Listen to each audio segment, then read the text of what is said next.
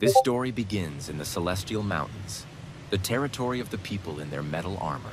The lone warrior of the Barbarian tribe had already managed to kill many opponents in order to escape from captivity. The knight stood in front of the boy and asked him how he was able to break their ropes with his bare hands, but then decided that there was no point in discussing it in this situation. The Barbarian raised his sword. The guy had long, light brown hair, and he was dressed in only a loincloth with a shoulder pad. In his native language, the boy said his name was Ulrich. The next moment, the Barbarian switched to his opponent's language and said that he was Ulrich from the tribe of Stone Axes. The knight said that even though the guy was a barbarian, even their warriors had honor. The man grabbed his shield and sword and said that he was a knight of the Forgel Arten Empire.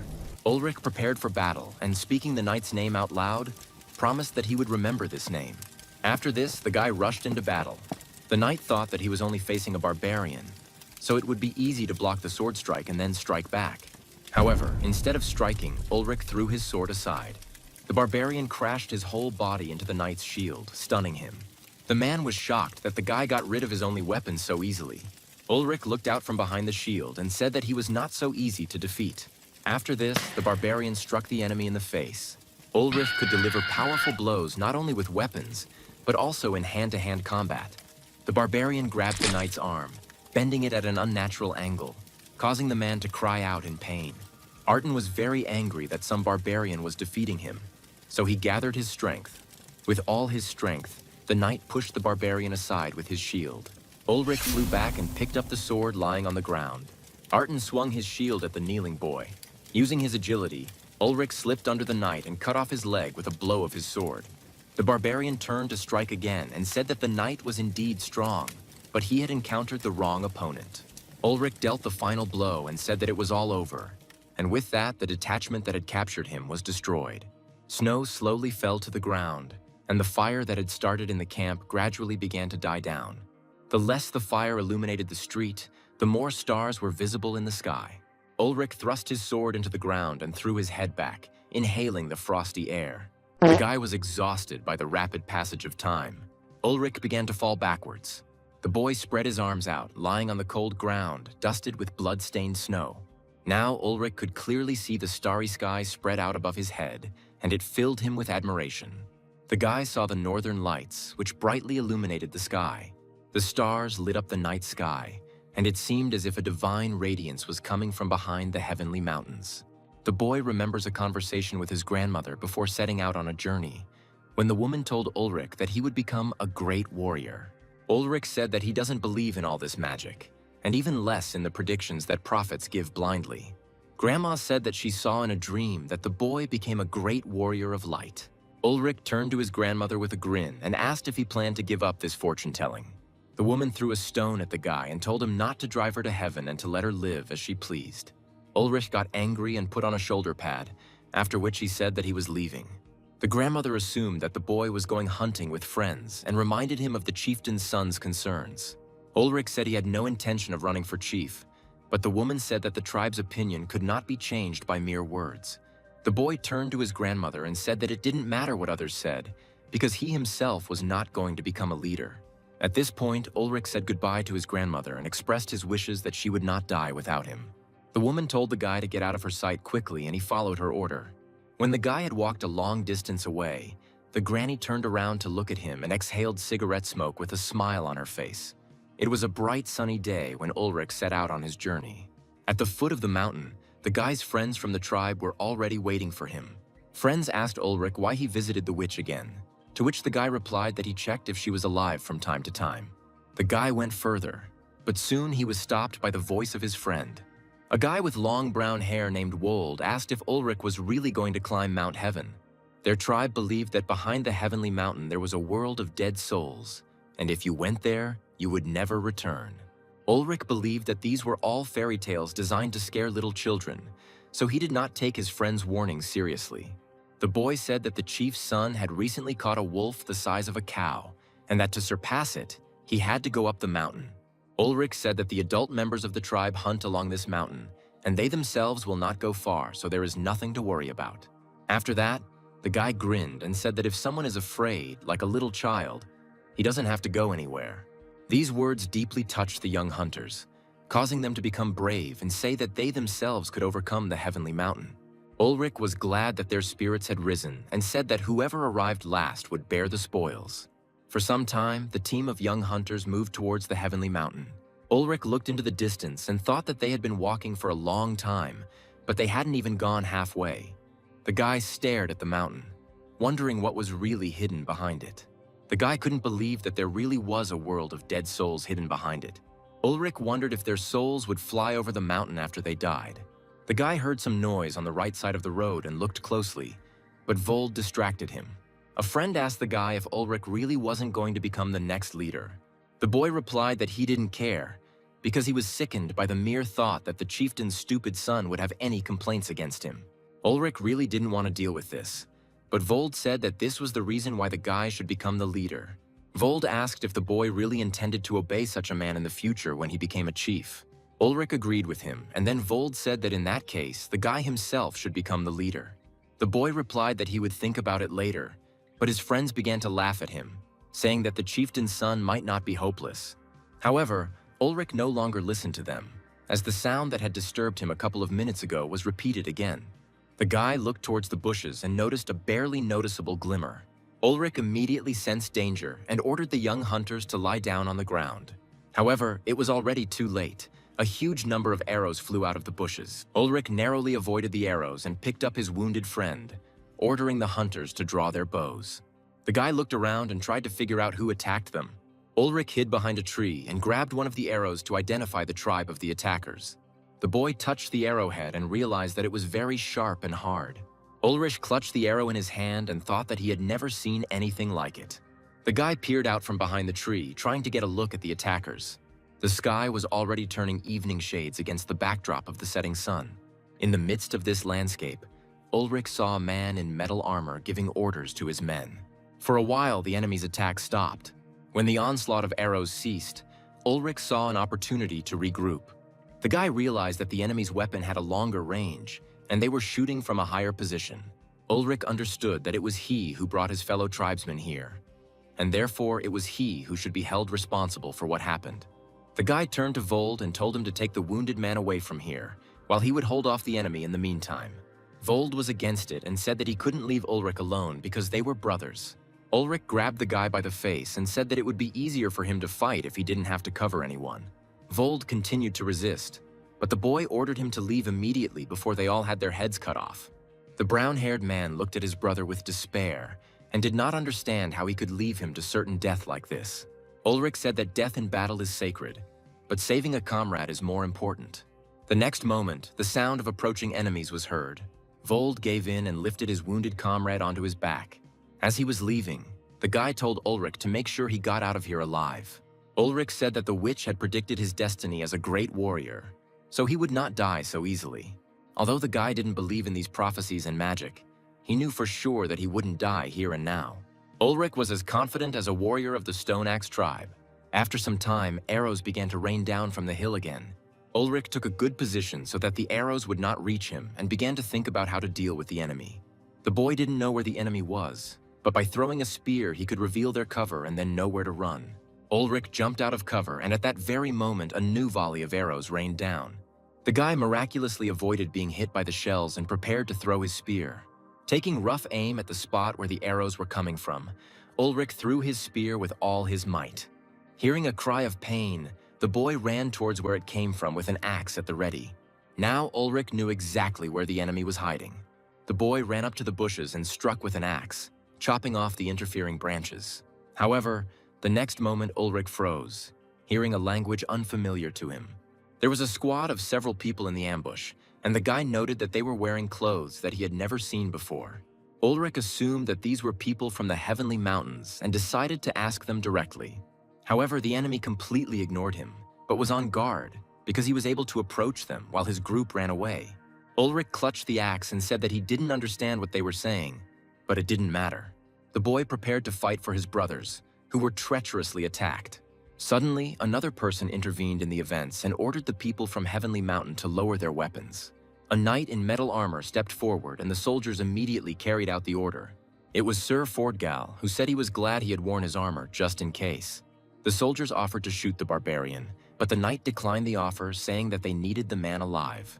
Sir Fordgal said that this barbarian would be their proof of the discovery of new lands and would be a wonderful gift to the emperor. Ulrich noted that the man's body was completely covered with shiny plates, which indicates that these people had a lot of iron. The knight threw aside his shield, greatly alarming his subordinates. Sir Fordgal reassured them, saying that the barbarian's stone weapons would never penetrate his armor. Ulrich twirled the axes in his hands and said that the guy was too confident in his armor to dare to throw away his shield. Sir Fordgal turned the sword over in an imperial grip, grasping it by the blade. Ulrich thought that the man was mocking him and underestimating his abilities. The boy noticed that people from Heavenly Mountain began to surround him and immediately realized that they intended to take him alive. Ulrich chuckled and said that no one had ever insulted him like that. The guy was on the alert, so he immediately noticed how the knight rushed towards him. Ulrich reacted instantly and threw the axe at his enemy. The axe sank into the knight's helmet, forcing him to step aside. The helmet flew off onto Fordgal's head, catching on a hole in the helmet, causing a wound, but not a fatal one. The knight assumed that the barbarian had done it on purpose, but he could not understand how he had managed to hit it with an axe. It was clear that Sir Fordgal had underestimated his opponent. The knight cursed and clutched the wound on his face. Ulrich quickly approached Fordgal, forcing the man to start defending himself. The knight continued to strike with the hilt of his sword, fending off the barbarian's attacks. However, Ulrich easily dodged it, making Sir Fordgal more and more nervous. Despite the fact that the barbarian was of large build, he moved very quickly. When the knight tried to strike again, he opened up, which Ulrich immediately took advantage of.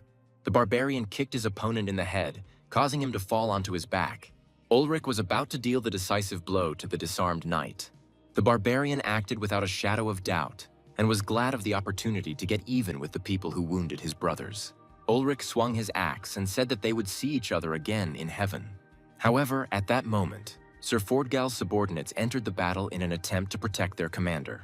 A hail of arrows rained down on Ulrich, and one of them hit him in the right shoulder blade. The remaining soldiers threw ropes over the boy, twisting him so that he could not grab his weapon. Sir Fordgal looked at the bound barbarian and realized that this warrior had managed to knock off his helmet with a throw of an axe and almost killed him. Despite the fact that he was facing a barbarian, the knight admitted that his skills were amazing. Ulrich was pinned to the ground, unable to move, and he said that the man with the iron plates was just lucky. Sir Fordgal looked down on the boy, who had no intention of fighting until the very end. The soldiers ordered the barbarian to be silent, after which they dealt him a blow that knocked the boy unconscious. Some time passed, and through the pain in his head, Ulrich heard someone trying to wake him up. The boy lay tied up on the damp ground with a large rag thrown over him. Ulrich was raised to his knees, but at that moment he was only thinking about how bad he felt. The soldiers assumed that the boy had developed altitude sickness, and some expressed their fears about whether the prisoner would live to meet the emperor. Ulrich was trembling all over and thought that these people really did live beyond the Heavenly Mountains. The soldiers said that Sir Fordgal had gone out to gather firewood, so they needed to set up camp before he returned. Meanwhile, Ulrich smiled and thought that beyond the Heavenly Mountains lived people from a completely different world. The boy slowly began to rise to his feet, realizing that he had been right when he did not believe that there was a world of dead souls beyond the mountains. Snow fell on Ulrich's shoulders and he hunched over from the cold. The guy suggested that it was because of the cold that their warriors were unable to cross this mountain peak. The soldiers paid no attention to the barbarian talking near the fire. At some point, their attention was drawn to the guy's loud laughter. The soldiers did not understand why the barbarian was laughing so loudly. However, the next moment the cracking of ropes was heard. Ulrich easily broke the ropes that bound him and rose to his feet, causing the soldiers to jump up in alarm. The soldiers immediately rushed to their weapons, shouting to the rest of the squad that the barbarian had been freed. Ulrich said that they should rejoice when their souls fly away to the other world. The guy said that everyone would know that Ulrich from the Stone Axe tribe killed them. After some time, the entire camp was wiped out. The soldiers greatly underestimated the barbarian they were facing. We find ourselves at the very beginning, when Ulrich watched the burning sky. The boy took a deep breath of the frosty mountain air. Ulrich saw the heavenly mountain before him, which now did not look so majestic. The guy thought about his native lands and fellow tribesmen, who probably thought that he was no longer alive. Ulrich noted that all the sky people had short hair, so he grabbed his long locks. With one swing of the sword, the boy cut off most of his hair. In the tribe, all that awaited him was a struggle for supremacy with the leader's son. But beyond the mountains, an unknown world awaited him.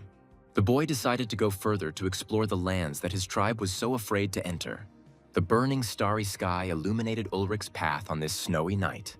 The guide took the things he needed and set off on his journey. After a few days, we find ourselves in a forest in the territory of the Sky People. An unknown guy with dark hair runs away from people who call him a thief. At some point, the brunette stumbled and fell to the ground, which allowed them to catch up with him. His pursuers wanted to cut off a couple of the thief's fingers as punishment, but the boy begged them for mercy, promising to reform. They were distracted from their conversation by a rustling sound in the nearby bushes. All four turned their heads in the direction of the noise. A fair-haired guy with hair just below his shoulders, wearing a dark blue robe, walked past them. It was Ulrich, who was attracted by the cries of strangers. The pursuers came out to meet the barbarian, and their leader Max asked what he was doing there. In his own language, Ulrich said that they would probably not understand each other, so he would not interfere and would simply look at everything from the outside. Hearing the unfamiliar language, the pursuers began to guess who the guy was, and Max confidently said that he was a southerner. The man came closer to Ulrich and said that he still didn't understand what was going on here, so it would be better if he just left. Seeing that the stranger was not moving, Max decided to deal with him in a different way. Ulrich immediately understood his intentions, causing his facial expression to change to one of extreme displeasure. Only at the last moment did the attacker realize that luck was not on her side. The next second, Max fell to the ground dead with his neck broken. The guy's henchmen immediately became alarmed. Ulrich spread his arms wide and said that they started it first, so there was no need to shout like that. However, they did not understand him, so they immediately attacked, thinking that the two of them could handle him. Ulrich lost his patience and frowned. Without any problems, the guy wrung the necks of two guys at the same time. Out of fear, the dark-haired guy fell to the ground and began to crawl away. However, Ulrich was not negatively disposed towards him. Ulrich walked closer to the frightened boy and squatted down next to him. The boy tried not to scare the stranger, so he calmly drew houses and people on the ground. Ulrich asked to be taken to the tribe from which the brunette himself came. The guy, whose name was Bill, was able to calm down and took the stranger to his city. When the view of an unprecedented city opened up on the mountain, Ulrich's mouth opened in surprise. Bill told the foreigner that the city he saw was called Ankara. For the first time, Ulrich saw tall stone buildings that were strikingly different from the houses of his tribe. Bill said that mines had opened in this town, which is why everything here is so rich. Ulrich admired the size of this tribe. The guy looked at everything with interest and was surprised by such a number of people. Ulrich rushed from side to side, looking at everything with wild eyes. Watching the guy, Bill assumed that he had only recently started traveling the world, so he didn't know much yet. As night fell, Bill took Ulrich to a tavern. Ulrich was already a little tired during the whole day, so he reacted to everything more calmly. Bill wanted to know where the guy came from, but Ulrich just said that he didn't understand what they were saying to him. Bill started asking the tavern patrons if anyone knew the language the boy spoke. One of the visitors said that he didn't know the language, but Ulrich looked very much like a southerner and that he was as huge as she was. Another visitor also supported this idea, because the northern people, on the contrary, are thin and short, like gnomes. Someone suggested that the boy might be from the lands beyond the Celestial Mountains, but Ulrich couldn't understand this, since he didn't know the language. The guy began to think that he should be more careful with these people, because their relationship with him could worsen if they found out where he came from. Bill said that they would find a translator for the guy later, and that today they would drink at his expense. Ulrich looked at the coin in surprise and thought that only a true master could have done such fine work. The guy noticed that Bill was exchanging this small change for alcohol.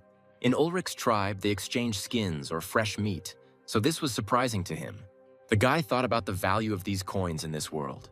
Ulrich no longer paid attention to the fact that Bill was trying to talk to him and was thinking only about his own things. This is how Ulrich spent his first evening in the unfamiliar stone city. The later it got, the more people showed up at the tavern. Ulrich looked at the people's clothes and weapons with interest. The guy could tell at first glance that the weapons here were much better than those of his tribe. Ulrich immediately realized that these people knew how to process not only stone, but also other metals. Bill saw the boy approaching another man's axe in a hypnotized manner and asked what happened. Ulrich said that this axe was more beautiful than any woman. So he asked Bill what it took to get such an axe. Bill didn't understand what the guy wanted from him, so Ulrich repeated the word in his own language several times, as if that would help. However, Bill still guessed that the guy was interested in the axe and made the assumption that Ulrich was a robber who had fled from his tribe and did not have money on him. The brunette decided that the guy would be useful to him since he was very strong, so he began to explain to Ulrich the scheme for obtaining an axe. Bill tried to explain that in order to get the axe, the guy would need a lot of coins, which they called sills. Ulrich understood what they were trying to tell him. Bill was glad that the guy was catching on quickly and decided to move on. The guy asked if Ulrich wanted to make a lot of money. Having received a positive response, Bill took the guy to the Ankara fistfight arena. Ulrich suggested that he would have to fight, and Bill tried to explain to him that it was wrong to kill anyone. The brunette didn't know if the guy understood the main rule of fistfights, so he was worried. Ulrich didn't pay any attention to him, and before going into battle, he asked what would happen if he killed his opponent with one blow. Bill tried to explain through drawings that it was wrong to kill anyone, but the guy just waved him off.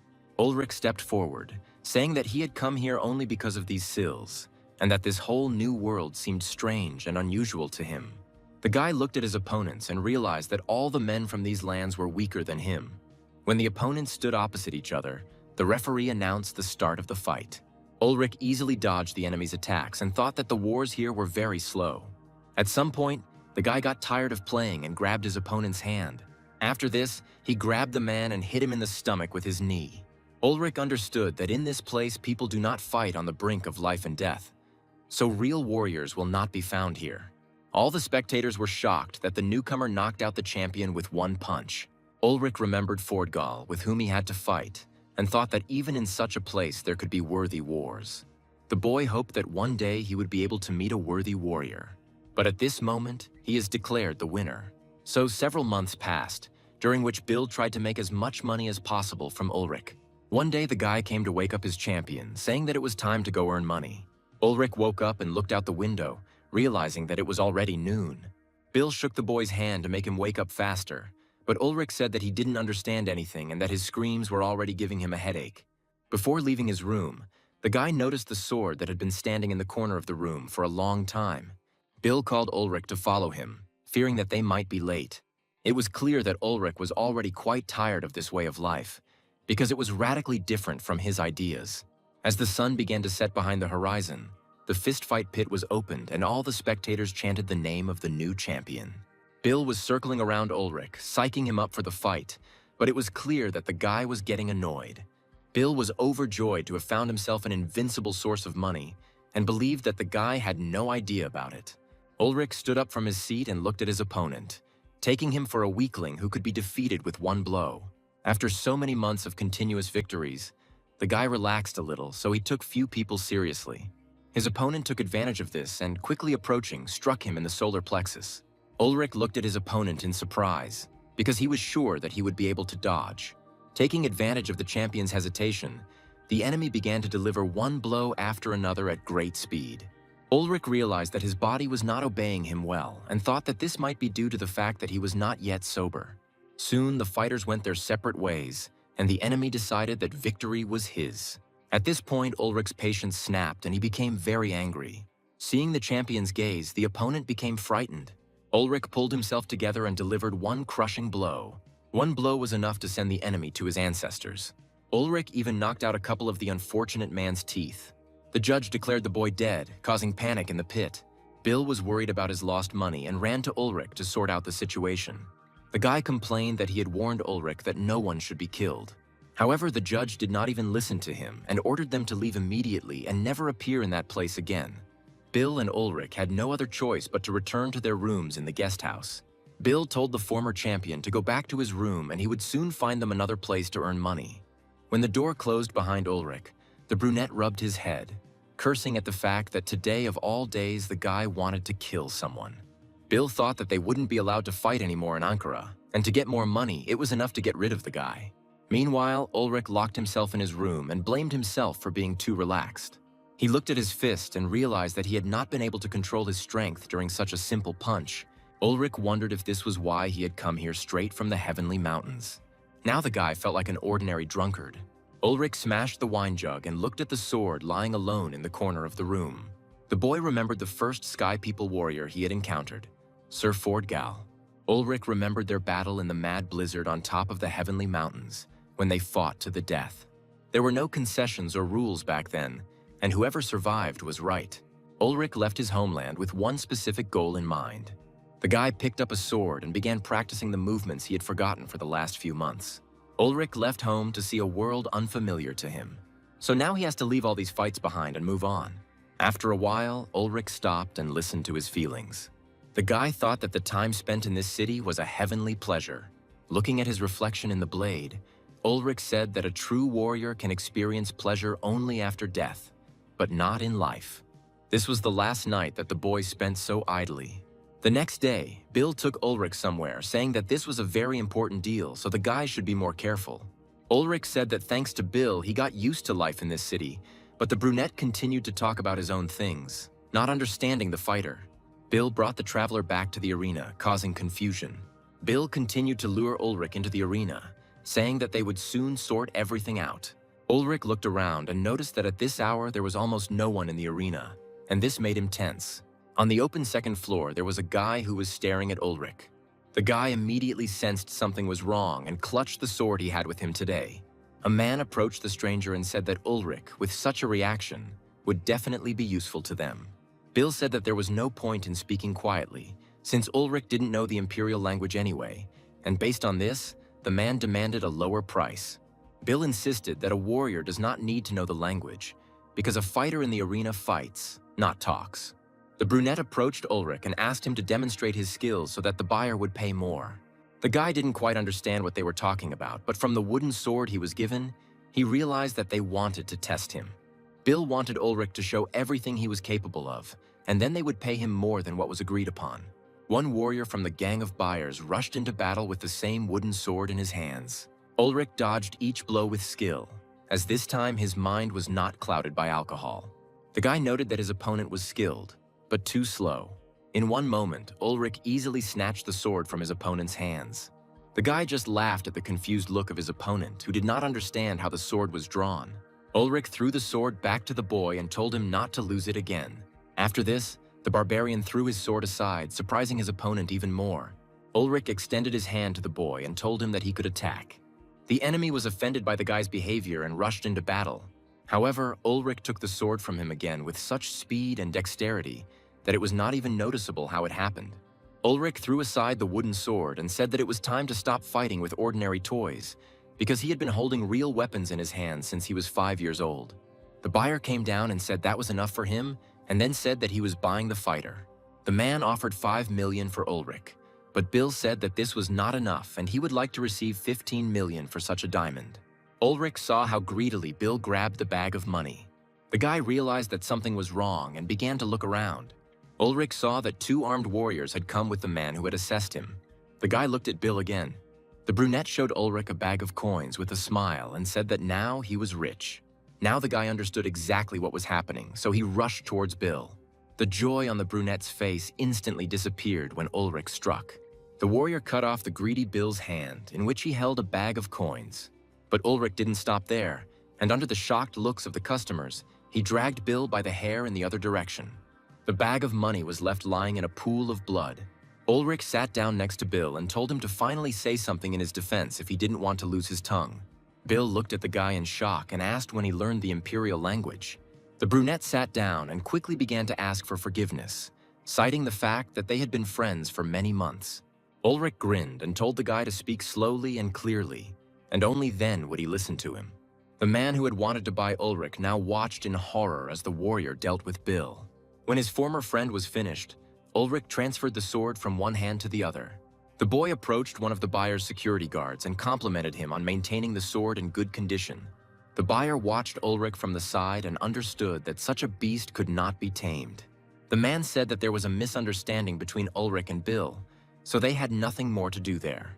Ulrich sat down on a chair and asked where they were going, as he wanted to continue where they left off. The buyer turned to the guy in surprise and asked what he was talking about. Ulrich chuckled and asked if the man still needed a gladiator. The buyer sat down across from the guy and explained that the gladiator under contract takes only half the proceeds from each fight, and they, in turn, pay for his food, clothes, and shelter. Ulrich smiled and asked what about the fact that he didn't know the imperial language well. The buyer chuckled and replied that he had been told that a warrior did not need to know the language. They both realized it was a joke, so they laughed together. The buyer introduced himself as Horace and said that he was a slave trader, the head of a gladiator office, and simply a kind man. Horace and Ulrich shook hands, and the man welcomed the boy to the gladiator team. So Ulrich decided to travel further across the country, joining the Horace gladiators. On the first day, the squad set up camp, and a boy with brown hair named Goyle approached Ulrich, asking why he was standing next to the slave camp. The guy assumed that the blonde was looking for his fellow Southerners, but Ulrich said that he had no relation to the Southerners, and in his country they don't know the imperial language, so it's difficult for him. Goyle apologized and said that the guy just looked like a Southerner in his size, but Ulrich did not understand why then these people should be slaves. Shaitan sat down next to him and said that there were so many slaves because the Empire had been conquering the South for 10 years. Ulrich pointed to a large, tall man with long hair and asked if he was a Southerner. Another man answered for Goyle, saying that Ulrich had a brilliant eye because he had found the only Southerner for their team. A tall guy with black hair came closer and said that the Southerner's name was Sven. He was a gladiator slave and had been here for 3 years already. The brunette, accompanied by his 2 friends, greeted the newcomer with an arrogant smile.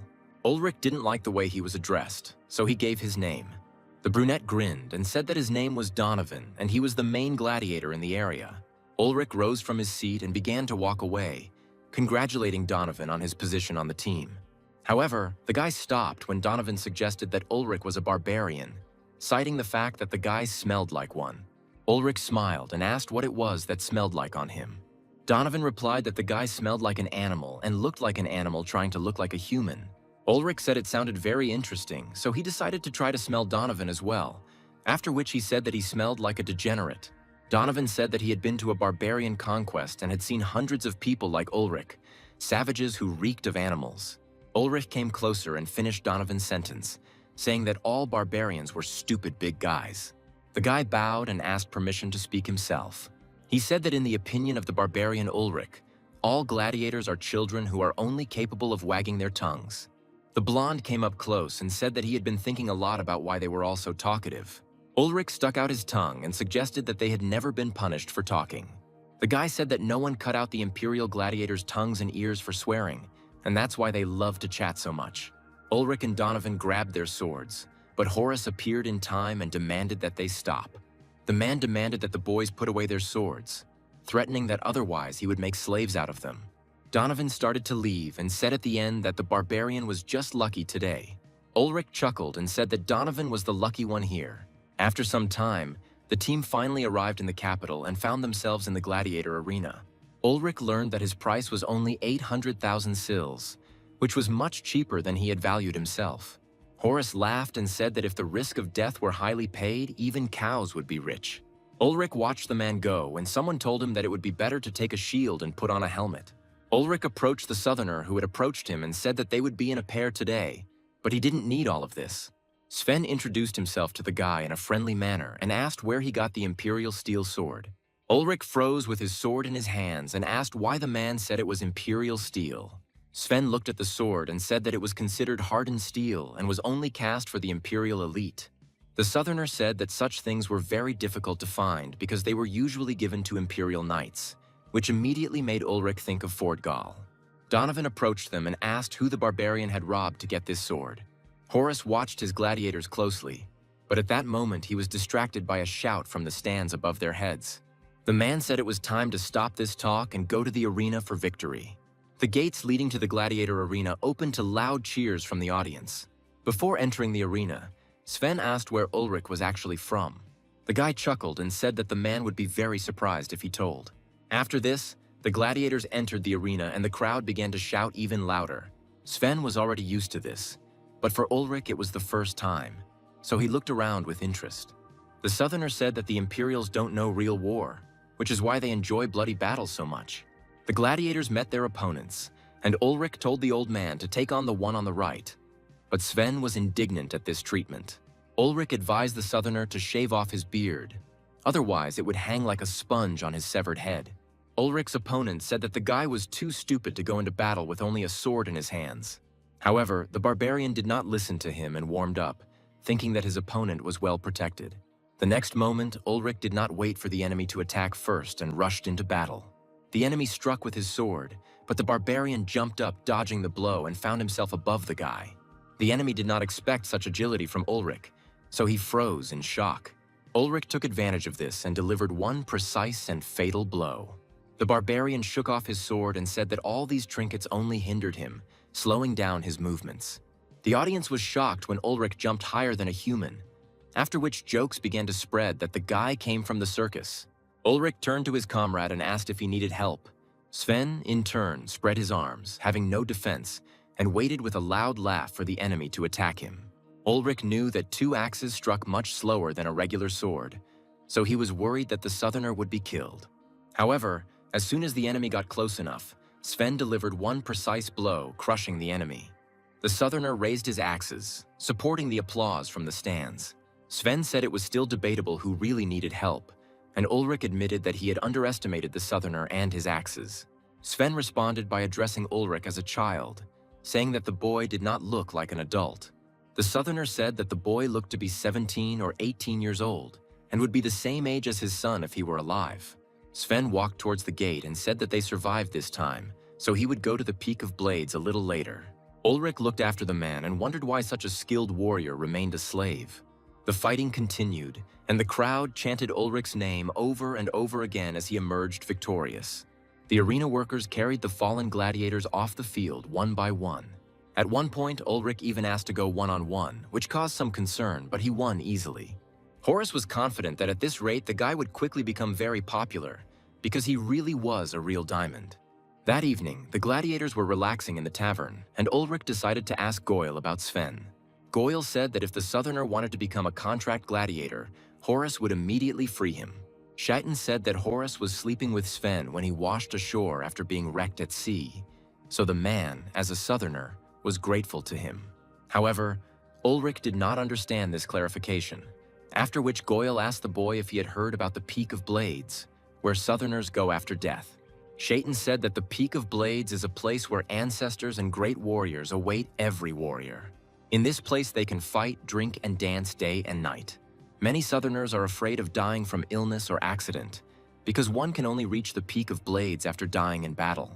Ulrich thought that this was not much different from the stories of his native lands, since they also believed that after death they went beyond the heavenly mountain to the world of dead souls.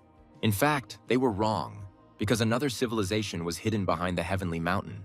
Now Ulrich wondered where his soul would go after death. The boy understood that the legends of his people were wrong, so he was somewhat confused. Ulrich asked Goyle where the souls of Imperials go after death. Instead of answering, the brown-haired man took the amulet with the sun from his neck and showed it to the barbarian. Goyle said that his soul would return to the center of the sun, to the god Lu, and perhaps be reborn. Shaitan said that most of the inhabitants of the empire worshipped the sun, so Ulrich should think about it. Ulrich said that he worshipped the sky, and the sun was part of the sky, which meant his faith was better. But Goyle just laughed and said that the guy would have set religious fanatics on himself. When they calmed down, the brown-haired man said that Ulrich was free to choose what he would believe in. The guys spent the evening together drinking and talking. The next day, Goyle came to Ulrich's room, and at the entrance an axe was waiting for him, which had flown into the wall next to the door. The brown-haired man realized that the guy was just playing and noticed that Ulrich had bought a new axe with his winnings. The barbarian smiled and said that it was the best he could buy for that money. Goyle laughed at this and offered his friend a drink. The conversation was relaxed while Ulrich polished new axes. Goyle said that the guy had been hanging around with them for a while, so he wanted to know if there was anything that bothered him about their group. Ulrich assumed that they were talking about Donovan and his comrades. Goyle was pleasantly surprised by the barbarian's ingenuity and said that 10 of the 21 gladiators obeyed Donovan. Shaitan said that Donovan used to be a soldier, and there are rumors that he fought in the squad of Fergan, the Hidden Blade. Goyle said that Donovan is the most famous gladiator on their team, so he was able to easily recruit subordinates who help him in everything. Shaitan explained that, due to this, the gladiator participates in the distribution of fights and takes the easiest ones for himself, while the difficult ones are left for his enemies. Ulrich reminded them that they were gladiators under contract, so they could refuse. But Goyle reminded them that in that case, they would not have any money. The barbarian rose from the bed and asked why the guys started this conversation. Goyle said that if a similarly brilliant warrior appeared in the group, who received no less power than Donovan, then the guy would no longer be able to take on simple battles. Ulrich asked why Goyle himself did not want to become this brilliant warrior, but the boy replied that he was not strong enough for this. Schatten said he would like Ulrich to take on the role. The barbarian said that he never liked people who forced others to do what they themselves were not capable of. Ulrich got out of bed and walked over to Goyle, causing the boy to flinch. The blonde said that when a fox tries to get rid of a wolf by setting a lion on him, the cycle of nature occurs. The barbarian leaned over sharply and patted Goyle on the shoulder. Ulrich said he found a very interesting trait within Goyle. The blonde smiled and said that in this civilized world, the guy was the first who was truly kind to him. Ulrich said that if a guy is able to treat people with kindness, then people will respond in kindness. Goyle was embarrassed and thanked the guy for these words, and Ulrich, in turn, promised that he would stick to his plan. After some time, Horace was busy distributing gladiators for the fights and complained that Barakal would again recruit condemned men from prison and throw them into the arena. Donovan suggested sending Valen, Asval, and Catan against them, as they had become lazy lately. Horace asked if the boy understood that this would turn into a one-sided beating. The man promised that he would give Donovan one last fight, in which only Barakal's slaves would participate. At that moment, Ulrich arrived, asking to give this fight to him and promising that he would gut every opponent. Donovan immediately rose from his seat, intending to drive the barbarian away. Horace said that if they wanted to fight, they could walk out the door, but then he would deduct the amount from their wages. Ulrich looked out from behind Donovan with a smile and said that he had no intention of fighting, but only wanted to ask for one match. Donovan was displeased and said that the nameless gladiator had no right to ask for anything, so he should leave before he killed him. Ulrich walked around the guy and said that he wanted to talk to none other than Horace. The blond man said with a smile that he would like to fight in one last fight, but Donovan said that this could not be done. Horace told Ulrich that the last battle was the most important, and the boy, in turn, sat down in Donovan's place and said that he understood this perfectly well. The man asked why Ulrich kept asking to go there. The blonde showed 5 fingers and said that he would kill 5 people, regardless of whether they were gladiators or prisoners. Ulrich smiled and guessed that people would want to see this spectacle. Horace said that if the boy died in this battle, it would be a great loss. However, Ulrich was very surprised and asked why he had to die. The guy put his feet up on the table and said that he had never lost to 5 or 10 opponents. Horace said that fighting on the battlefield and in the Colosseum were completely different situations. The man was worried about his rising diamond, but Donovan saw this as an opportunity to get rid of his rival. The brunette, with a smile on his face, said that he would yield this fight to Ulrich so that he could fight the 5 warriors. The gladiators no longer paid attention to the angry Horace, and Ulrich said that he did not know that Donovan was so magnanimous. Ulrich ran up to Horace and pretended to ask if the captain was against this fight, after which he asked him to tell everyone about this fight. Horace only thought that he had been too kind to Ulrich, and so the boy boldly sat on his neck. The captain gave in under the gladiators' persuasion and gave his permission for this fight. On the day of the gladiatorial fights, the spectators were talking only about the new gladiator, who had defeated 2 opponents at a time twice in a row. It was already known that this time the guy would compete against 5 opponents, and everyone hoped that it would not be boring. Meanwhile, in the Hypodium, conversations were about something completely different. The gladiators claimed that Ulrich simply thought the ocean was a great river with no end or edge. However, the barbarian continued to convince them that he had never actually seen the ocean, which caused his teammates to laugh. The gladiators noticed Goyle, who was from an eastern port city, and asked him to tell Ulrich about the ocean. However, the brown-haired man was not interested in their jokes, as he flew up to Ulrich and said that he had gone completely crazy. Goyle said that it was a real suicide, so he begged the guy to call off this battle since he did not want to see his friend die. Ulrich chuckled and said that the guy didn't know him at all and didn't understand where he came from. Goyle was glad that the boy was so confident in himself, but he believed that any confidence should have its limits. Ulrich stepped aside and said that civilized people were too boring because they were afraid of something before they had even tried it. Ulrich poured red paint into a bowl and listened to how stubbornness had gained nothing for the Southerners, because they had surrendered anyway. The barbarian asked if Goyle really thought he would lose. The brown-haired man promised that if the guy returned alive from this battle, he would obey him in everything. Ulrich laughed and replied that the guy would regret his words, because he was very difficult to get along with. Donovan said Ulrich was practically screaming that he was a barbarian. Donovan turned to Goyle and said that all barbarians prepared like this before a deadly battle. Ulrich turned to the boy and said that he was indeed quite familiar with the customs of the barbarians. The barbarian dipped his hands into a vessel with red paint. Ulrich looked at his paint-stained hands and noted that Donovan really knew their fighting customs well. Goyle winced when he noticed how serious his friend had become. Ulrich got paint on his hands and thought that he really could die soon. However, the guy is not going to die so easily, neither at the Colosseum nor now. Ulrich rubbed paint into his face with force and determined himself to win. After some time, the fights began, to the enthusiastic shouts of the public. The gladiators, who had already fought their battles, felt out of place, and Horace asked why they were acting like this. Without waiting for an answer, the man called Ulrich, who was sitting the farthest away. Horace said it was time for the boy to enter the arena, but when he saw the gladiator, she understood how the rest of her teammates felt. Ulrich's hair was slicked back with red paint, and his entire face was lined with war paint. When everything was ready, Horace stepped onto the stands and stood before the ruler of the lands. The ruler asked why Horace had decided on such a final battle, since it could turn out to be very quick and boring. Horace bowed and said that there was no reason to worry, for even if his gladiator lost, it would be a very entertaining fight. Barakal, in turn, said that he was looking forward to this battle. After this, the captains of the gladiator teams went down to their waiting area. Barakal finally told Horace that there was no need to lie to his master, since the outcome of this battle was already obvious. Horace did not answer him, because his instinct told him that everything would be fine. When Ulrich entered the arena, the crowd began to cheer. However, there was something that confused all the spectators. It seemed to them that the guy was covered in blood and now he looked like a real monster. Ulrich took axes with him, but planned to fight mainly with a sword. The guy said that the weather was fine today and then began to wait for his opponents. From the other side of the arena, 5 men came out of the gate towards him, and judging by their faces, they were confident of their victory. Prisoners entered the arena, having been promised that if they killed this gladiator, they would be able to reduce their prison sentence. Horace's gladiators were worried, for even though their opponents were prisoners, they were still skilled warriors. Sven approached Gaul and confirmed the boy's fears that the enemy would be strong. Donovan just chuckled at this and said that Ulrich had done it himself, so all they could do was watch him die. The prisoners were already prepared to fight for their freedom. Ulrich looked them over and said that they had good equipment and weapons.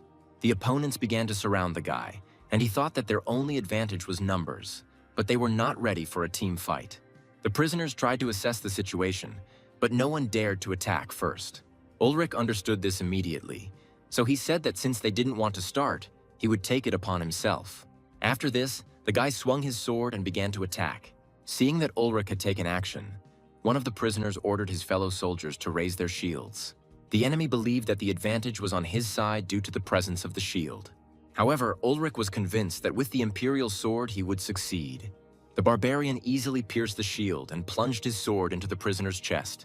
Pushing the fallen man away, Ulrich said that imperial steel was indeed very strong. The remaining opponents rushed towards the barbarian, intending to attack all at once. However, Ulrich moved much faster than them, as he was not burdened with additional protection. The guy was much more accustomed to fighting in minimal clothing in order to achieve high movement speed. Ulrich dodged the blows and crouched down to the side of his opponent. There was a smile on the guy's face, but his eyes were burning with bloodlust. Since the enemy was quite far away, Ulrich threw the axe in his direction. The axe bounced off the ground and sank into the neck of one of the prisoners. His teammate looked at the dead man in shock, and Ulrich took advantage of this to get closer and take the axe. The barbarian picked up the sword and thought it was truly amazing.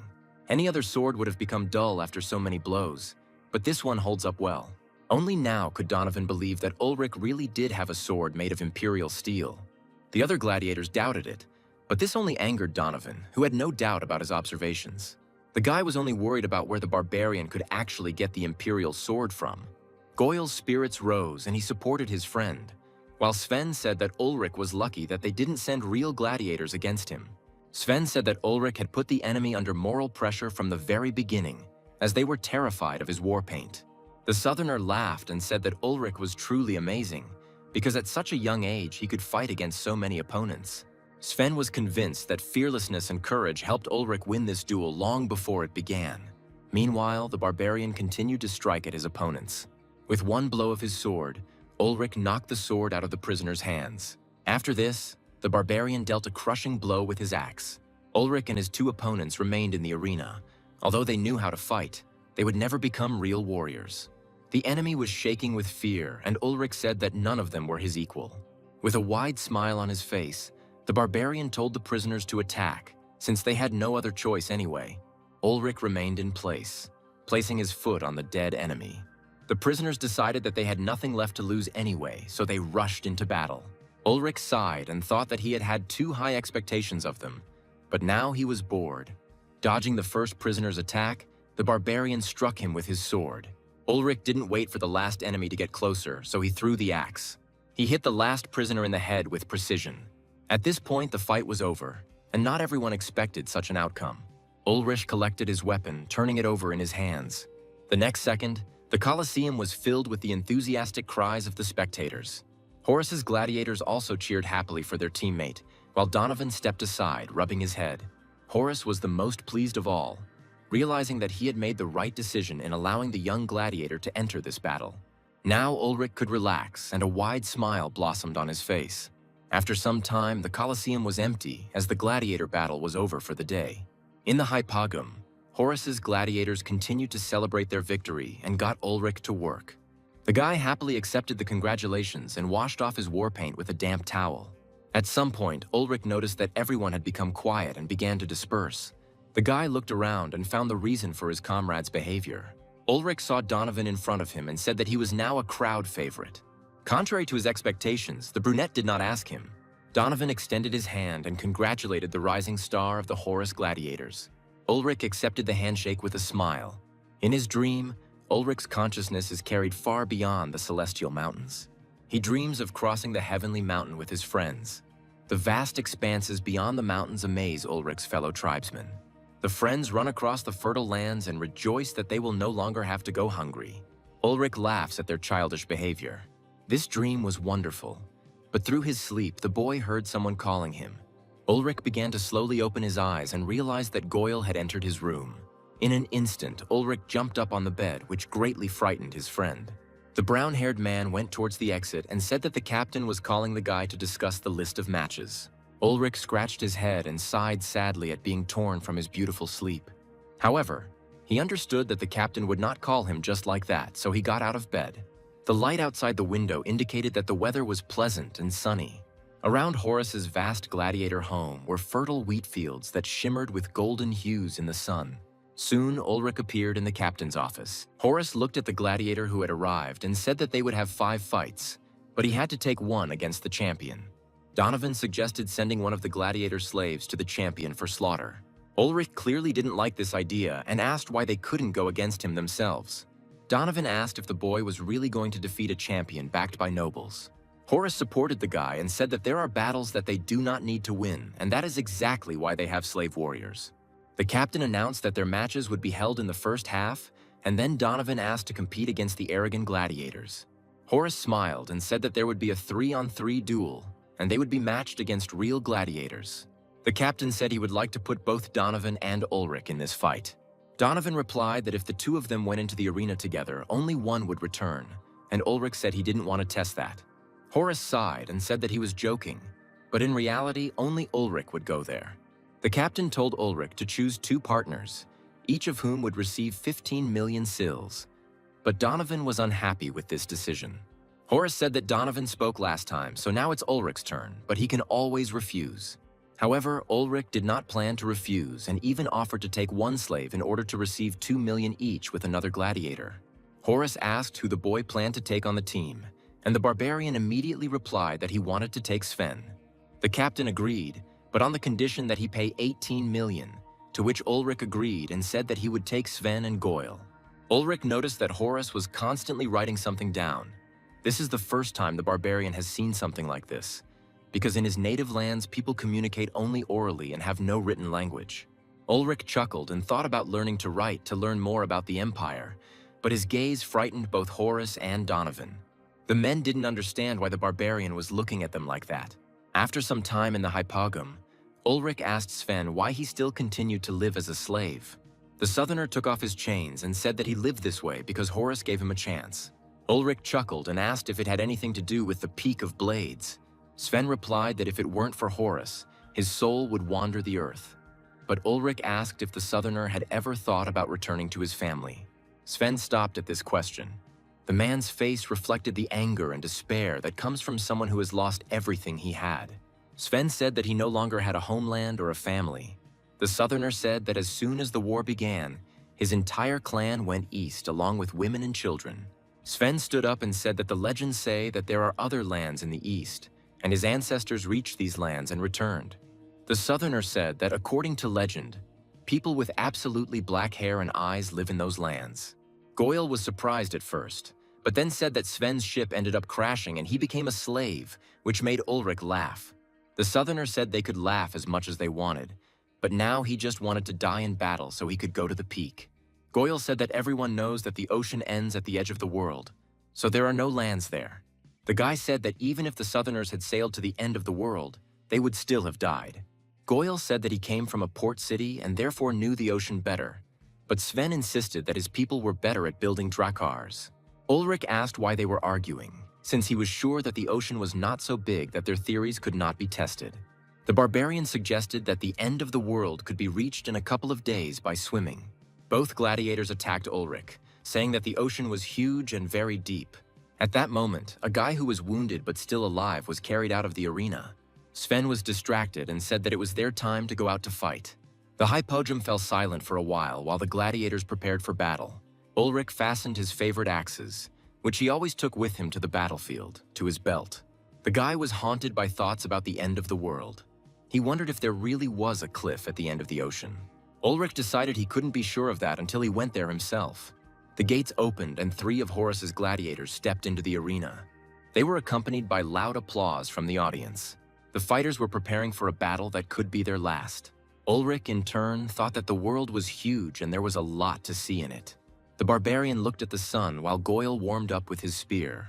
Their opponents were much better protected than they were, and their weapons were more massive. To the cheers of the crowd, Goyle and Sven entered the fray.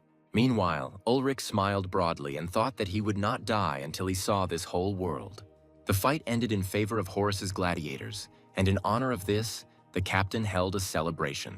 Many people asked Ulrich to demonstrate his axe-throwing skills, and the guy did not want to refuse them. The ruler praised Horus for his new gladiator, who had all the inhabitants delighted. The gladiators continued to celebrate and drive the servants to a nervous breakdown with their behavior, but someone told them to stop. The ruler turned his attention to Trios, a man with long, curly brown hair, and asked what had happened. Trios said that his champion was also good with axes, so he wanted to show it to everyone. The man promised that the ruler would be much more pleased with his fighter's skills. Having not encountered a negative reaction from the master, Trios called over his fighter named Mogdi. The owner came up and said that his gladiator could do the same as the unknown warrior, but Mogdi doubted it. The gladiator understood that Ulrich was much stronger than him, so he knew that he could not do the same as him. Trios was clearly angry and said that Mogdi should not disgrace him. Ulrich watched this from the sidelines with a smile, biting into an apple that he had recently chopped up himself by throwing an axe at it. Goyle said that Mogdi could not refuse because the nobleman ordered him to do so. An apple was placed on the servant's head, and Mogdi, like Ulrich, had to hit the apple with an axe, and Ulrich thought that the servant would be lucky if everything worked out. Goyle asked why the boy was so confident, to which the Barbarian replied that no one in these parts wielded axes better than him. Shaitan said that Mogdi could surprise Ulrich, because it was not for nothing that he became champion. However, the next moment, the axe crashed next to the servant without touching the apple. The fruit fell from the servant's head and rolled straight to Ulrich's feet. The guy picked up an apple from the floor and, looking at his opponent with a smile on his face, bit off a piece of the apple. Trios' behavior only earned him more condemnation from the nobles, as he had already destroyed his father's business in the past. The man was angry not only at all these foul-mouthed people, but also at his gladiator, whom he himself had forced to do something he was not sure of. Horus watched this from the sidelines and thought that Trios could become a big problem and then they would get it too. The captain decided it was time to leave, so he approached Ulrich and Goyle, telling them it was time to go. Horus was concerned about Ulrich's lack of restraint, which could get them into trouble, so he sent the gladiators home. A couple of days later, the fights took place again, but this time Ulrich did not take part in them, but was only a spectator. Goyle was surprised to find a barbarian on the platform and asked what he was doing there, since it was Donovan's turn to fight today. Ulrich watched as Mogdi fought the lions in the arena and couldn't understand why Trios would send his fighter to his death because of one miss. Goyle came closer and said that there were many gladiators, so the master could buy himself another fighter. Ulrich watched Mogdi and said that the boy was not in the best condition, because the gentleman was clearly angry with him. The barbarian said that judging by his movements, the gladiator had a broken left arm and one leg. Goyle was surprised that Ulrich was able to determine the fighter's injuries from such a distance. Soon the stands were filled with applause and roars. This fight had an expected outcome, and now the lions were tearing the gladiator apart. Goyle said that the next fight would be with Donovan, but Ulrich did not listen to him and ate the food that the merchant brought. Donovan, despite his character, always fights calmly and never takes risks, thereby sucking the strength out of the enemy like a snake. Ulrich ate what he bought and said that it was time to go home since there was nothing to see here, which greatly surprised Goyle. Shaitan asked the boy if he wanted to watch Donovan fight, but Ulrich replied that he wanted to eat instead. After some time, the gladiators, led by their captains, set off on a long journey. The sun was gradually setting towards the horizon, but now it illuminated the golden field as brightly as never before. Horus began to yawn, and Ulrich told him that if he continued like this, he would definitely fall off his horse. The captain said he was just bored, and then asked Ulrich to tell him where he was from, but the boy said they could assume he had fallen from the sky. Horus thought about it and said that he didn't really care what the boy's background was. The man said that over the course of 10 years, he had met many gladiators. Horus admitted that among all the gladiators, Ulrich stood out, as if he was truly special. The captain said that he didn't think the boy was the kind of man who would spend the rest of his life as a gladiator. Ulrich said that the captain was exaggerating, because he was just a barbarian who had hardly seen the world. However, Horus said that the guy was the same barbarian who, in just 3 months, achieved influence like Donovan. Ulrich did not answer this, and only looked at the field sown with golden wheat. After a while, Ulrich said that he really liked this place. The captain chuckled and said he wouldn't have thought the guy liked that. Ulrich said that this was precisely why he wanted to take over this land. But these words made Horus wary. The captain looked at the boy and noticed that his face was relaxed and did not express anger or a thirst for power.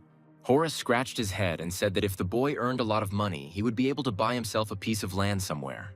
The captain wondered if he was doing the right thing by dragging this barbarian along with him, and promised himself that upon arriving in the city, he would go to the priest.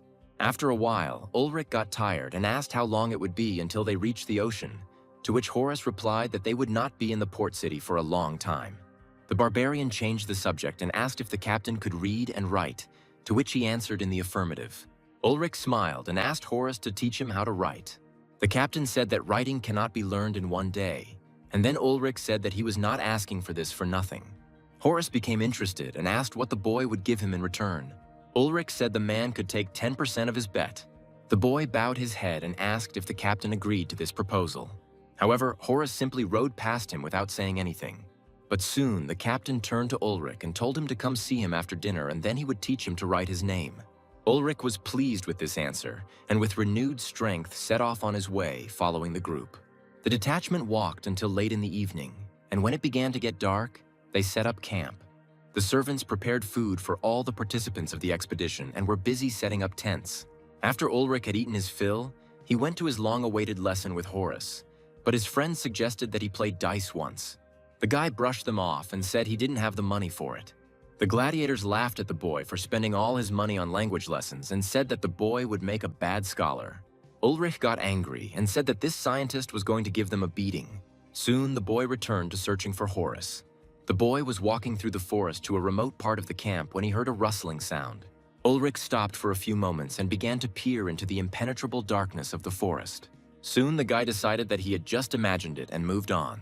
Ulrich approached the largest tent and told the guards that he had come to the captain's lesson, after which he was told to go behind the tent.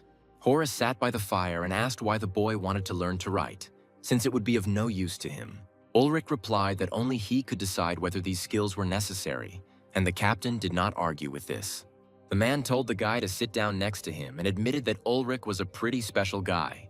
Ulrich took the wand in his hands and said that they had better get started with the lesson. Horus silently began to write letters on the ground with a stick, one after another. At the end, the captain said that if Ulrich could remember all these letters and learn to write his name, then that would be good.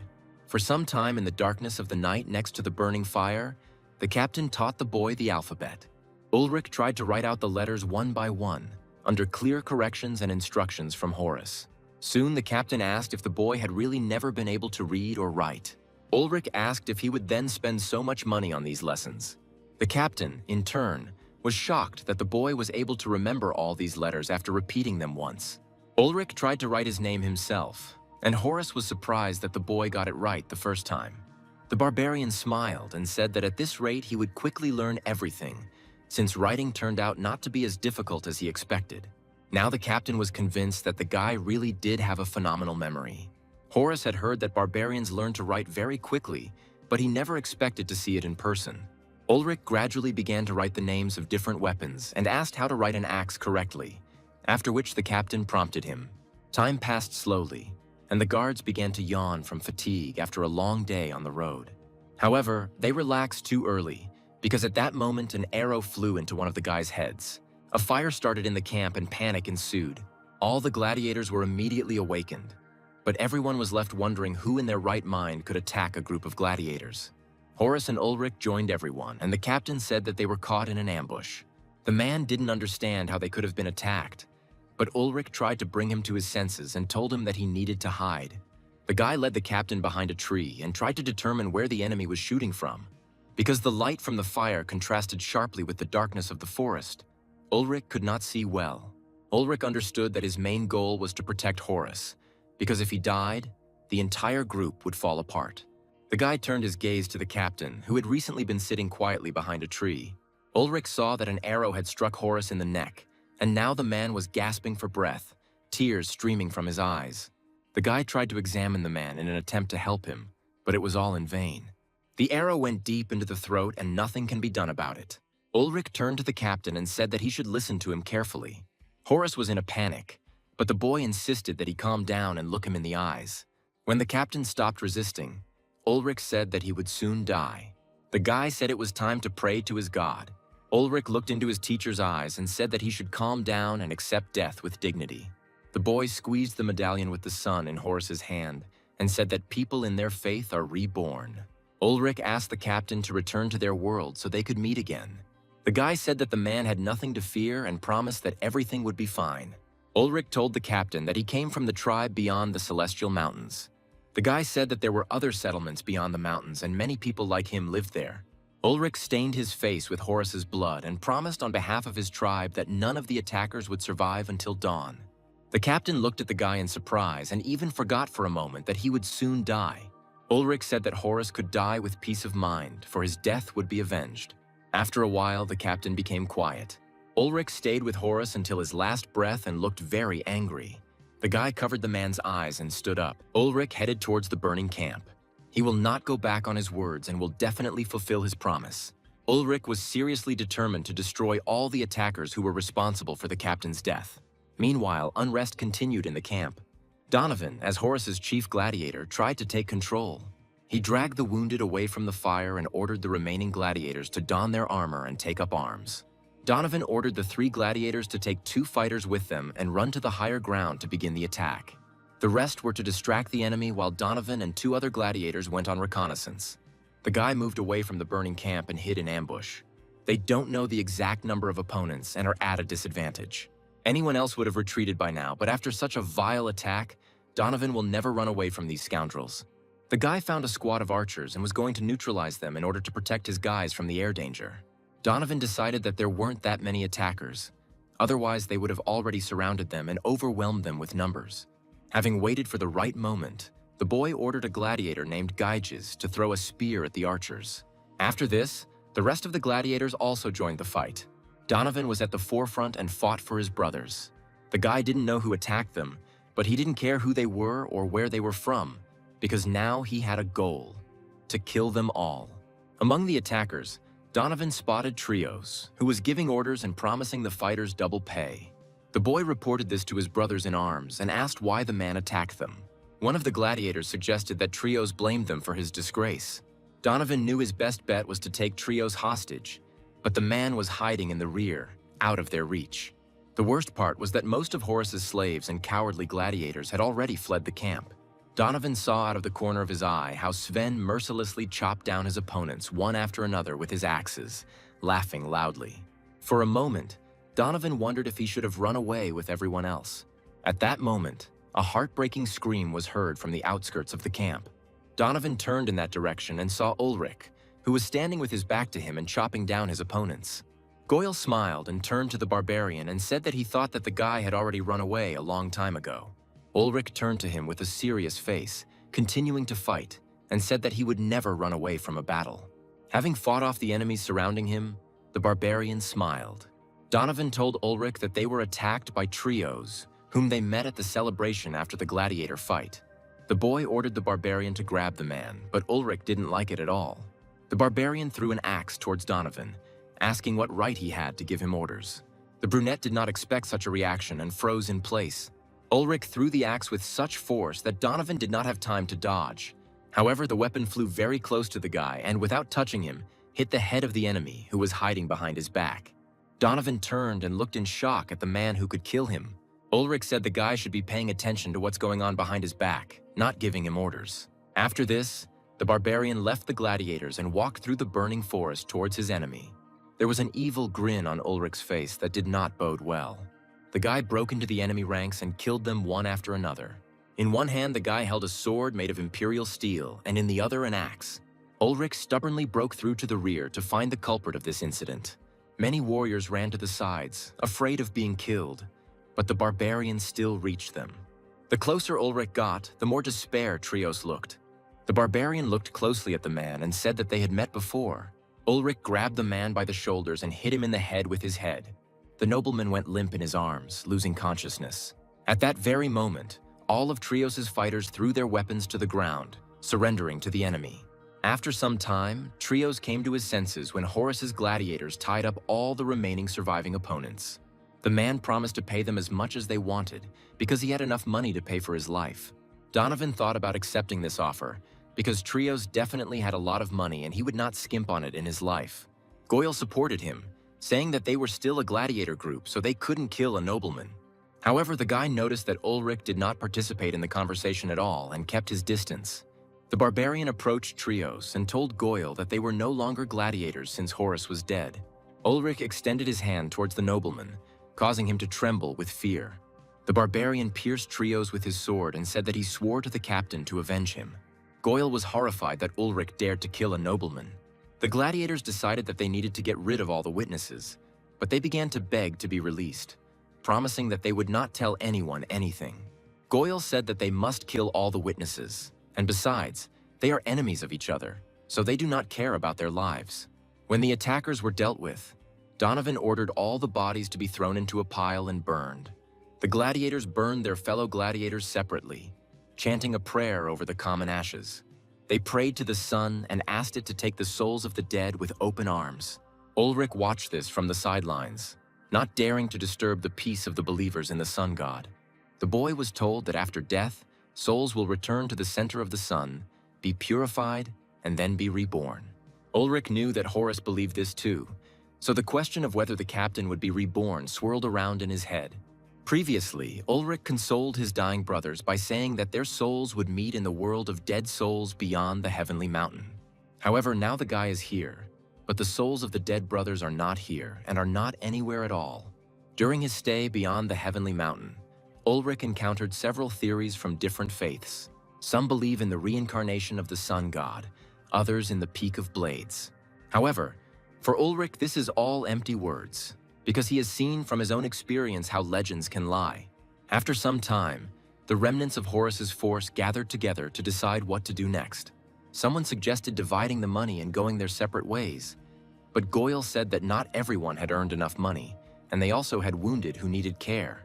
During this difficult conversation, time passed surprisingly quickly. The first rays of the morning sun began to fall through the treetops to the ground, illuminating the greenery covered in blood. It seemed that even the birds weren't singing that morning.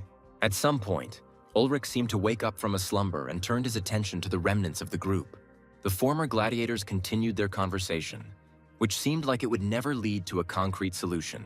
Ulrich also thought about what to do next, and the idea of becoming a mercenary came to his mind. After some time, the team decided to stay together and become mercenaries, and 4 days passed. Ulrich kept complaining about being hungry and was already waiting for their plan to progress. Goyle reassured him and said that no one would hire a small, unknown group, so they should be patient. Ulrich said that this was all nonsense, and now they were not making any money at all. Goyle agreed with him, because out of 22 people in the group, none of them knew how to count, so the money was going down the drain. Ulrich said that Horus was extremely important to them, but he still wanted to move forward, so he turned to a guy named Sam. Ulrich asked if the information they received was true, to which the guy replied that he would personally twist the head of the one who lied to them for such a large sum. They were told that Count Degelton and Count Melando would soon begin a war for territory. The battle must take place on this field, as it is the only one in the area suitable for fighting, so they have been waiting here for 4 days.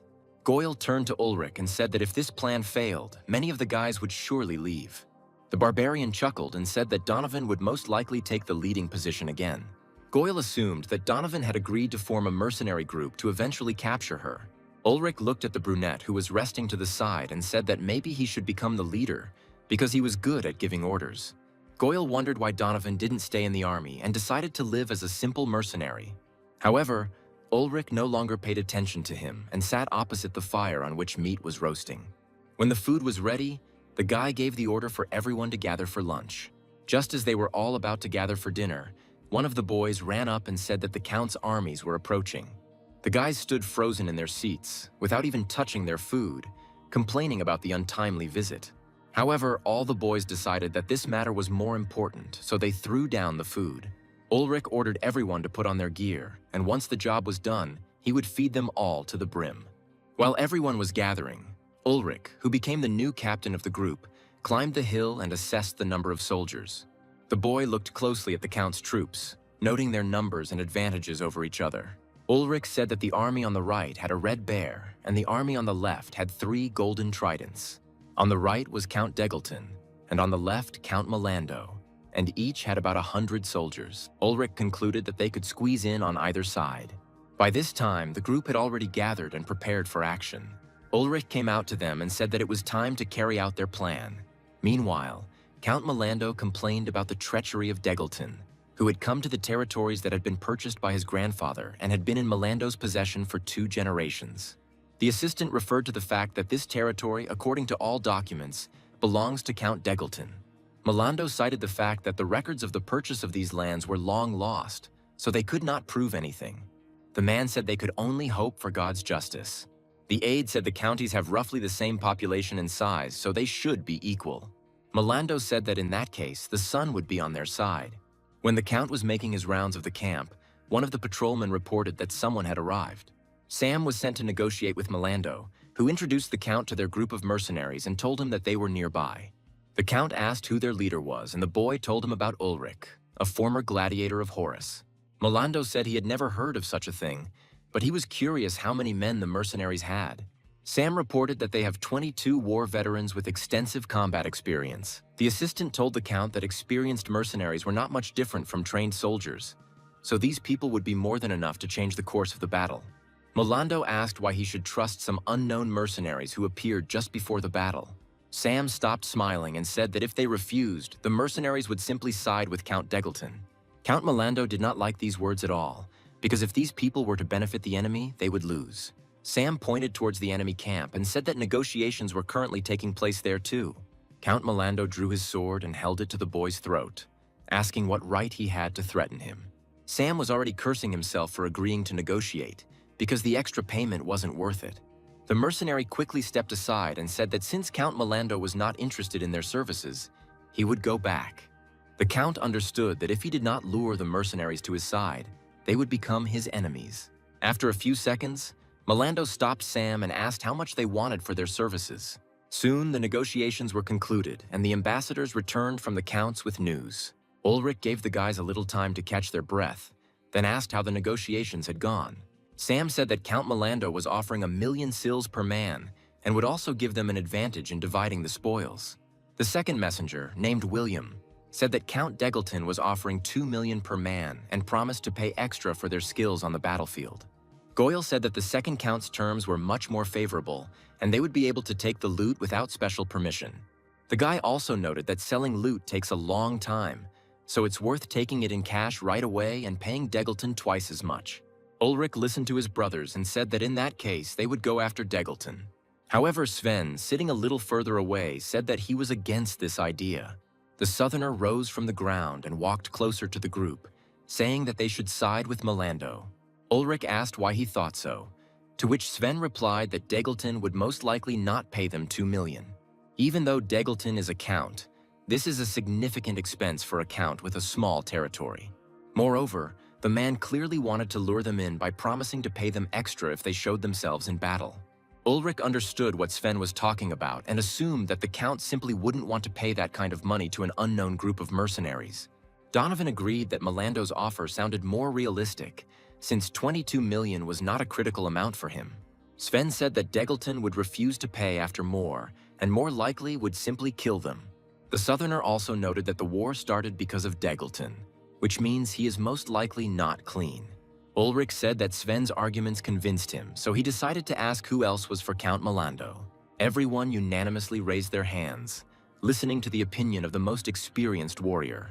Ulrich nevertheless decided to give those who disagreed the opportunity to speak out while he was giving time for this. However, no one objected to the captain's decision. Ulrich smiled and said that in that case they could begin. The mercenaries took up their weapons and went to Melando's troops under the leadership of Ulrich. Meanwhile, Count Degelton and his camp laughed at Melando, who was hoping to be saved by a few mercenaries. The enemy did not know that on Degelton's side was the captain of another group of mercenaries, who was his half-brother. Walking next to the Count was a guy named Alrian, who said that at first he also didn't believe that the captain of the Silver Lions was related to Degelton. The guy was glad that thanks to this, they had 20 more invincible soldiers on their side. Alrian was confident that victory was on their side, because several unknown mercenaries would not be able to defeat experienced warriors. The boy asked if the Silver Lions were really that famous, to which the Count nodded affirmatively. Degelton said he was no less surprised, since the captain of the Lions was his father's illegitimate son, who had run away 10 years ago. Alrian shielded the Count with himself, asking him to step aside, as arrows would soon be flying. Degelton thought about the fact that they had quite a few archers and that this would need to be corrected. The Count mounted his horse and told Alrian that he would give all these lands to him. The man smiled and said that this war was for Alrian's sake. Soon the battle began. Melando's soldiers began to panic when they saw Degelton's forces, as they were supposed to be equal in numbers. The Count thought that their reconnaissance had failed, and if they had not hired mercenaries, the battle would have ended immediately. However, there are not many armored people among the mercenaries, which means they will not be able to fully resist equipped people. Soon, the main forces of the two counts clashed in a fierce battle. Ulrich told the brothers that they were facing the left and right flanks, so it was time to move into battle. Sven joyfully exclaimed that this was the first war in many years, so he would fight with all his might. The Southerner hoped that today he would be sent to the Peak of Blades, but he himself did not intend to surrender. Ulrich lingered behind for a moment, watching Sven's excitement. The Southerner was not at all afraid of death, because he really wanted to go to the mythical place from the legends of his people. Donovan shouted as Sven broke through the enemy lines and ordered the others to support the man. Seeing the enraged Southerner, one of the farmers fighting for Count Degelton began to beg for mercy. The boy didn't understand why they had to die for the good of the lords. The assistant informed Count Degelton that enemy mercenaries were disrupting the formation of their troops. The Count replied that he himself saw this, and therefore ordered Alrian to send a detachment of heavy troops to meet them. The guy carried out the order, and the squad, equipped with armor, entered the battle. Ulrich fought actively alongside his brothers and immediately drew attention to the new arrivals. The boy had never seen what elite soldiers looked like before, so he was impressed. Ulrich asked God to grant them life and victory. Donovan was not distracted and fought with all his might, just as he once fought in the army. Goyle kissed the sun medallion and said that they would survive if God was on their side. Sven furiously rushed into the thick of the battle, remaining invincible to his opponents. Despite the fact that many of the former gladiators did not take part in combat, they worked well together as a group. In this battle, Ulrich primarily wielded a sword made of imperial steel. The guy felt that in these moments, death was closer than ever. Ulrich looked into the eyes of the enemy and understood that these warriors would never surrender until they were completely killed. When fighting against such warriors, you always need to be sure and leave no one alive. Having dealt with another enemy, Ulrich noticed movement behind him.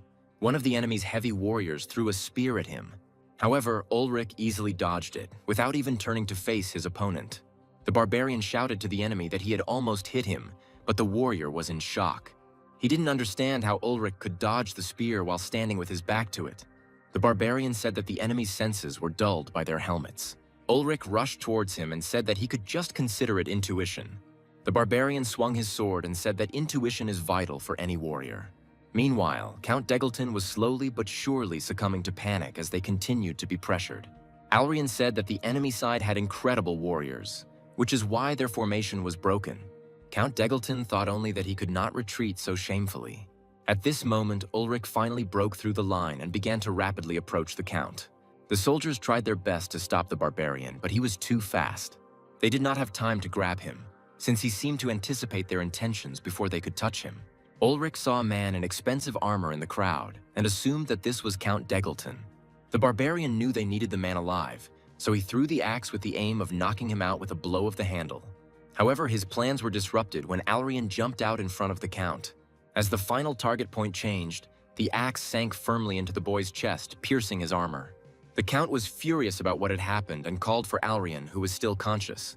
With his last strength, the boy looked at Degleton and asked him to run, after which he confessed his love to him.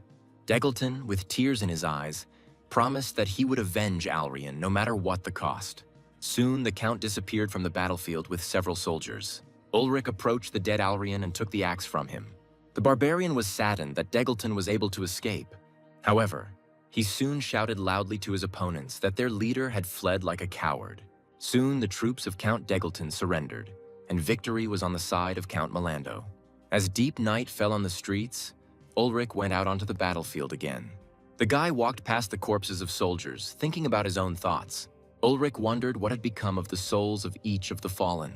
He wondered if they had reached the sun god and if they would be reborn. Ulrich was sure of only one thing, that in the end, only death awaited them. Meanwhile, Count Degleton returned to his possessions and mourned Alrian. The man asked the sun god if he had accepted the boy into his abode. Degleton asked when Alrian would be reborn and returned to him. The Count could find no consolation and said that life had no meaning without Alrian. The man became angry when someone entered the hall because he had ordered no one to enter. His elder brother Garzio, captain of the Silver Lions, came to him and said that it was time for his brother to give up these lands. The man said that this land was not worth any more bloodshed, so it would be wiser for Degleton to sign a peace treaty.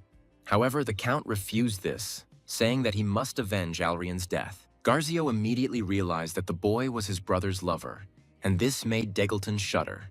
The elder brother replied that their father also knew about it, but preferred to remain silent since Degleton had married a woman.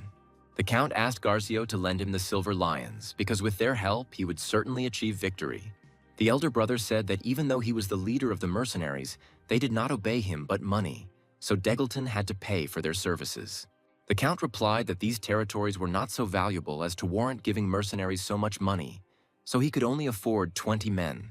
However, Degleton was not going to spare money for the sake of places, so he tossed coins to his brother, saying that he was hiring all the Silver Lions. The Count asked his brother to help him take revenge.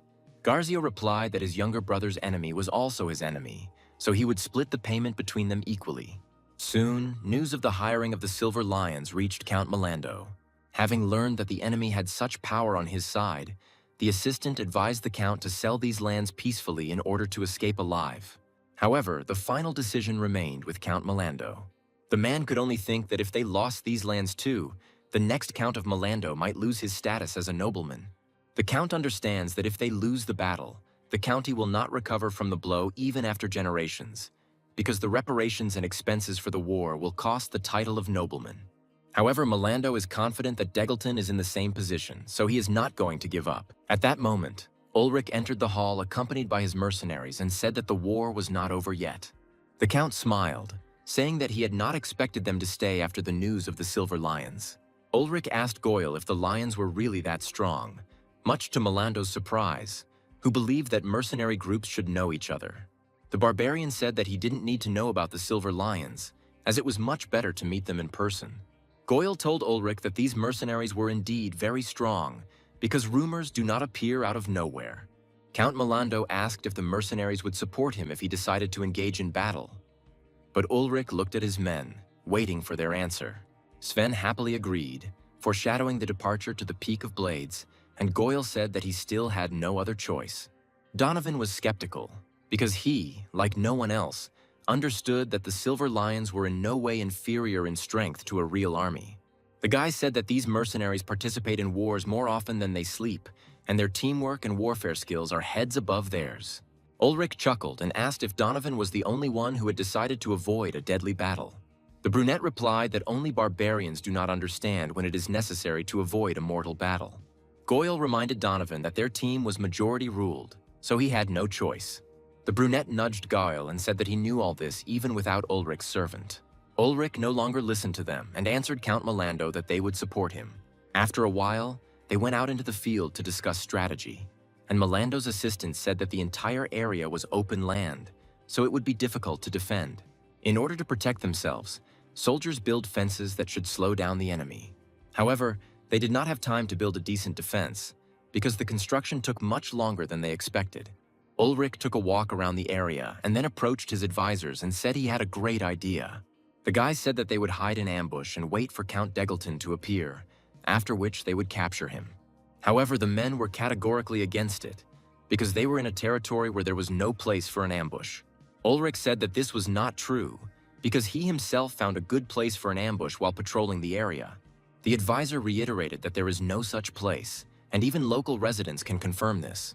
Ulrich got fed up with this and grabbed the man by the lapels, telling him that he was not lying to him. The advisor became frightened and asked what place he was talking about, and then the barbarian pointed to a field of manure. The men came closer to the place, and Count Milando said with disgust that this is where they dump all the manure for the farms. Ulrich walked through the manure and said that it wasn't deep, but if they covered themselves in mud and lay on their stomachs, no one would notice them, so they could attack Degelton. The advisor turned to the Count and, not without disgust, admitted that the boy was speaking correctly.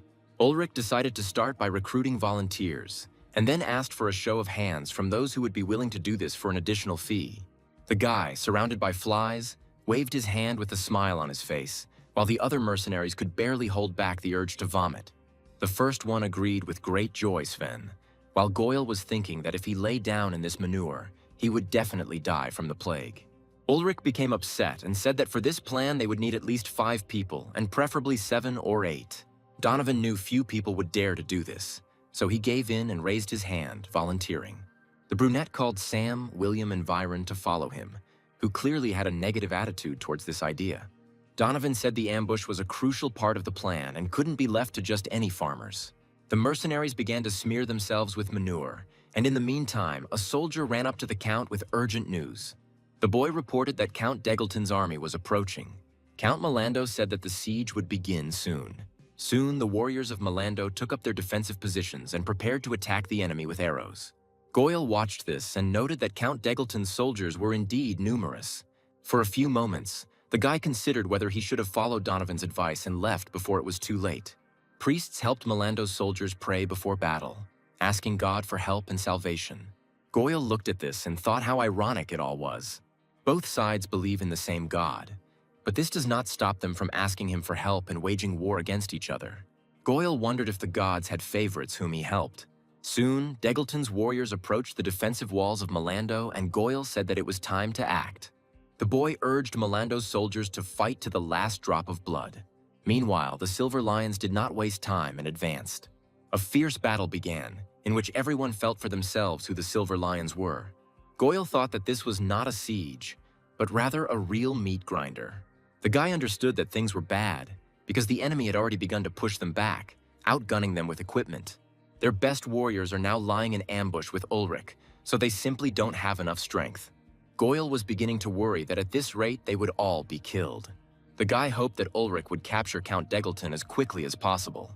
Meanwhile, Donovan, covered in manure, threatened Ulrich with violence, while the captain seemed not to feel any discomfort. The barbarian took a closer look and said that Count Degelton was on a horse, surrounded by 8 soldiers in plate armor. Ulrich drew his bow, and Donovan told him that if Degelton escaped, they were all finished.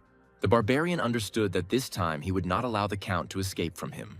Ulrich took aim for a moment, then released the bowstring. The arrow struck the neck of the horse on which Count Degelton was sitting, killing the animal instantly. The man ended up on the ground, and the soldiers became alarmed, trying to protect the Count. At that moment, the mercenaries emerged from the pile of manure and rushed into battle. All the warriors were determined. Ulrich chuckled as he met Count Degelton's gaze. The man immediately recognized the barbarian who had killed Alrian, causing him to freeze in horror. Ulrich threw the axe and said that this time there was no one to save the Count. However, Garzio was next to his brother and immediately drew his sword. With one clear blow, the man knocked the axe aside, shielding his younger brother. Garzio admitted that it was a remarkable idea, as even he hadn't expected an ambush from there. Ulrich came closer and grinned, saying that the man was not yet an old man, but he already had gray hair. Garzio assumed he had encountered the mercenaries who had turned the tide of the last battle. But this time, Count Milando was doomed. The man promised that if Ulrich and his men surrendered, he would accept each of them into the Silver Lions. But the barbarian refused the offer. Ulrich said that he would never submit to people weaker than him. Garzio chuckled and said that he felt very sorry for the nameless mercenary. After this, Ulrich and Garzio met in battle. The barbarian immediately felt that the man not only knew how to speak, but also knew how to fight. However, Ulrich understood that he had no other choice but to go on a direct attack. Garzio assumed that the boy would want to end the fight faster than his allies would be killed. The man gave Ulrich the opportunity to strike at his sides, since the armor protected him well, and thus Garzio would be able to strike his opponent in the head. The barbarian quickly responded to the man's attacks, not giving him the opportunity to inflict even one wound. At some point, Garzio spotted a good moment to attack. The man turned his side, forcing the boy to open up, confident that the enemy's sword would not be able to pierce his armor. However, Garzio was wrong, as Ulrich's blow managed to pierce his ribs. The man immediately realized that the guy had a sword made of imperial steel. Garzio said that he would never have thought that a simple mercenary could have such a sword, so he was interested in Ulrich. The barbarian chuckled and said that he heard the man's bones crunch and assumed it was quite painful. Garzio glanced at Degelton, knowing that time was on his side. But still, it was time to act. The man shouted at his younger brother to run without looking back, because his life was much more important. Ulrich glanced at Count Degelton and rushed after him. Garzio shouted to the soldiers to stop the barbarian who ran after the Count. However, Ulrich was much faster than them, so in an instant he was next to Degelton. At the last moment, the man turned his head towards the barbarian, after which he was grabbed. Ulrich grabbed Count Degelton by the hair and said that he had finally caught him. The man tried to break free from his grip, but Ulrich told him to order his men to retreat. Count Degelton blamed the barbarian for Alrian's death and swore that he would never surrender, while Garzio watched all this from the sidelines. Ulrich was angered by Degelton's behavior, so he decided to spend some time convincing him that he was right. A couple of minutes later, the barbarian once again told the Count to order his warriors to retreat. Ulrich held the head of the beaten Degelton, who begged his older brother for help. Garzio took out his dagger and said that he simply had no choice. The man began to aim towards his younger brother and Ulrich. Ulrich immediately took cover behind Count Degelton, thinking that no matter how accurate Garzio was, he still wouldn't hit him. A few moments later, the leader of the Silver Lions threw a knife. Ulrich immediately read its trajectory and frowned. The barbarian didn't even need to dodge because Garzio's target was Count Degelton. When his younger brother was finished, Garzio threw down his sword. The man asked Ulrich to take him to Count Milando to discuss a peace agreement. The guy fulfilled his request in order to stop the battle as quickly as possible. Upon his return, Count Milando asked Ulrich what had happened, and the boy replied that Degelton was dead and that his brother would soon take over the family. The Count was angry because he had said that Degelton should not be killed, but Ulrich said that his older brother had killed the man. Milando turned to the man and said that he could not believe that the captain of the Silver Lions, Garzio, had betrayed his own brother. Garzio asked with a grin if the Count wished to continue this battle and warned that his mercenaries would not stop and would plunder all these lands. Milando said Degelton had a young son, but Garzio said that wouldn't be a problem if he married his late brother's wife. Milando said that if everyone knew that it was Garzio who killed his own brother, no one would recognize him as Count. The man replied that he would not allow these rumors to spread prematurely. Garzio said that he was ready to give up all rights to these lands and sign the treaty right now if they forgot about the stupid mistakes of his younger brother. The man extended his hand and offered to become good neighbors again. Ulrich watched this silently from the sidelines and understood that the people here were not fighting for family or brothers, but were betraying because of greed and power. Count Milando shook Garzio's hand and said that he would assume that the previous count had fallen from his horse and died. Ulrich sighed and turned away so as not to witness this conspiracy. The guy thought civilized politics was incredibly boring. After some time, the troops dispersed, and it was time to patch up the wounds. At the general camp, Garzio met Ulrich and said that it would be nice to introduce ourselves to each other, because after such a battle, it was well deserved. The barbarian introduced himself and thought that if they were in a different situation, he would have killed the man on the spot. Garzio said that Ulrich would soon gain a reputation as a warrior equal in strength to the Silver Lions themselves. The man said that now there will be no end to the orders. Ulrich turned to Garzio and asked if the man had really planned to kill his brother from the start. The guy said that if the man wanted to protect his brother, he would have told him to stay close, but he told him to run. Ulrich immediately realized that Garzio had literally allowed him to seize the count. The man smiled and thought that the guy was extremely smart and would go far if he wasn't killed along the way. Garzio sighed and said that Ulrich wouldn't be able to understand him anyway. The man said that since childhood, everyone had told him that an illegitimate son would never become a count. Garzio was told from the beginning that this was his destiny, but now things are different. He came back here and managed to overcome his destiny without anyone's help. Garzio was not lying. Ulrich really could not understand him, because he did not think that the title of count was so important as to kill his own brother. And yet now the guy couldn't do anything about it. Ulrich turned around and said that he would remember Garzio's name so that the next time they met, he could kill him with his own hands. At this point, their conversation ended and the guy left. In the evening, a feast was held in honor of the victory, and Count Milando proposed a drink to the mercenaries, thanks to whom they had won. Goyle, his wounds bandaged, sat down next to Ulrich and said that he liked the lord, but the barbarian did not understand what was so good about him. Shaitan said that Count Milando does not extort exorbitant taxes from his subjects and only takes what is needed. Goyle said that he fled his homeland because he almost died of hunger there. The boys heard a bard compose a song about them, but many of the facts were either distorted or embellished. Ulrich drew attention to this, but Goyle reassured him, saying that bards always lie. The mercenaries really liked this song, which glorified Ulrich and his mercenaries. So the songs and dances continued almost all night. After a while, Ulrich got tired of this noise and went to a more secluded place, but Count Milando found him there. The man said that he had ordered the bards to sing these songs in other cities as well, to which Ulrich said that this was very generous of him. Milando laughed and said that it was nothing compared to what Ulrich and his guys had done for him. The Count asked the boy if he was striving for a peaceful life, but the barbarian did not understand what exactly he was talking about. Milando offered the boy part of his land and promised that he would not take taxes on it for the rest of his life.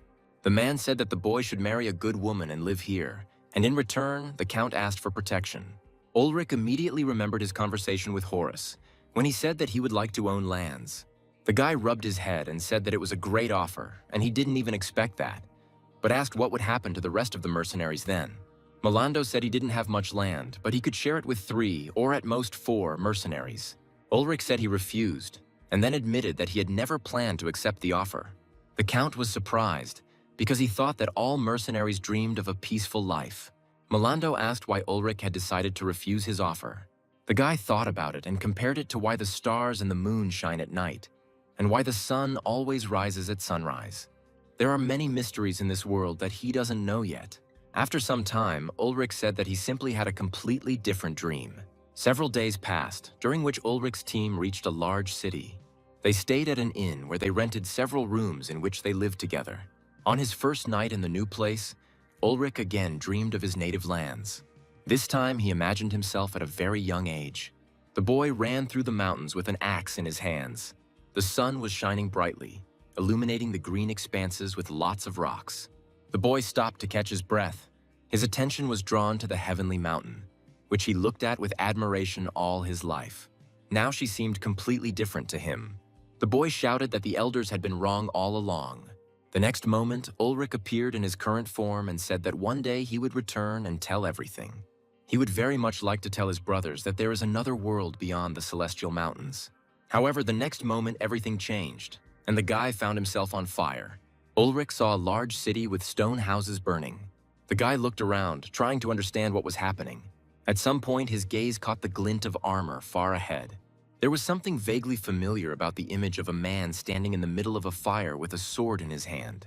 The man turned around, and Ulrich recognized himself in him. The guy's eyes widened in surprise. It was definitely him, but now he looked like a man who had been through many battles. At that moment, a maid came into Ulrich's room to wake up the young mercenary. The girl didn't think about what this could mean for her. Still in his sleep, Ulrich sensed a threat from her and grabbed the maid by the neck. The girl grabbed his hand, trying to free herself, but the guy did not let her go, coming to his senses after sleep. After a few moments, he released his hand and apologized, saying that he had bad habits in the morning. The girl caught her breath and quickly ran out of the room while Ulrich was thinking about his dream. The guy caught his breath and noticed the snoring of his brothers in arms. Ulrich started waking up the boys, calling them lazy people who didn't want to do anything. The guy said that life is short, so they should wake up, fill their stomachs to the brim, and go to work. Soon, the mercenaries reached the nearest small town. Donovan said he hadn't slept on a proper bed in a long time, and Goyle was glad that they had a lot more opportunities in this city. Goyle said that they were in Haverond and said that there was a lot of money in that city, so they could make a lot of money. Scheiten said they should focus on making money, otherwise they would soon end up on the streets. But Ulrich offered him a drink first. The boys heard that rumors about Ulrich and his brother's victory over the Silver Lions had already reached here. Some mercenaries decided to show off, so they told incredible stories to the public. Donovan told Ulrich that he was the one who ordered the guys to spread these stories so that people would know that they had settled here. Ulrich sat down at the table in the tavern and asked what they would do next. Goyle noted that the guy is always interested in their opinions first, which is why the guys treat him so well. Ulrich replied that it could not be otherwise, since there were no brothers from his homeland here, but everyone present became like brothers to him. Donovan said they needed to gather information around the city and find some work, and if possible, they could work as protectors. The brunette said that now was not the time to be idle, to which Goyle said that in that case he would gather information, and Donovan would find them work.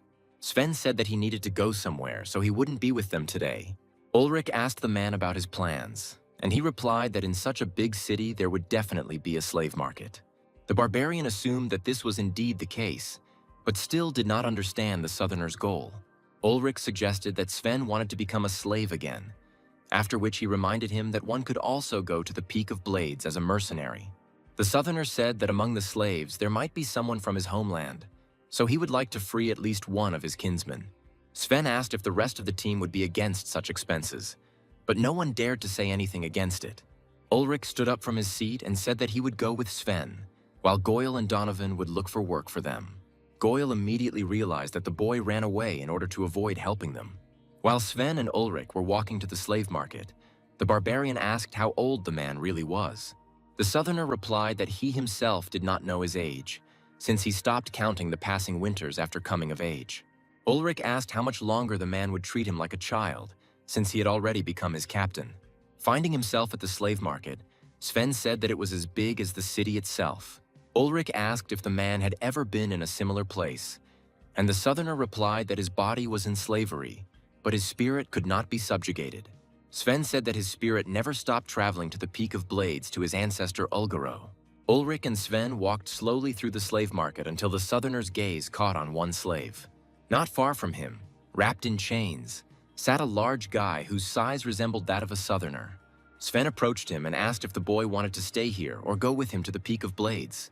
The slave raised his head and said with great hope in his voice that he would gladly go to the Peak of Blades for Ulgaro.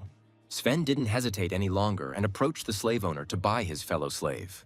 When the slave was freed, Sven carefully covered him with his cloak and led him into their house. Ulrich smiled and said that the man had brought a newcomer to them. Sven said the man was destined for a bad death, but now he could die with dignity, fighting alongside them. Ulrich called the Southerner again and said that he would have done the same in his place if his brother had fallen into slavery. The guy said that he wouldn't be afraid to shed as much blood as he wanted for his brother. Sven said that Ulrich should be careful with his words and have a lot of patience. The barbarian replied that sometimes there are moments when you just can't stand it. Ulrich walked past the men and headed into the house where the mercenaries were staying. Soon they all returned to the tavern. On their return, they were met by Goyle, who delighted them with the news that he and Donovan had found them excellent work. Ulrich asked what it consisted of. Goyle said that a man was recruiting mercenaries to support the army and eliminating bandits nearby. The guy said that this was not a small count, but the lord of a huge city, and he had a lot of money, so they would get a lot for the work. Goyle said that for this money they could buy normal equipment, but Ulrich said that plate armor did not suit him at all. Shaitan said that he had scheduled a meeting with Lord Donovan for tomorrow, so Ulrich should prepare. Ulrich said they hadn't quite got the job today, but even so, he offered them a drink to celebrate. The barbarian raised his mug of beer and said that life was short, so they should drink as if it were their last. Their screams could be heard even beyond the walls of the tavern. The tavern owner thought that these guests would be extremely loud. The next day, the mercenaries went to the house of the Lord with whom they were to conclude an agreement. For Goyle and Donovan, this place was ordinary, but Ulrich had never been in such a large house before and called it a palace. The barbarian looked around with curiosity and thought that it was very beautiful. Ulrich admitted that sometimes he is amazed by the things built in this world. The mercenaries were led into the great hall, where the Lord and his knight were already waiting for them. The Lord appeared to be a middle-aged man with blonde hair, while the knight was tall with dark hair and a scar on his face. Ulrich didn't know the rules of etiquette, so he rather frivolously took one of the chairs without waiting for an invitation to sit down. The barbarian waved to the Lord and said hello, not noticing the confused looks of Goyle and Donovan. The Lord sat down opposite Ulrich with a smile and said that recently their group of mercenaries had become more famous than the others. The barbarian took the apple without asking and said that they should get down to business, since the man probably had work. The knight reminded the mercenary of his manners, advising him not to forget that he was in the presence of a lord. Ulrich threw away the bitten apple and told the Lord that he needed a new general, because this one didn't pay attention to manners if he dared to threaten him. The apple rolled away alone, as if the barbarian was deliberately getting rid of anything that could hinder his fight. The knight was clearly angry and was about to draw his sword. However, Ulrich told him that if he dared to draw the sword, he would lose his hand that very moment. The general and Ulrich were in the mood for battle and had already begun to approach each other when the Lord ordered Sir Seaton to stop. The barbarian asked what exactly had angered the knight. The fact that he had dared to eat the apple, or the fact that he had been friendly towards the Lord. Ulrich said that he was the barbarian they talk about in all the songs, so he was not called here to show off his manners. Donovan smiled, thinking that the guy was right, because not every barbarian would be invited to the Lord's palace, so this was already an indicator of strength. Brunette believed that if they really wanted to hire them, they would tolerate Ulrich's manners. But Goyle did not share his position, so he was very worried. Donovan remembered that although the barbarians were inferior to the Empire in strategy and equipment, they were much stronger than the average person. Meanwhile, Ulrich turned his back on the Lord and said that if they were not satisfied with his manners, they could leave. Donovan was calm, because at the moment the barbarians' physical strength was reaching a new level, so they were exactly what the Lord needed. Before the mercenaries left the hall, the Lord apologized for his general's rudeness. Satan began to persuade the gentleman to abandon the idea of hiring these savages, but the man quickly calmed him down. The Lord said that if, with the help of these mercenaries, they could prevent the death of even one soldier, then he was willing to pay any price. Sir Seaton calmed down and apologized to his master for his behavior. The Lord turned to Ulrich and said that he was ready to pay them 80 million sills. But if they showed themselves especially well on the battlefield, he would even give 100 million. Ulrich chuckled, after which the gentleman said that this amount should be enough for 28 people. The barbarian turned to the Lord and said that they would be ready soon. After a while, they set off, and Ulrich said that they were very lucky to get such a sum for the bandits' camp. Among the Lord's men, the barbarian noticed a young man who had no weapon and did not look like a warrior, so Ulrich decided to ask Goyle who he was. Shaitan said that this guy is a cleric, or in other words, a sorcerer who is trained specifically for the army. Goyle said that these people bless before battle and remember the dead, so that their souls will quickly find their way to the center of the sun. Ulrich suggested that the boy might know a lot, and Goyle replied that clerics were a kind of scholar. Shaitan asked why the barbarian was interested in this, but Ulrich had already walked towards the cleric, not paying attention to his friend. The barbarian abruptly approached the cleric and greeted him, which made the boy flinch, greet him, and introduce himself as Gottval.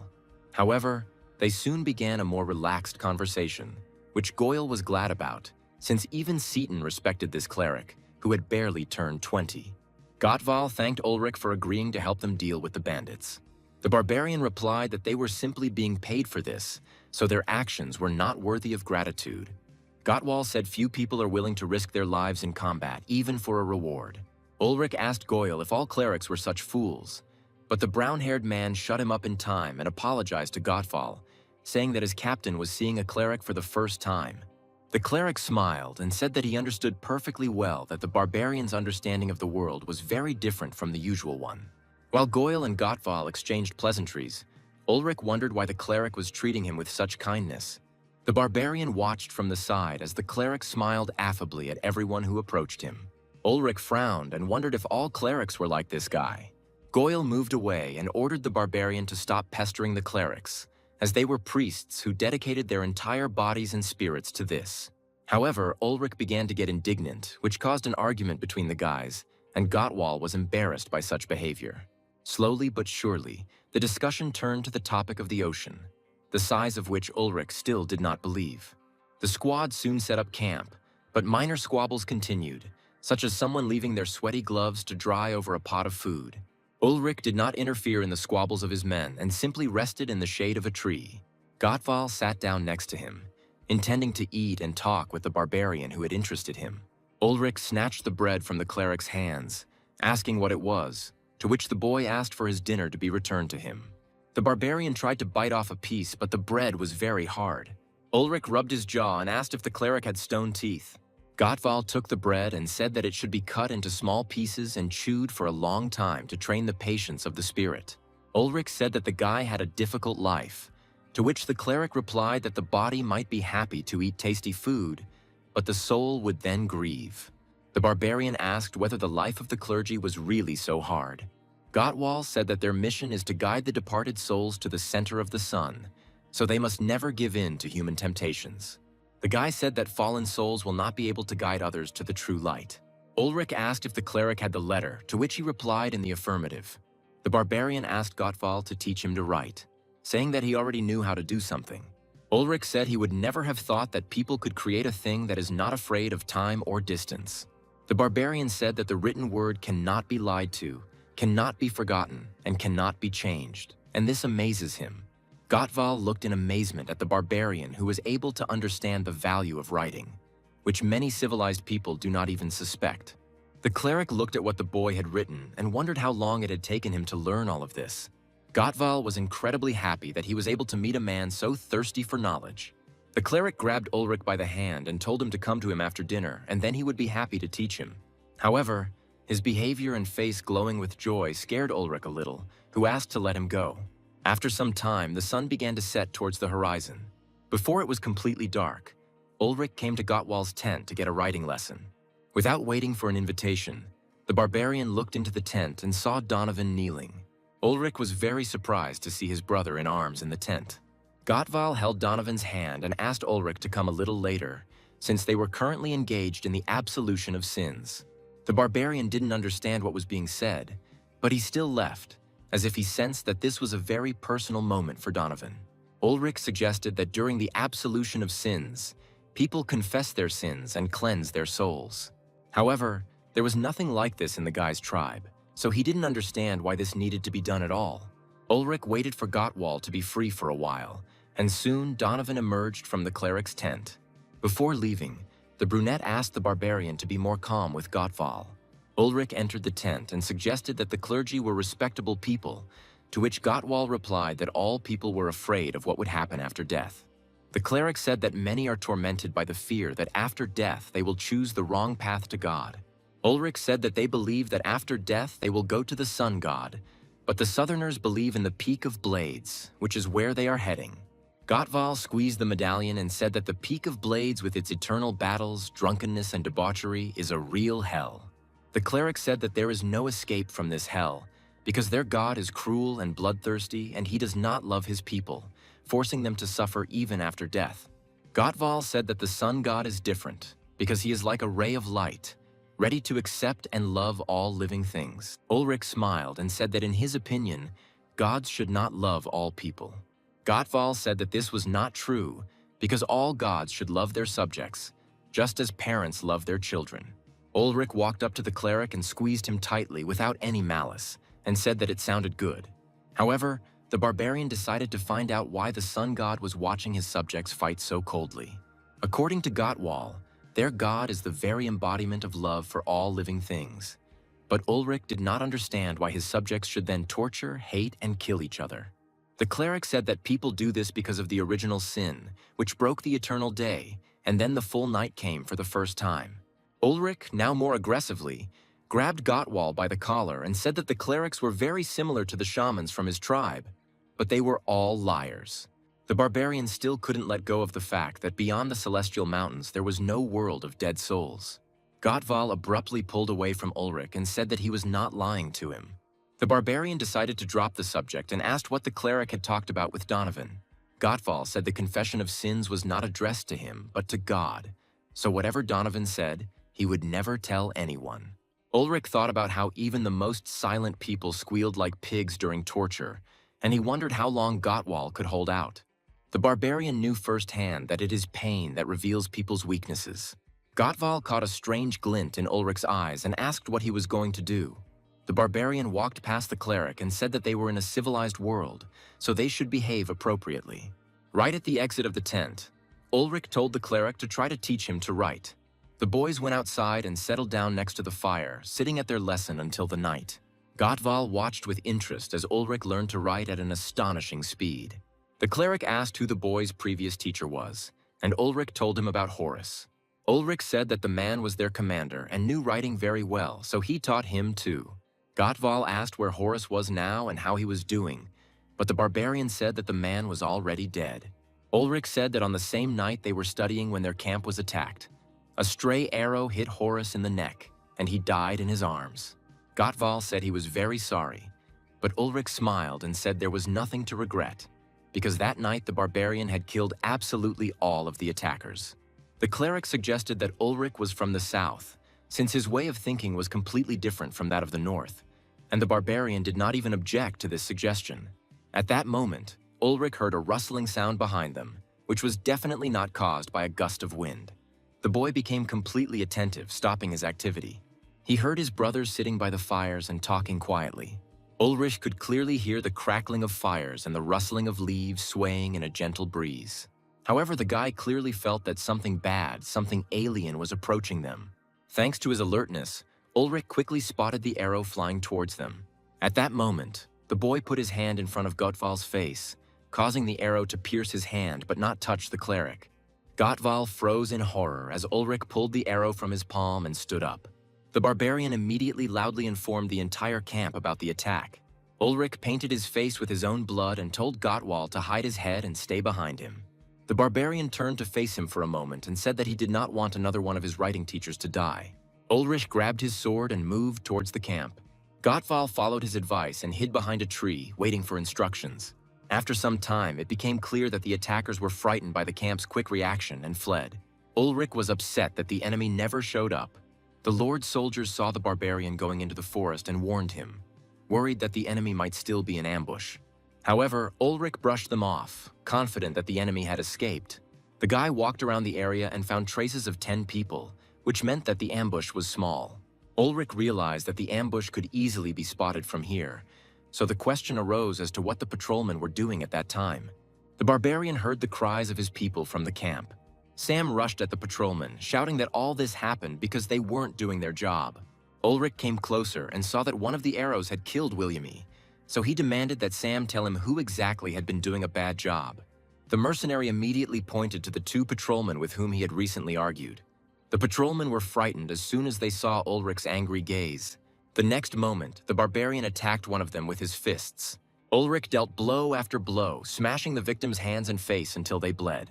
No one tried to stop him, because all the mercenaries were remembering their dead brother, and Gottwald had already begun to read a prayer over William's body. For a moment, the sounds of the forest faded as Ulrich avenged his brother in arms. A couple of minutes later, Seaton came running and asked what was going on. The general ordered Ulrich to release his men immediately. The barbarian held the barely alive patrolman by the collar and said that due to the stupidity and laziness of these people, one of his brothers was killed. Ulrich pushed the patrolman aside and looked at Seaton. The general warned that if the guy raised his hand against his subordinates even once more, he would personally wring his neck. Ulrich was about to respond to his threat, but Goyle stopped him in time. After some time, the forest was filled with the cleric's prayer. The boy escorted the souls of the dead to the center of the sun while the fire devoured their bodies. Donovan splashed a little wine on the fire and said that at least this way William wouldn't have to wander the world. The brunette turned to Ulrich and thanked him for immediately punishing the offenders. The barbarian said that it was not worth thanking, because each of the guys was his brother, so he would avenge any of them and would grieve even for Donovan. The brunette didn't respond to this and just continued to look at the fire in which William's body was being burned. Ulrich also watched the fire closely, but his eyes did not see the souls of the dead. The barbarian wondered whether shamans and clerics could really see souls. After some time, Ulrich found Gottwal, who was resting away from everyone. The cleric smiled at him and asked if everything was okay with his hand. Ulrich stretched his injured palm and said that he could hold a weapon, which meant everything was fine. Gottwal thanked the barbarian for saving him, but the boy replied that it wasn't worth it, because that's what people are for. They should help each other. The cleric said that God teaches them love and forgiveness, but Ulrich said that he was far from that. The barbarian asked if Gottwal had been able to send William to the sun, and the cleric promised that the warrior would soon find himself in the abode of the Lord. Ulrich stood up and said that he would like to ask the cleric something. The barbarian said that he did not believe in either the sun god or the north god. Ulrich has no place to go after he dies. Varvara was interested in where his soul would go after death. Since the legends of his tribe's elders were false, Ulrich did not understand where the souls of his ancestors and brothers had gone. What worried him even more was where his own soul would go. Gottwal felt that Ulrich was very worried about this. The cleric replied that in that case, the boy would become an evil spirit who would wander the world forever, gradually forgetting his own self. After these words, there was an oppressive silence. Ulrich thought about Gottwal's words. The boy looked into the fire and wondered what he could do with it. His faith turned out to be false. But where is the guarantee that others are not mistaken? If faith in the sun god will lead him to heaven, and faith in the peak of blades will lead him to hell, then which should he choose? However, there is always the possibility that these two beliefs are also false. Ulrich turned his gaze to the dark forest and thought that if Gottwal's words turned out to be true, then he would not want to become an evil spirit. That night, Ulrich had a terrible dream in which the souls of his ancestors cursed him. The souls blamed him for the fact that the boy discovered the world beyond the celestial mountains, and this led to the disturbance of the peace of the deceased. Now the souls of the ancestors were doomed to eternal suffering due to Ulrich and his sin. However, the spirits were happy that the boy would soon join them and receive full recompense for his deeds. Ulrich woke up from this nightmare before the sun had risen. The guy was shaking with fear and couldn't catch his breath. Ulrich clutched his throat, feeling panic rising in him. The barbarian grabbed his sword and leaned it against his shoulder. Ulrich already regretted asking Gottwal about his soul after death, because now he began to have nightmares. The guy began to think about whether evil spirits had really come for his soul, or whether he had imagined it all himself. Ulrich could not sleep for the rest of the night. He watched the moon change its position in the sky. The guy couldn't wait for the moment when the sun would illuminate this dark forest and drive away all his worries. In the morning, the detachment entered the bandits' territory in a lemma on the mountainside. Donovan said that if they didn't find the enemy camp before sunset, they might be attacked again. Sir Seaton also went with them and said that there should be no more than 30 bandits there in total. Ulrich said that the bandits were well versed in the area, so if they were underestimated, the enemy would quickly win.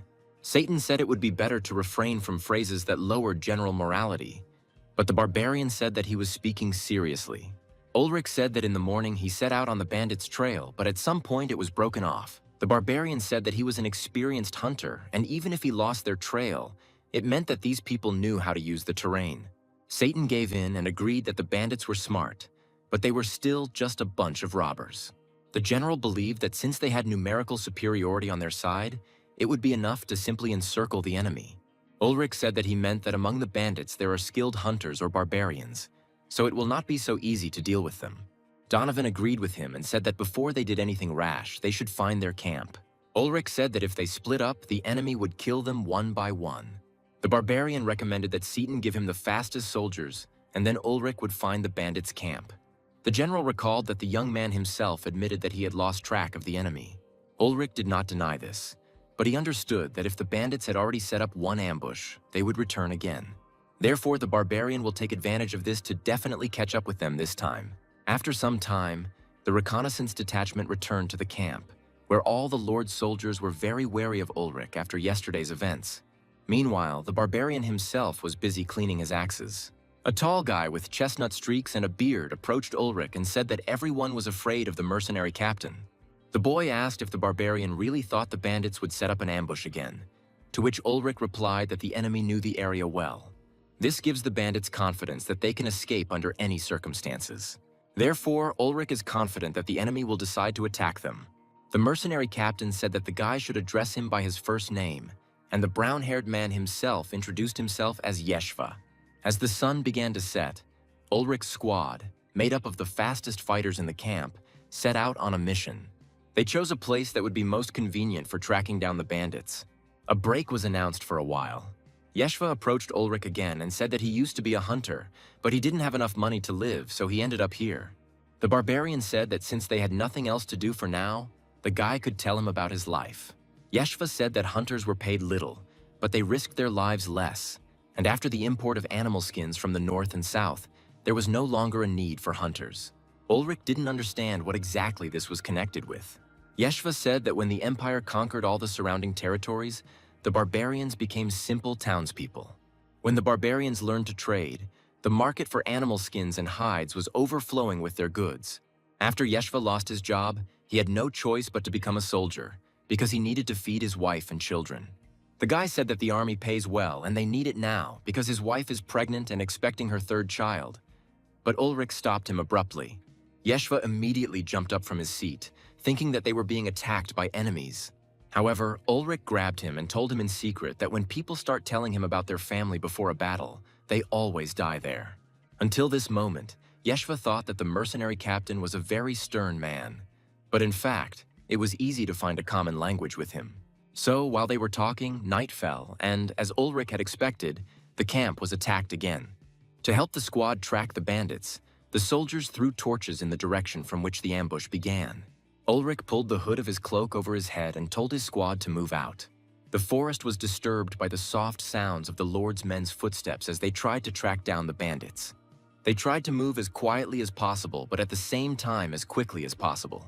Ulrich led the men and understood that the opponents were quite resilient, which could create problems for them. The barbarian decided to move forward himself, ordering the others to follow in his footsteps. The guy rushed forward in an instant, breaking away from his allies. Yeshva rubbed his head and said that he used to think that he was the one who ran fast, but Ulrich was on a completely different level. The guy compared the barbarian to a wolf running after its prey. Ulrich quickly caught up with the bandits, sensing that they were somewhere nearby. The guy admitted that these people were not inferior in endurance to barbarian warriors. Ulrich was sure that these were not ordinary bandits, because the locals could not run that fast. The guy understood that no one from the camp except him could catch up with them. At that moment, Ulrich heard a rustling sound from the bushes nearby.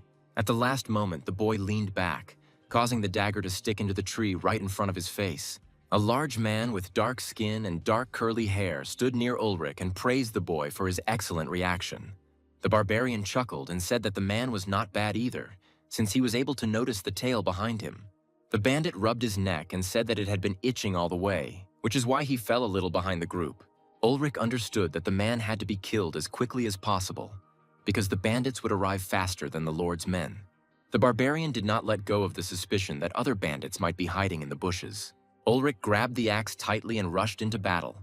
The men exchanged blows, gradually retreating deeper into the forest. Having encountered his opponent in a fight, Ulrich was able to get a clearer look at the bandit. The man was shirtless, so the barbarian's only visible feature was a tattoo of a snake that was crawling across his opponent's entire torso. Something made Ulrich very angry, and he began to attack more powerfully. Wielding two axes, the barbarian was able to quickly disarm the enemy. The bandit was shocked at how strong Ulrich was. However, these were his last thoughts, because the next moment Ulrich cut his throat with an axe. The bandit fell to his knees, and the barbarian came closer with a smile on his face. Ulrich grabbed the man's hair and, swinging his axe, said that he was still a little stronger. That was the end of the bandit. Ulrich felt his axe and noted that the blade was dull. Soon the guy was caught up with by his squad. They were all trying to catch their breath, and Yeshva approached Ulrich and said that they barely made it in time. However, their joy did not last long, because one of the soldiers recognized the bandit as a snake pagan. They were barbarians from the south who practiced pagan rituals in their religion. The soldier said that these heretics were sacrificing children. The man said that even other barbarians treated them as their worst enemies, but he was interrupted by arrows piercing his body. Ulrich stepped back, trying to figure out where the shooting was coming from. The commander turned to Yeshva and told him to blow the horn immediately so that the camp would send reinforcements. The brown-haired man tore the horn from his belt and was about to give the signal, but was too late. Several arrows pierced his back, killing the boy. Ulrich watched in dismay as each member of his squad fell to the ground, shot dead. Soon, Ulrich was left alone, but no one else was shooting.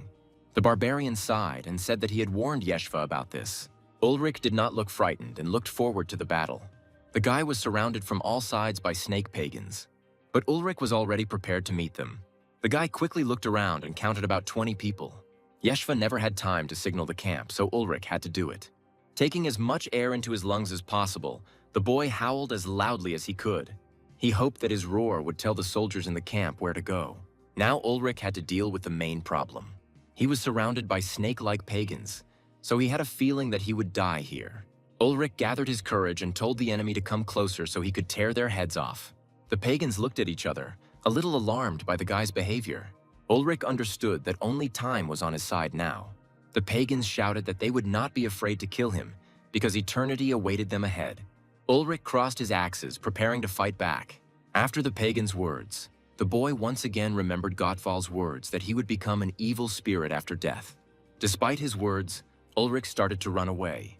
The pagans followed him, angry that he had killed their brother. The enemy was very surprised that Ulrich knew how to fight in the forest. The pagans decided to surround him, after which they shot arrows at him. However, Ulrich was able to dodge and ran back towards the camp, slowly luring out the pagans one by one to gain an advantage.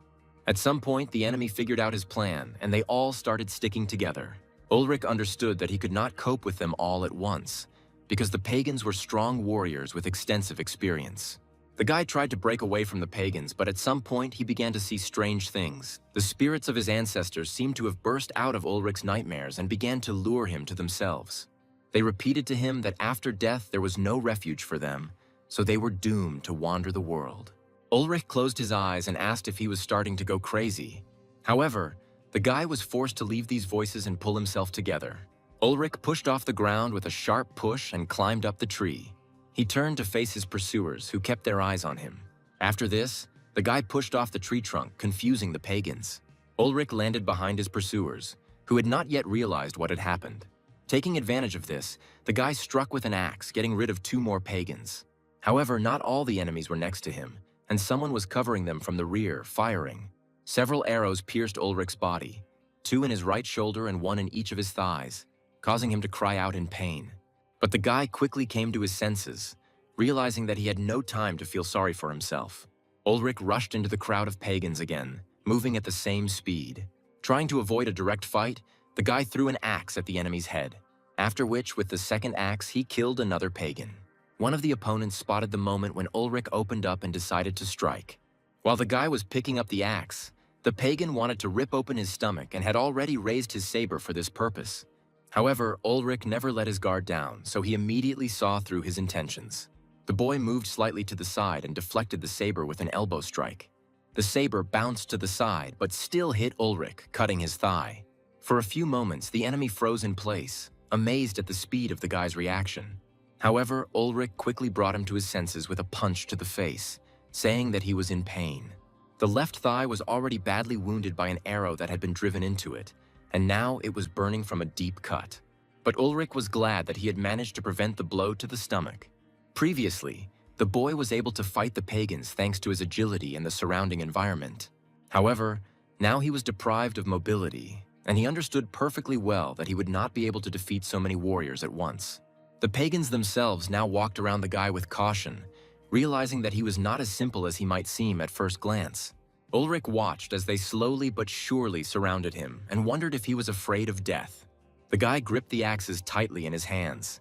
After this, Ulrich firmly decided that he was not afraid of death and had never been afraid of it. The only thing the guy was afraid of at the moment was that he would wander around the world endlessly. However, there was something that made him believe in the best. If his soul truly wanders the world, then sooner or later it will find bright fields of golden grass. The soul will warm itself on hot lands under the scorching sun. Ulrich will finally be able to see the endless ocean that Goyle told him about. He will no longer be afraid of anything, so he will reach the end of the world. After some time, the warriors from the camp were able to find Ulrich. Goyle ran up to the captain with concern. The boy was kneeling on the ground, surrounded by the corpses of pagans, and Goyle did not understand whether he was alive or dead. However, the next moment Ulrich fell on his back. Contrary to expectations, a smile appeared on Goyle's face. Ulrich was alive, and said with a smile on his face that he felt like he was going to die very soon. After some time, everyone returned to the camp, having captured the remaining snake pagans, as they were awaiting execution in the main square. Goyle approached the wounded Ulrich and said that the destruction of the bandit camp was successful. Shatton was surprised that the barbarian killed about 20 opponents alone, to which Ulrich replied that he was just lucky, because if he had not been found, he would already be dead. Goyle examined the boy's wounds and said that they needed to get all the arrows. The brown-haired man grabbed one of the arrows with pliers and warned that it would hurt, but Ulrich already understood that. However, the barbarian stoically endured this pain, and soon Goyle treated all his wounds. When the treatment was finished, Gottwald came up to them and handed Ulrich a drink, saying that it would make him feel better. The barbarian asked what it was, to which the cleric replied that it was wine aged in honey and cinnamon. Gottwald said it would help the body restore all the lost blood. However, the cleric warned that only the name of the wine remained there, since all the alcohol had boiled away. Although Ulrich was unhappy at first, after he drank the drink, he actually felt better and began to fall asleep. Gottwald took the mug from the barbarian and covered it a little, watching the tired guy. Soon the cleric heard a noise coming from the camp, causing him to turn around with concern. The soldiers were examining the belongings of the snake pagans and came across a terrible thing. One of the pots that the squad took from the enemy camp contained poisonous snakes, which were currently crawling in different directions. The snakes raised their heads and hissed at the people standing in their path. One of the soldiers noted that the snake pagans could control the reptiles by whistling. The first thing to do was to deal with the barbarians, and then the snakes would crawl away. One of the snakes quickly crawled up to the sleeping Ulrich and was about to bite him. Gottwald managed to notice this, which made him look extremely worried. The cleric tried to wake Ulrich, but he was too exhausted from the battle and did not wake up. Then Gottwald stretched out his hand, trying to grab the snake, but it deftly twisted towards the cleric. After the pagans were dealt with, Goyle ran up to Gottwald and asked what was wrong with him. The cleric's hands were shaking, and a bite was visible on one of his forearms. The poison quickly penetrated Gottwald's body, causing dark circles under his eyes, but the boy remained calm and said that they needed to tighten his arm as quickly as possible. In his sleep, Ulrich heard a commotion in the camp and that someone was talking about poison that must not spread further. The barbarian stood up and, seeing a crowd of people, asked what was going on. One of the mercenaries told Ulrich that Gottwald tried to protect him from a poisonous snake, but he himself was bitten. The barbarian turned his gaze towards the crowd and saw a cleric who looked very sick, but continued to smile at him. Ulrich was surprised that such a weak man as Gottwald would do such a thing to him. The barbarian clenched his teeth in anger, but he himself did not understand at whom exactly it was directed. Ulrich cursed loudly, drawing the cleric's attention. Gottwald smiled and said that everything was fine, because he could definitely survive something like that. Goyle told the cleric that his left arm would have to be amputated. For Gottwald to survive, further spread of the poison must be prevented. Ulrich snatched the axe from Goyle's hands and asked if the cleric needed a gag, but he replied that he would pray to God. Gottwald let go of his head and began to recite a prayer while the barbarian looked at him doubtfully. Ulrich leaned closer and warned the boy that it would be very painful, but he didn't answer. The barbarian raised his axe, but noticed that for the first time his hands were shaking as he clutched his favorite weapon. Ulrich always lived by only one rule: a strong man is a strong warrior. However, Gottwald did not fit this rule, but nevertheless, even with a weak body, he was a very strong man. That was why Ulrich's hands were shaking, because he didn't want to hurt this man, but he couldn't allow others to do the same either. The barbarian said that Gottwald could die today, so he would like to ask him why he exposed himself to the bite instead of him. The cleric replied that he had not exposed himself to the bite, but had simply decided that he had to do it. Gottwald recalled how Ulrich had saved him from an arrow and suggested that the barbarian had not been thinking about it at the time. The barbarian gripped the cleric's left hand tightly and agreed with his assumptions. However, there was another reason why Gottwald decided to do this. After death, he has the refuge of the Lord, who will accept him in any way. The cleric knew that Ulrich had not yet found his place, so his soul would wander the world. These words made the barbarian feel ashamed, because of his uncertainty, another man chose death. Ulrich decided that if he could see souls, Gottwal's would shine like gold. But he didn't know if all clerics were like that. Ulrich said that even though Gottwal was not a warrior, he still earned his sincere respect. The next moment, the barbarian swung his axe and the cleric bowed his head, reading a prayer. For a brief moment, the silence of the forest was interrupted by the sound of an axe landing on flesh. Some time passed since then, but the mood in the camp did not improve. Ulrich never left Gottwal's side, as he lost consciousness from pain and loss of blood. The barbarian waited for the cleric to wake up, but with each passing minute he looked worse and worse. Ulrich touched the medallion and thought that the boy would survive if his god decided so. Unable to bear the weight, the barbarian rose to his feet. Goyle saw the captain walking away from the camp and asked where he was going. Ulrich waved him off, saying he was going to the toilet. However, Goyle understood that this was not true, but he did not insist on talking. Ulrich moved further away from the camp to where the sunlight was filtering through the treetops. The boy stood in the rays of the sun and thought about how he could help his new writing teacher. Despite his wounds, Ulrich sank to his knees. The barbarian never thought that he would turn to the god of another religion, but now he saw no hope. The boy took a long time to gather his courage, but decided that if anyone could help the cleric, it was the god he believed in.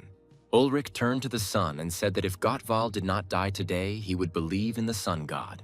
After some time, the detachment returned to the city, and Ulrich, already from his room, watched through the window as the pagans were led through the crowd of townspeople. People demanded that these heretics be hanged. At this time, Goyle washed himself and, drying his hair, said that it was very good to live in this city. Upon his return, the Lord provided the mercenaries with rooms in the inn at the palace, and the brown-haired man was very pleased with them. However, Ulrich did not share his joy, so Goyle asked if the boy was still worried about the cleric. The barbarian replied that he didn't think about it, but the brown-haired man understood that he was lying. Goyle continued to tease Ulrich, but he lay down on the bed, turned away, and said that if the guy continued this conversation, he would kill him. Shaitan realized that it would be better to leave the captain alone. At this moment, Ulrich was wondering if he had done the right thing by turning to a foreign god.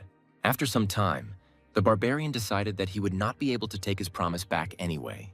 Ulrich understood that if he believed in the sun god, his soul would go to a completely different place from where his ancestors were. The boy didn't want to go somewhere where he would never meet his brothers from the tribe. Ulrich covered his face with shaking hands, as if that could help him cope with his emotions. For a brief moment, the boy thought that this decision would not have to be made if Gottwal had died. After this, Ulrich jumped up on the bed thinking about this topic. The barbarian thought that if Gottwal died, everything would be even better, because it would mean that the sun god was worthless because he did not heed the prayers of his subjects. Goyle was tense about the captain's behavior and asked if he was still angry with him. However, Ulrich did not even think about him at that moment and shouted that they would better go and have a drink. On this day, the mercenaries were invited to the palace for a banquet in honor of the victory over the bandits. Despite the fact that many were drinking to Ulrich, the guy himself sat to the side and reflected on the fact that this was the first time he had found himself at such a huge banquet. The barbarian thought that in this civilization, people developed not only methods of survival and war, the Imperials were able to create something much greater. Ulrich wondered whether he would ever be able to become one of the civilized people, or whether he would forever remain a barbarian. The barbarian's thoughts again turned to the sun god. At that moment, the door to the hall opened and silence fell. All the guests were shocked, but also happy at the same time. A man entered the hall with careful steps, accompanied by his colleagues, who made everyone present nervous. Gottwal had lost his left arm, but he already looked much more cheerful than when Ulrich had last seen him. Many people approached the cleric and asked about his well-being, to which the boy replied that the fever had already subsided and the danger had passed. Everyone said that God saved Gottwal because he still had unfinished business in this world. Ulrich rose from his seat and approached the cleric. Hearing the barbarian's voice, a smile appeared on Gottwal's face. Ulrich sat next to the cleric, half-turned, and said that the sun god had nevertheless given the boy life. Gottwal smiled and said that it only meant he still had unfinished business. Ulrich looked at the cleric clutching the medallion in his hand and wondered if the sun god had truly heard his prayers. Gottval assumed that the mercenaries would leave soon, and the barbarian confirmed his suspicions. The cleric promised that he would teach Ulrich to read and write until they left the city. The barbarian didn't respond to this and looked at the glass in his hand. After a few moments of silence, Ulrich said that he would like to be baptized. Gottval thought he misheard, so he asked the boy to repeat the words again. Ulrich looked the cleric in the eye and without a shadow of a doubt said that he would like to be baptized into their religion. There was silence between them for a while. Gottval said he was now truly convinced that God had abandoned him because of one unfinished business. A couple of days later, Gottval received permission from the temple and prepared everything for the baptism. On this sunny day, Ulrich was initiated into the religion of the sun god. First, the boy had to cleanse himself, so he was immersed in a pool of crystal clear water. Ulrich opened his eyes and saw the rays of the sun reaching him through the water. The boy wondered whether it was just the sun, or whether this god was accepting him into the ranks of his subjects. After some time, Ulrich emerged from the water, where priests were already waiting for him with a sheet. While the attendants were drying his body with sheets, the boy thought about why he had decided to take this step. However, outwardly, he did not show resistance and did not do this because there was no turning back. The guy didn't know if he was doing this because of a promise, but at some point he thought about why he made this promise in the first place. Gottval was already waiting at the entrance to the temple for Ulrich, dressed in red robes, like the priest who would perform the baptism of his friend. Dressed only in a sheet tied around his hips, Ulrich had to climb the stairs to the temple, under the gaze of the believers. Although doubts overcame the boy's mind, his body moved forward without stopping until he appeared before Gottval. The bright sun warmed his body with its rays, and a slight wind ruffled his long hair. The guy thought that he would like to be confident in his actions. Gottval began to read a prayer and turned to the Lord with a request to accept the lost child, who decided to return to his all-powerful hands. The cleric asked God to give Ulrich all the kindness and love and to guide him along the true path. The last phrase was repeated by everyone present, including Donovan and Goyle. Ulrich thought that he needed a monastery after death, or at least the belief that one existed. The boy prayed that his soul would not turn into a wandering spirit. Gottval said that now Ulrich's soul will find peace. At this point, the baptism ceremony came to an end. Gottval came a little closer and addressed Ulrich. The cleric said that he would speak the following words on his own behalf and only on his own behalf. Gottval said Ulrich is an incredible warrior and his name will surely be part of history. However, the cleric hoped that the boy would not forget the most important thing. Gottval whispered in Ulrich's ear that he should love those around him and not forget about mercy. The cleric stepped back and said that only then would his soul become much stronger. After these words, Ulrich grinned. With a smile on his face, the barbarian said that the cleric had prepared a difficult request for him. Many days passed, and Ulrich, together with the mercenaries, went to the sea, which he so wanted to see. Upon arrival, Goyle said that their journey began in Ankara, the city beneath the heavenly mountain. But now they were near the kingdom of Porilkana, meaning they had traveled the entire continent. While Ulrich gazed admiringly at the expanse of water, Sven said that he had not seen the sea for a long time, and Goyle decided that this brought back memories of his homeland. Ulrich was now convinced that the sea was truly huge and looked like an endless field of blue grass. Goyle approached the captain and said that it was time for them to move on. Shaitan said that they should fry the sea fish because it is incredibly tasty. Ulrich turned in his direction with interest, causing the sun medallion on his chest to sway from side to side. Goyle was glad that he now shared the same faith with the captain. Now the boy didn't have to worry about God not loving Ulrich. As the mercenaries moved along the sea toward the city, Ulrich asked if it was dangerous to build a city in such a place. The barbarian was worried that the city might be flooded, because it rains here too, so the sea might overflow. The mercenaries began to laugh at him, because rain cannot fill the ocean, but this only angered the captain. Ulrich left them behind and walked forward, enjoying the view of this new element for him. The barbarian inhaled the sea scent with his whole chest, because he had never felt anything like it before. It was an experience that Ulrich's brothers on the other side of the mountains would never have.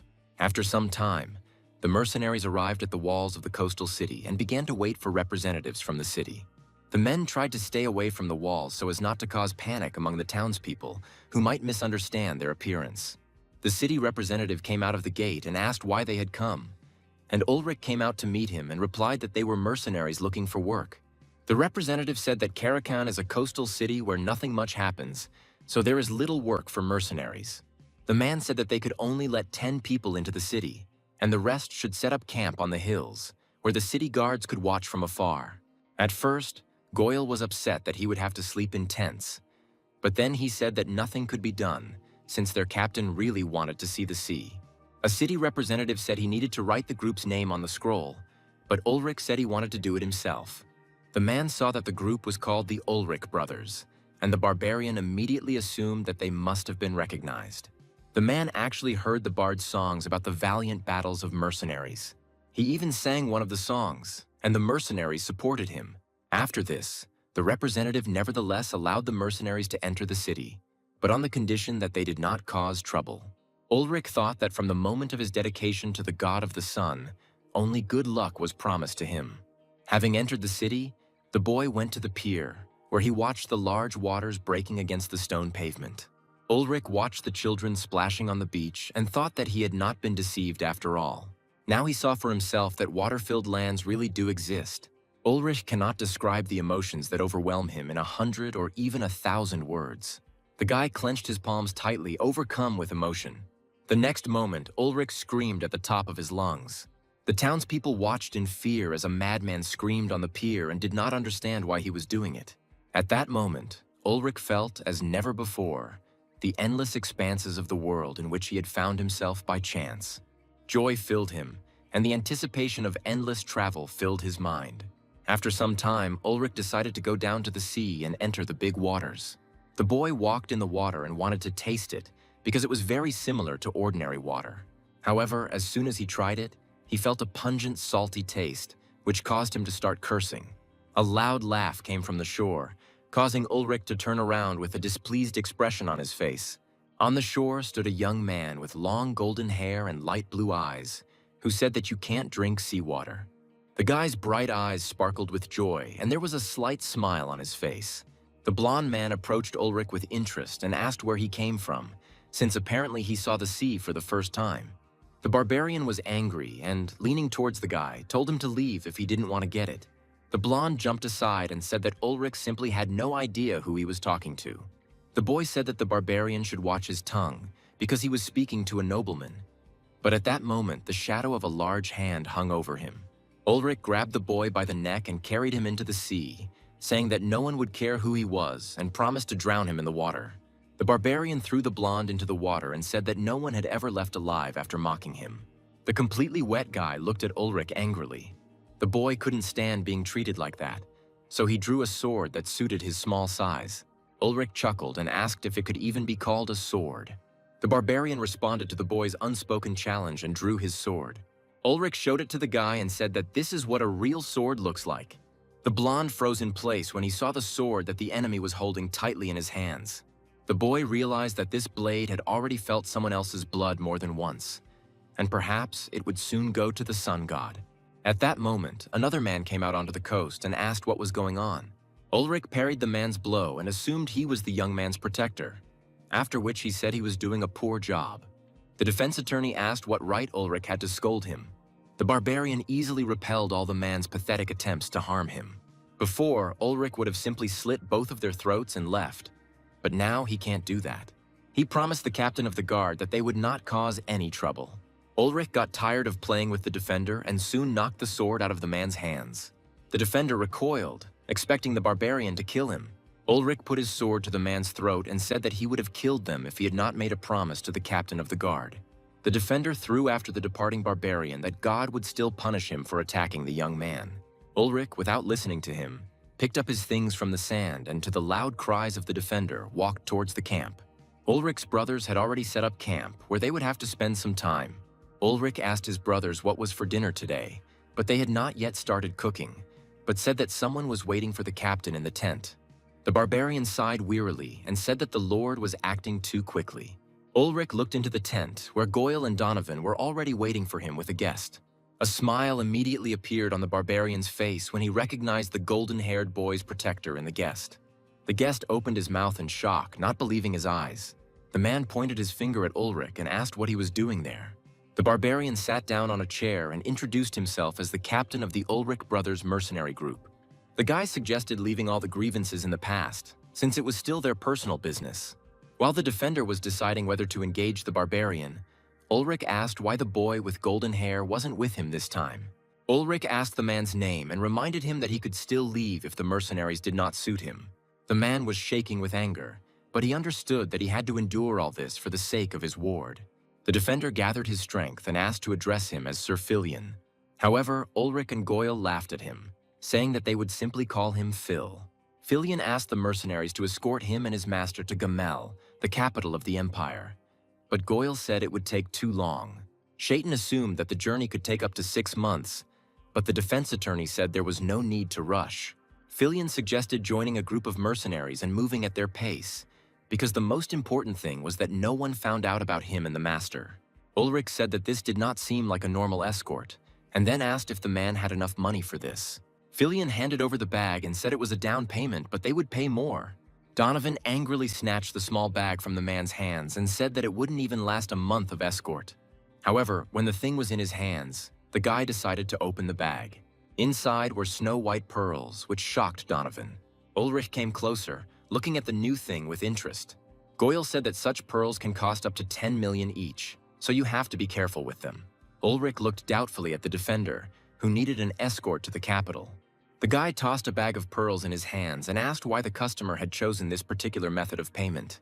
However, Filion did not answer this question. Goyle and Donovan left the tent, and Ulrich, rushing after them, told the client that they needed to discuss this matter in private. Filion was silent for a while, but then decided to say what was bothering him the most at the moment. The man asked Ulrich to remember that any mercenary needs unquestioning loyalty. This time, Ulrich himself decided to remain silent and simply left the tent. Moving away, Donovan told the captain that this was a very large game and not at all an ordinary thing. The mercenaries sat around the box on which the pearls were poured. Ulrich asked what the brothers were afraid of, since the job was quite simple. Goyle said that for a great price they would have to bear great responsibility, as Filion said that they would follow them, but expected loyalty. Sven guessed that the customer wanted no one to know about the escort. The Southerner advised Ulrich to avoid contact with many powerful people at the same time. The captain thought about his words, but asked Donovan for his opinion. Brunette said he didn't want to admit it, but he was on Ulrich's side. Donovan said that gladiators and mercenaries literally sell their lives, so they have nothing to fear. The boys said that they couldn't hide from danger forever, but Goyle remained by Sven's side. Donovan noticed their glances and said that it was time for Goyle to stop pretending to be the power behind the throne. However, this only led to Goyle and Donovan arguing again, while Ulrich and Sven watched wearily from the sidelines. Sven approached Ulrich and said that if he gave him permission, he would give them a Southern-style education. The captain didn't want this, so he decided to sort it out himself, saying that they would do things the old-fashioned way. Ulrich told the mercenaries to gather to vote. A vote was soon held, in which the majority voted in favor of accompaniment. After this, Filion said that the mercenaries needed to escort Mr. Pachel, the third son of the Elkrish family. Ulrich waved off the detailed explanations and asked if they needed mercenaries. The barbarian promised that even if they decided to abandon this matter, they would keep their conversations secret and would not betray them. Ulrich showed the medallion with the sun and said that he swears by the name of the sun god. Having learned that the barbarian professed his religion, the man calmed down a little because he did not have to deal with a heretic.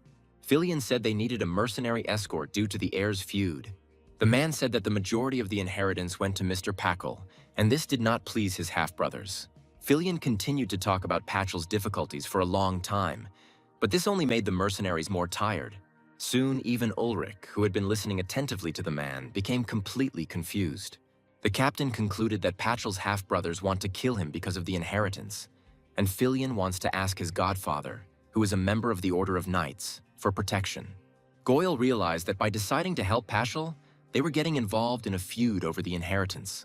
Schatten said that all the nobles did not care how many people died on the way to their enrichment, but Ulrich ordered him to be silent.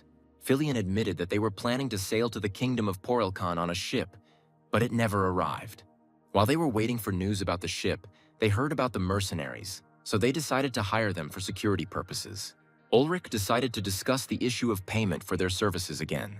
Filion said they would give 3 times as much, and if the voyage lasted longer than 3 months, they would pay an additional bag of pearls for each subsequent one. There was silence after that, and Filion froze, waiting for an answer. Ulrich clearly liked the idea of an escort, And after discussing payment, even Goyle thought about the offer. Filion thought that this was too little, so he promised 1 bag of pearls for each battle. Ulrich agreed to these terms, but only on the condition that they would be paid immediately after the battle. But Filion said that they did not have that many pearls with them. The barbarian held out his medallion and demanded that the man swear that he would not break the agreement. Otherwise, he would become an evil spirit after death. Ulrich said that in order to be successful, there must be trust on both sides. Without thinking, Filion grabbed the amulet and swore an oath. This was the only way to protect his master, so he was ready to do anything. Ulrich pulled out his amulet and told Filion to bring his master tomorrow at noon. At this point, their conversation ended, and the sun was already setting towards the horizon. Already in complete darkness, Filion returned to his master. The man was glad that he finally found protection for the young master. Filion was very tired from the long negotiations, but was still glad that everything ended well.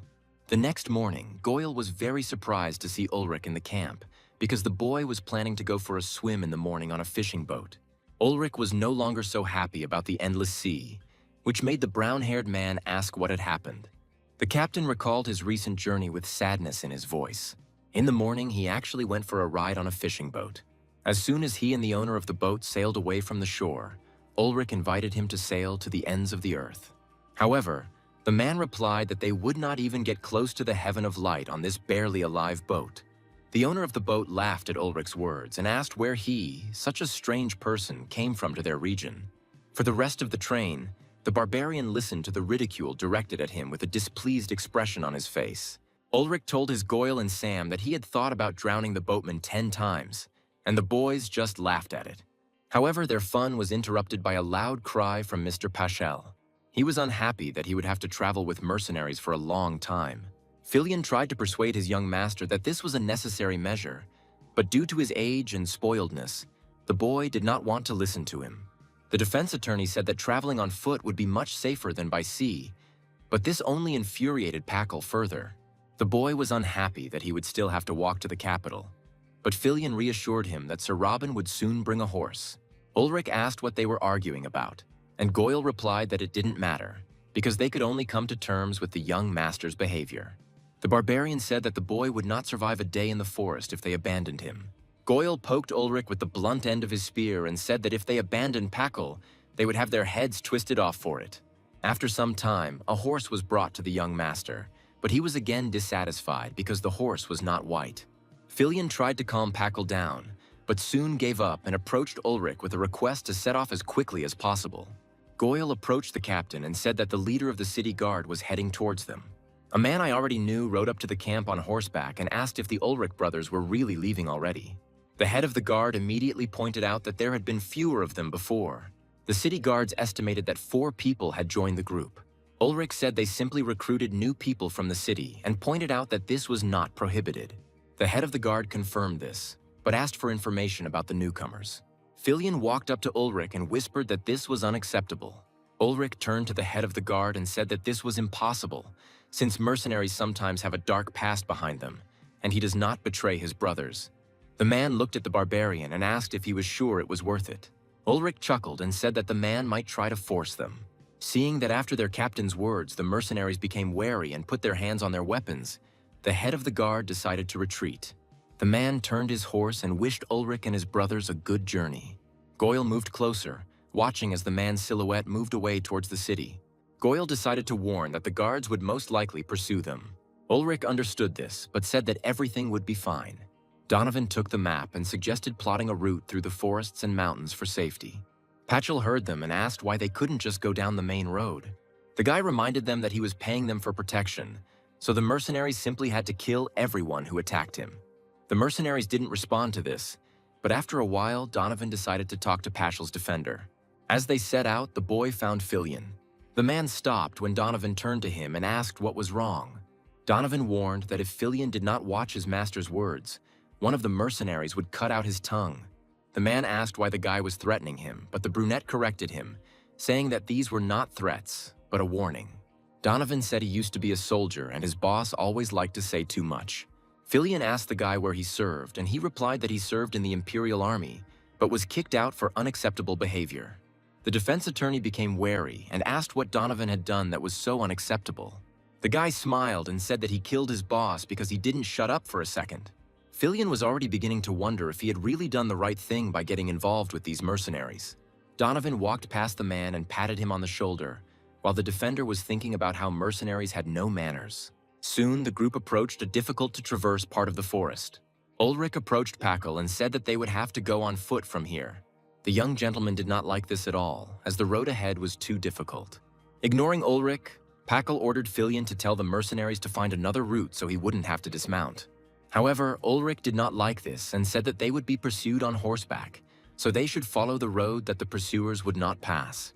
Paschal said that he didn't care about these stupid reasons, because he was not going to stoop to the level of simple mercenaries. Ulrich watched as Fillion tried unsuccessfully to calm his master. Sam noted that the man was an excellent servant, because he himself would have been boiling over long ago, and Goyle even envied the old man's patience.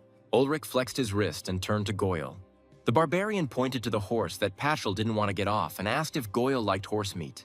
After some time, Ulrich not only killed Packle's horse, but also cut it into pieces, and the mercenaries were already cooking it over a fire. The captain was glad of the peace and quiet that had finally arrived, while the young gentleman quietly cried to the side. Fillion came up and said that Ulrich almost hurt the gentleman, and next time he wouldn't let him get away with it. Completely covered in blood, Ulrich asked with a grin what the man could do to him. Fillion didn't argue with him and simply advised him to be more tactful next time. After a hearty lunch, the group set off again. Patchel's legs soon gave way under the unaccustomed strain. Fillion sat down next to the gentleman and, apologizing for the inconvenience, said that they needed to walk a little further. Ulrich walked past and said that the guy was so frail that he looked like his legs were broken. With tears in his eyes, Patchel shouted that the barbarian had no right to treat him like that, because he was not born to live as a commoner. The young gentleman was completely hysterical from fatigue, while Fillion looked at Ulrich with disapproval and tried to calm the boy down. The barbarian turned away, pretending that it wasn't he who had made the inappropriate comment that had sent Packle into hysterics. Ulrich sat down on a rock and said that it was time to set up camp as they would spend the night here. The barbarian continued to watch Patchel out of the corner of his eye as he continued to throw tantrums at Fillion, demanding that he find him a horse. Ulrich thought that no one in their right mind would want to give their life for this weakling. Taking the amulet in his hands, the barbarian remembered Gottfall, who was also weak in body, but his other qualities deserved sincere respect. However, Packle was too different from the cleric and behaved more like a child. Ulrich thought that this world was too different from his homeland, because everything here was very difficult and confusing. After a while, Fillion treated and bandaged Packle's chafed legs and the boy settled down next to a lit fire. Ulrich decided to approach the guy and asked if he knew how to write. Packle was confused when he saw the book in the barbarian's hands and did not understand why he was asking this. Ulrich sat down next to him and asked why the boy was so surprised, and said that he also understood something of their writing. Packle soon calmed down and said that he had been able to write since the age of 7. Ulrich smiled and asked to teach him something new, because he did not understand anything from the book, but the blonde did not understand why the barbarian needed it. The barbarian showed the amulet and said that he was also a follower of the sun god, so he should be able to read the commandments. Ulrich shouted to the sun god that he sincerely wanted to learn to read, but his brothers were not helping him with this, and in order to silence the barbarian, Paschal agreed to teach him. The young gentleman took the book from the barbarian's hands and began to read to understand what the problem was. Soon, Paschal said that the book was very old and that the letters had begun to wear off, making the words illegible. The young gentleman watched with surprise as Ulrich easily remembered most of what he said. The boy was so lost in thought that he stopped answering the barbarian's questions, who thought that some kind of problem had arisen. Packle pointed to the half-erased word and said it meant peace. Ulrich asked the boy if he knew anything about the end of the world. Packle replied that it was a cliff at the end of the sea, where the sea's excess flows down in a waterfall so as not to flood the whole world. The young master laughed as he recalled his first meeting with Ulrich, when the barbarian tasted seawater. Paschal took a stick and drew a map on the ground, saying that the world was like a flat platform, and in the center was the continent on which they lived. The guy pointed to the sea and said that there is an edge of the world, but if in the east it is the edge of the sea, then in the west there are impassable heavenly mountains.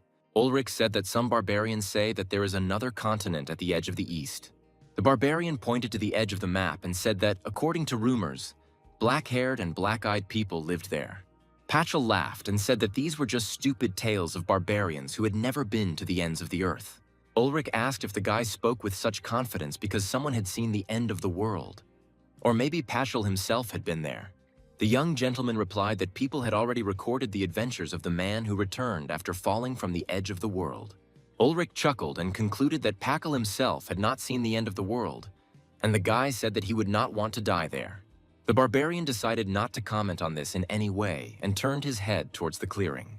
Ulrich remembered his tribe living beyond the heavenly edges, where, according to legend, the second end of the world should be. The barbarian asked Patchell what they wrote in the books about the heavenly mountains in the west. Ulrich was very interested to hear what was written about his homeland in this world. With a confident face, Patchell said that beyond the heavenly mountain there was also nothing but an endless cliff that was impossible to cross. Ulrich laughed and asked if the guy was really so sure about it. And in the meantime, their conversation attracted Sven, who began to listen to them. Patchell continued to boast about the number of books he had read, and Ulrich rose to his feet and said that he now understood everything. The barbarian said that if he wanted to know everything about this world, he would have to go to every point of it and see everything personally. Now Ulrich is absolutely sure that books and legends are lies. Patchell became a little quiet and looked at the barbarian with incomprehension. The young gentleman thought that Ulrich's words were connected with the fact that he did not believe him. Patchell took offense and turned away, thinking that arguing with a stupid barbarian was useless. Ulrich left the boy and told him to rest, and tomorrow they would talk about the capital they were heading to. Finally, the barbarian turned and asked if Patchell had even been there. The young gentleman became angry and said that he was, because Hamel is the capital of the empire and the center of civilization, so all roads lead there. After a while, only Ulrich and Sven remained near the fire, but the southerner still did not dare to start a conversation. As Ulrich undressed for bed, Sven said he had always wondered where their captain was from. The man noted that the barbarian's manner of speech did not resemble that of either the southerners or the northerners, or indeed any people he knew. Ulrich was sorting through his things, standing with his back to Sven, but he was still listening to him, so he asked him to get closer to the point. The southerner wanted to ask directly whether the guy really came from the west, but before he could finish speaking, Ulrich turned and conspiratorially motioned for him to remain silent. However, this was enough for Sven to be convinced that the guy really did come from the west. The Celestial Mountains are unknown lands that the Empire has not yet reached, so no one knows if there is anything there at all. However, now the Western barbarian himself is sitting in front of Sven, which makes the man laugh. For a long time, the southerner could not understand what was bothering him. However, now he realized that the person in front of him was a man who had come from the other side of the heavenly mountains. The next day, the group set out again, with Ulrich, laden with luggage and a broad smile on his face, dragging Patchell along behind him. Filion tried to support the young gentleman and said that the border was only a short distance away, and after that, the road would become easier. Ulrich watched as the boy struggled to move on. The barbarian admitted that he was wrong about the guy because no matter how much he complained, he still continued to go to the end. After some time, Ulrich noticed that the guy was completely exhausted, so he ordered his men to make camp at this place. The barbarian dropped most of the load to the ground so that he could rest. Filion was surprised by how the mercenary captain was able to spread his good spirits. Ulrich's strength sets an example for others, but he doesn't act arrogantly. It's clear that all the mercenaries respect him, so Ulrich helps those around him without asking any questions. At that moment, the mercenary captain noticed something in the distance and called out to Donovan. Ulrich silently peered into the dense forest and listened to the sounds of nature. The guy turned slightly without taking his eyes off the forest and said that it was time to get ready for battle because they were being tailed. Donovan looked skeptically in the direction Ulrich had been looking all this time. The brunette didn't notice anything suspicious, but remembering the captain's amazing eyesight, Donovan didn't argue. Donovan immediately walked among the mercenaries and gave everyone the signal to prepare for battle. As he put on his protection, Goyle asked if it was strange that the tail had approached them so quickly and unnoticed. Donovan helped his brothers get ready and said that it was indeed strange, because judging by Ulrich's words, the pursuers were already very close. Sven put the helmet on his head and asked what Ulrich himself thought about it. The southerner understood that this could not be the army of the port city, because they would not have managed to get even halfway there. Ulrich agreed with this, especially considering that they themselves were keeping a very fast pace. The mercenary captain already had an idea of what might be going on. Looking towards Patchell, Ulrich said that the guy already had someone on his tail, even before arriving in the port city. The barbarian knew that Filion would not have kept silent about such a detail, so the man most likely did not know about it. Ulrich decided that it would be better to meet his pursuers face to face.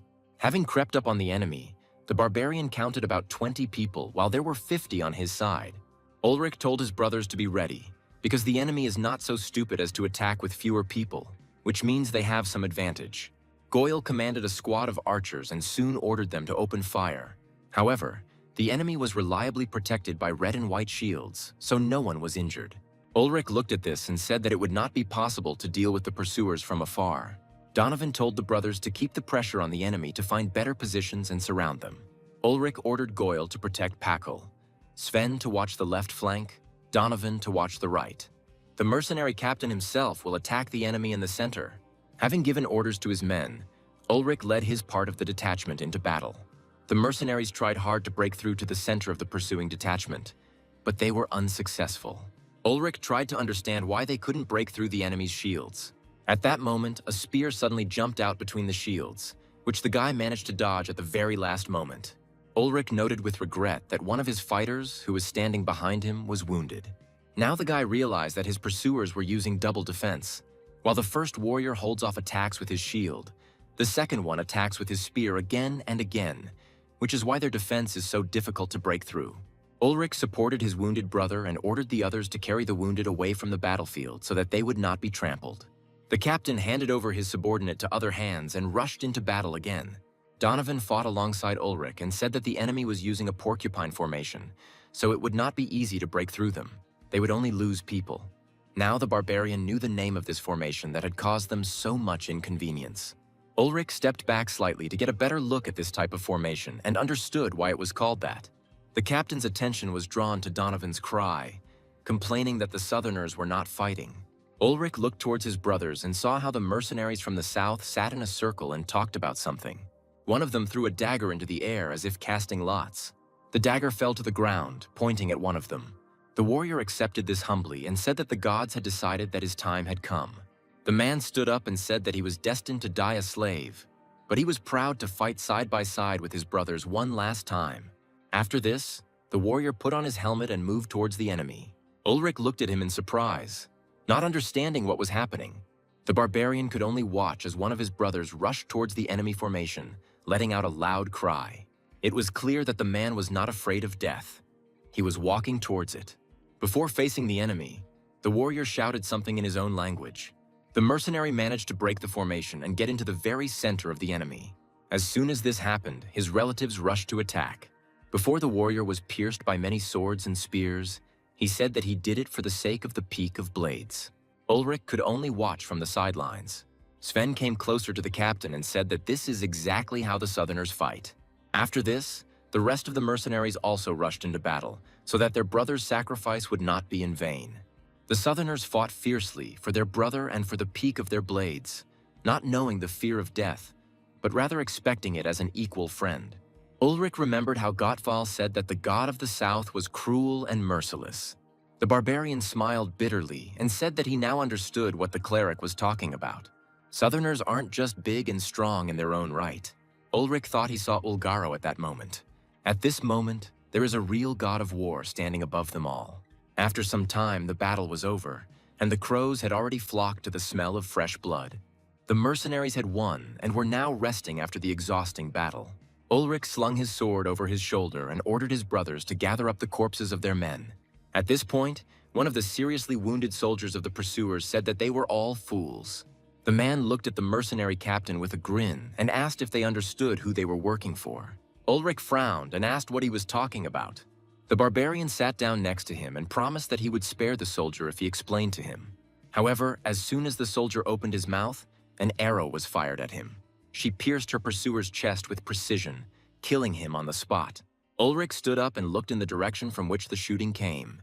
Filion held the bow in his hands and didn't even bother to deny that it was he who had released the arrow. The defense attorney justified his behavior by saying that he thought the soldier was about to attack Ulrich. However, the mercenary captain did not believe it. Ulrich walked past Filion with a smirk, as if he was going to let him get away with it. However, the next moment, the guy ordered his men to seize all of the young master's companions and force them to their knees. Filion began to panic and reminded Ulrich that he had sworn on the sign of the sun that he would not betray them. The barbarian sat down opposite the man and said that the protector had broken his oath first, but Filion continued to deny it. Ulrich said he would give the man the right to speak, so he should use it wisely. However, Filion continued to deny that he had been deceiving the mercenaries all this time. A few moments later, Donovan dragged the young gentleman by the hair, who begged Sir Filion to save him. Donovan held a dagger to the young gentleman's throat and said that if they did not tell the truth, he would cut out the boy's tongue. Filion realized that they had no other choice, because the most important thing was the safety of his master. The protector bowed his head and said that the boy's name was Varuka Anu Porilkana, and he was the sole heir to the kingdom of Porilkana. Donovan immediately let go of the guy, but he began to shout that they did not dare behave like that and should immediately fall on their knees before him. However, Ulrich quickly cut off his screams by kneeing the air in the stomach. The barbarian told the prince that they were currently talking with Filion, so they should remain silent. Donovan said they should kill them all because they were interfering with the king's affairs.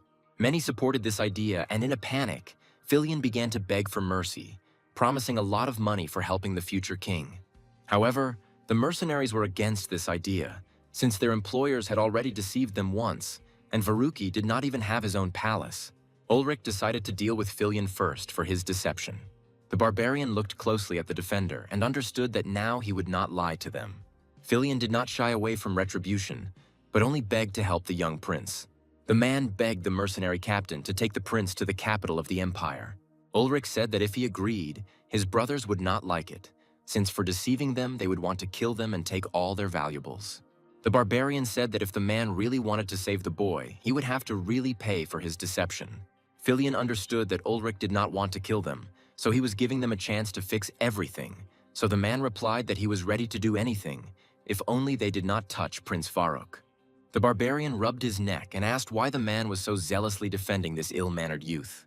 Filion replied that Varuka was the future ruler of his country, and that was enough for loyalty.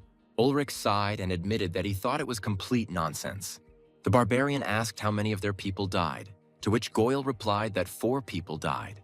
Ulrich asked Filion which hand he would choose, and the defender replied his right.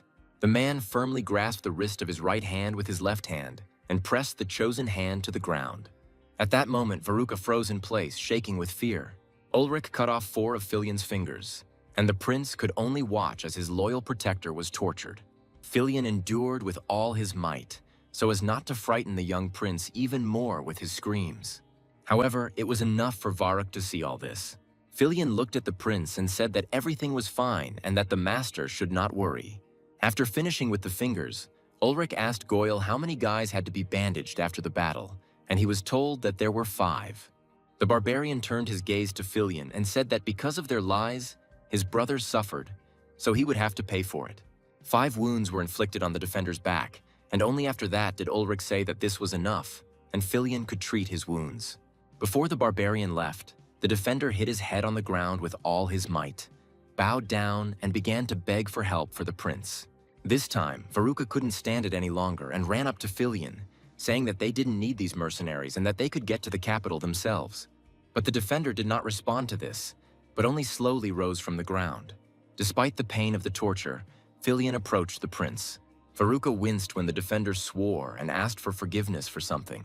After this, the man hit the prince on the cheek. Varuka just recovered from the blow, looked angrily at Sir Filion and asked what right he had to do this. However, instead of answering, the defender hit the prince again, but on the other cheek. The boy fell to his knees, and his eyes fell on Filion's hand, with his fingers cut off. The defense attorney said it was time for the guy to face the truth, because even if he gave himself up to be torn apart, it wouldn't help them reach the capital alive. Ulrich watched from the sidelines as Filion lectured the prince for his behavior. The mercenary captain approached his brothers and said that he wanted to draw up a new treaty and asked their opinion on this matter. Opinions were divided, with some wanting to continue accompanying the prince for a reward, but to find out why he was being pursued, while others wanted to simply kill them and take everything they had with them. Varuk wiped the blood from his face and, eavesdropping on the mercenaries' conversation, thought that at this rate they would kill him. The boy looked at his hand and saw in it the tooth that Sir Filion had knocked out. However, this time Veruca thanked the man as it helped him come to his senses. The prince rose from the ground and walked closer to the mercenaries who were deciding his fate. This time, Veruca introduced himself to the mercenaries, attracting their attention. The guy said that he is the heir to this kingdom. Veruca revealed that Duke Garamati, a member of the royal council and his uncle, also desired to take the throne. The king has been unconscious for a year now, so when the prince turns 16, he will become the new king, but the duke wants to kill him before that time. This is why Veruca must reach the capital of the empire in one piece. The prince said that when the empire held its coronation ceremony, he would receive the support of the imperial army, so the duke would no longer be able to do anything to him. Ulrich thought that, in essence, their task had hardly changed at all, but the scale had become different, because now they were involved not in the affairs of a noble family, but of an entire kingdom. Veruca said that after the coronation, he would become the sole ruler of the entire empire. In the name of the sun god, the prince swore that he would reward the mercenaries worthy of the king of Porilkana. Ulrich chuckled and asked his men if they had heard the future emperor's promise. After some time of discussion, almost all the mercenaries agreed to continue their journey, and those who were against it surrendered under the persuasion of the brothers. Veruca stood aside and thought only about the fact that Filion had broken his oath, which meant he was destined for eternal suffering. The prince clutched the medallion in his hands and asked the sun god to have mercy on his subject and take into account his sincere loyalty. By then, Filion had finished treating the wounds and returned to the prince. The defender put his hand on the guy's shoulder and praised him for his work. Veruca turned to Sir Filion and promised to reward the man fully for his service. The guy said that he would not allow the man's soul to suffer after death and swore this in the name of the sun god. Filion took the prince by the hands and said that only those who do not trust each other's words swear by the name of the Lord. The defender carefully held the boy's hand in his hands and said that he trusted him completely. In response, Veruca said that he swears by his name. As evening approached, the wounds on Filion's back were still bleeding, but the prince's attendant said it was nothing serious. The defender understood that Ulrich had only cut his flesh, but had not even touched the muscles, as if he had done it on purpose. Filion didn't understand why the mercenary captain had exposed their lie, even though he had clearly planned to continue the mission. The defender saw his friend perk up and immediately realized that someone was coming towards them. Ulrich stood to the side of them, his shoulder pressed against a tree. The barbarian sat down on a nearby rock next to Filion and told him to eat more meat, as the man had lost a lot of blood. The defense attorney smiled and said it was strange to say that to the man who had cut off his fingers, but he was grateful to Ulrich. The barbarian said that he understood why they lied to them, because if everything had become known from the start, they would not have taken on this task. Ulrich said that the man did everything right, because if he hadn't lied, they wouldn't have gone so far. The barbarian looked at Filion's mutilated hand and asked him not to hold a grudge against him, because he could not act otherwise. Ulrich said that his brothers would have torn both the protector and the prince to pieces, but Filion already understood this, so he did not hold a grudge. After a few moments of silence, the defense attorney asked if he could ask the guy one question. Ulrich grinned and asked if the man would ask if he refused. However, Filion realized that it was a joke, so he asked why the mercenary captain decided to reveal this lie to them, even though he knew the consequences. Ulrich replied that he would like to continue the mission because he wanted to see the capital of the empire in person. The barbarian also really wanted to see the ruler of the whole world, the emperor. Ulrich expected to see many amazing things in the capital. Filion watched in amazement as the barbarian spoke his thoughts with such enthusiasm and ease. Ulrich had already seen how big the castles of nobles and ordinary kings were, so he could only imagine how big the emperor's castle was. However, Ulrich said that despite all this, he would not deceive or betray his brothers because of his own greed. The barbarian stood up and said that he had uncovered Filion's lie and decided that his brothers should know about it. The defender looked after Ulrich and thought that this man could be trusted, but he was a man of his word who acted according to his own honor. Filion chuckled and said that the barbarian was much closer to God than he who had broken his oath. The man said it was funny to have respect for the man who cut off his fingers. The next day, the group set out, and Filion told Ulrich that the kingdom was currently under the rule of Duke Garimati. Although the duke is now king, he has no legal right of inheritance. The one walking behind Varuk said that this is why he is the rightful heir to the throne. Ulrich said that they were using two complicated words, because the strongest one still becomes king. Filion said that if that were the case, it would be a nightmare. But the barbarian didn't understand why the man thought so. The defender said that if the old king died, all the lords would fight to the death for the throne, which is why it is necessary to choose an heir by kinship. Ulrich said the lords could meet in a fair fight one-on-one, but Filion said that was how only savages settled matters. The defender said that to become a king, a man must have an aristocratic mind. After these words, Ulrich looked skeptically at Varuk, who was walking behind. The barbarian pointed his finger at the prince and asked whether this whiner, who only knew how to yell out of turn, possessed an aristocratic mind. Varuka began to scold Ulrich again, calling him rude, but the barbarian only laughed at this. The prince said that he would have killed them all if he had not sworn in the name of the Lord God. Filion watched the prince leave and said that the guy was really trying. Ulrich said that he sensed a strong spirit in Varuk, and the defender noted that the prince was very similar to the previous king. Filion explained that Varuki's sister, Princess Demea, grew up with a strong and powerful character, and that living with her, the prince involuntarily became like her. Ulrich asked if it was dangerous to leave the princess and the kingdom to the enemies. Filion smiled and said that Duke Garamati would never attack the princess, but the barbarian did not understand where such confidence came from. The defender said that women cannot take the throne. At that moment, Goyle called out to Ulrich and told him to come and look at the herd of horses that they had noticed in the distance. After a while, Goyle, Sam, and another mercenary watched as the prince's entourage tried to keep the black horse in place. Goyle was betting that Varuki wouldn't be able to ride the wild horse, while Sam, on the contrary, was confident in the prince. Meanwhile, Ulrich approached and asked what was going on. Goyle told the captain that the prince wanted to catch the horse and ride it, but the wild animal simply would not obey. Ulrich bet 300,000 that Varuki would be able to saddle this horse. Goyle said that even if the barbarian was their captain, they would not return his money. But Ulrich no longer cared. He watched the prince approach the horse, which was held by several people. The prince's companions asked him to be careful, but he ordered them to release the ropes, saying that everything would be fine. Varuka looked closely at the horse with a slight smile on his lips, as if showing that he did not intend to harm him. After a few moments, the boy was able to approach the horse and pet it, saying that everything was fine. Varuk stroked the horse's muzzle and said that he would not harm him, but only wanted to be friends, and the horse seemed to listen to him. Those who bet on the prince's success rejoiced at his victory, while others looked on in surprise. Filion told Ulrich that in the kingdom, Varuka was a famous lover of horses and horse riding, so he handled a horse better than any other rider. Meanwhile, Varuka had already managed to saddle his horse, which did not run away from him. The prince clung to the black horse and named him Kilios.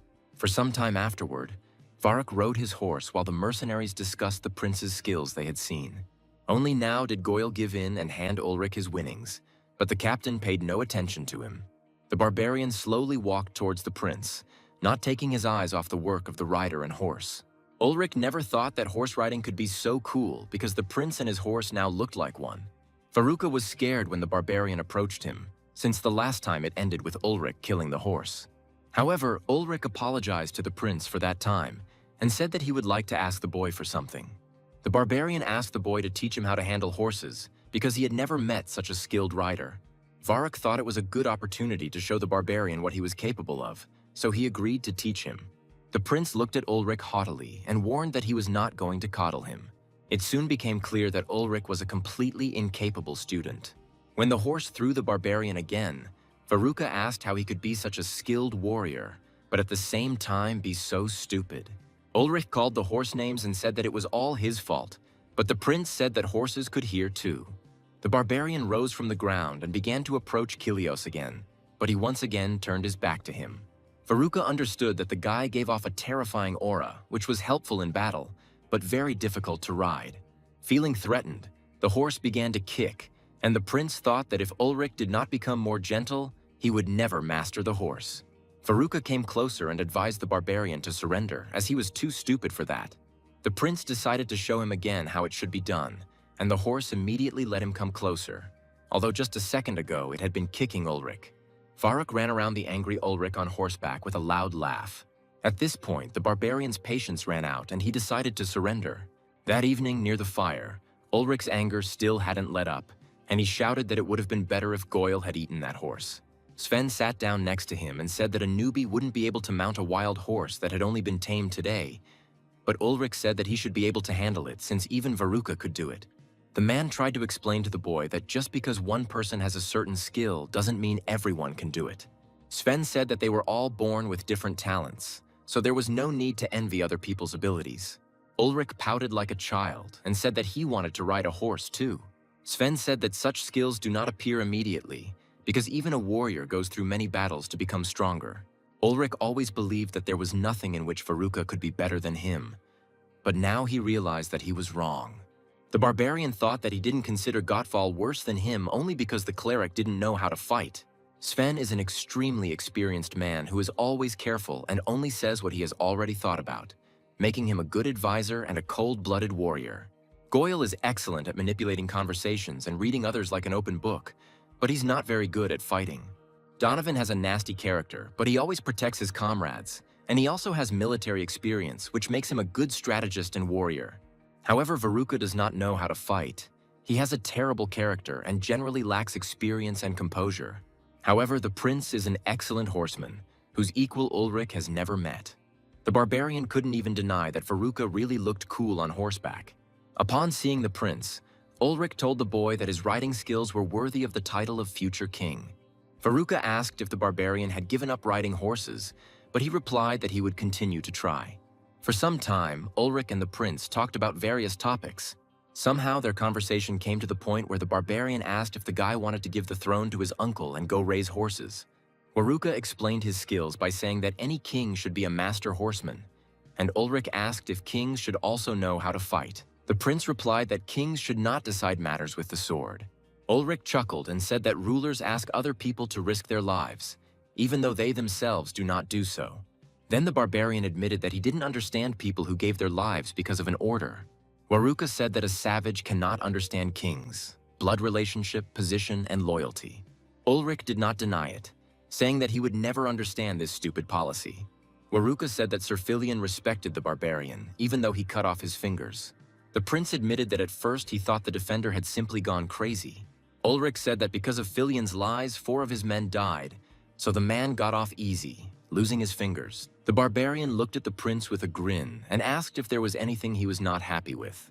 Veruca answered negatively and promised that when he became king, he would reward the mercenaries adequately and would not punish Ulrich. The prince sat on Kilios and said that the barbarian should think about his future reward. Veruca assumed that Ulrich wanted a lot of gold and silver so that he could return home a rich man. After this, the prince rode ahead on horseback, leaving the barbarian to think about his words.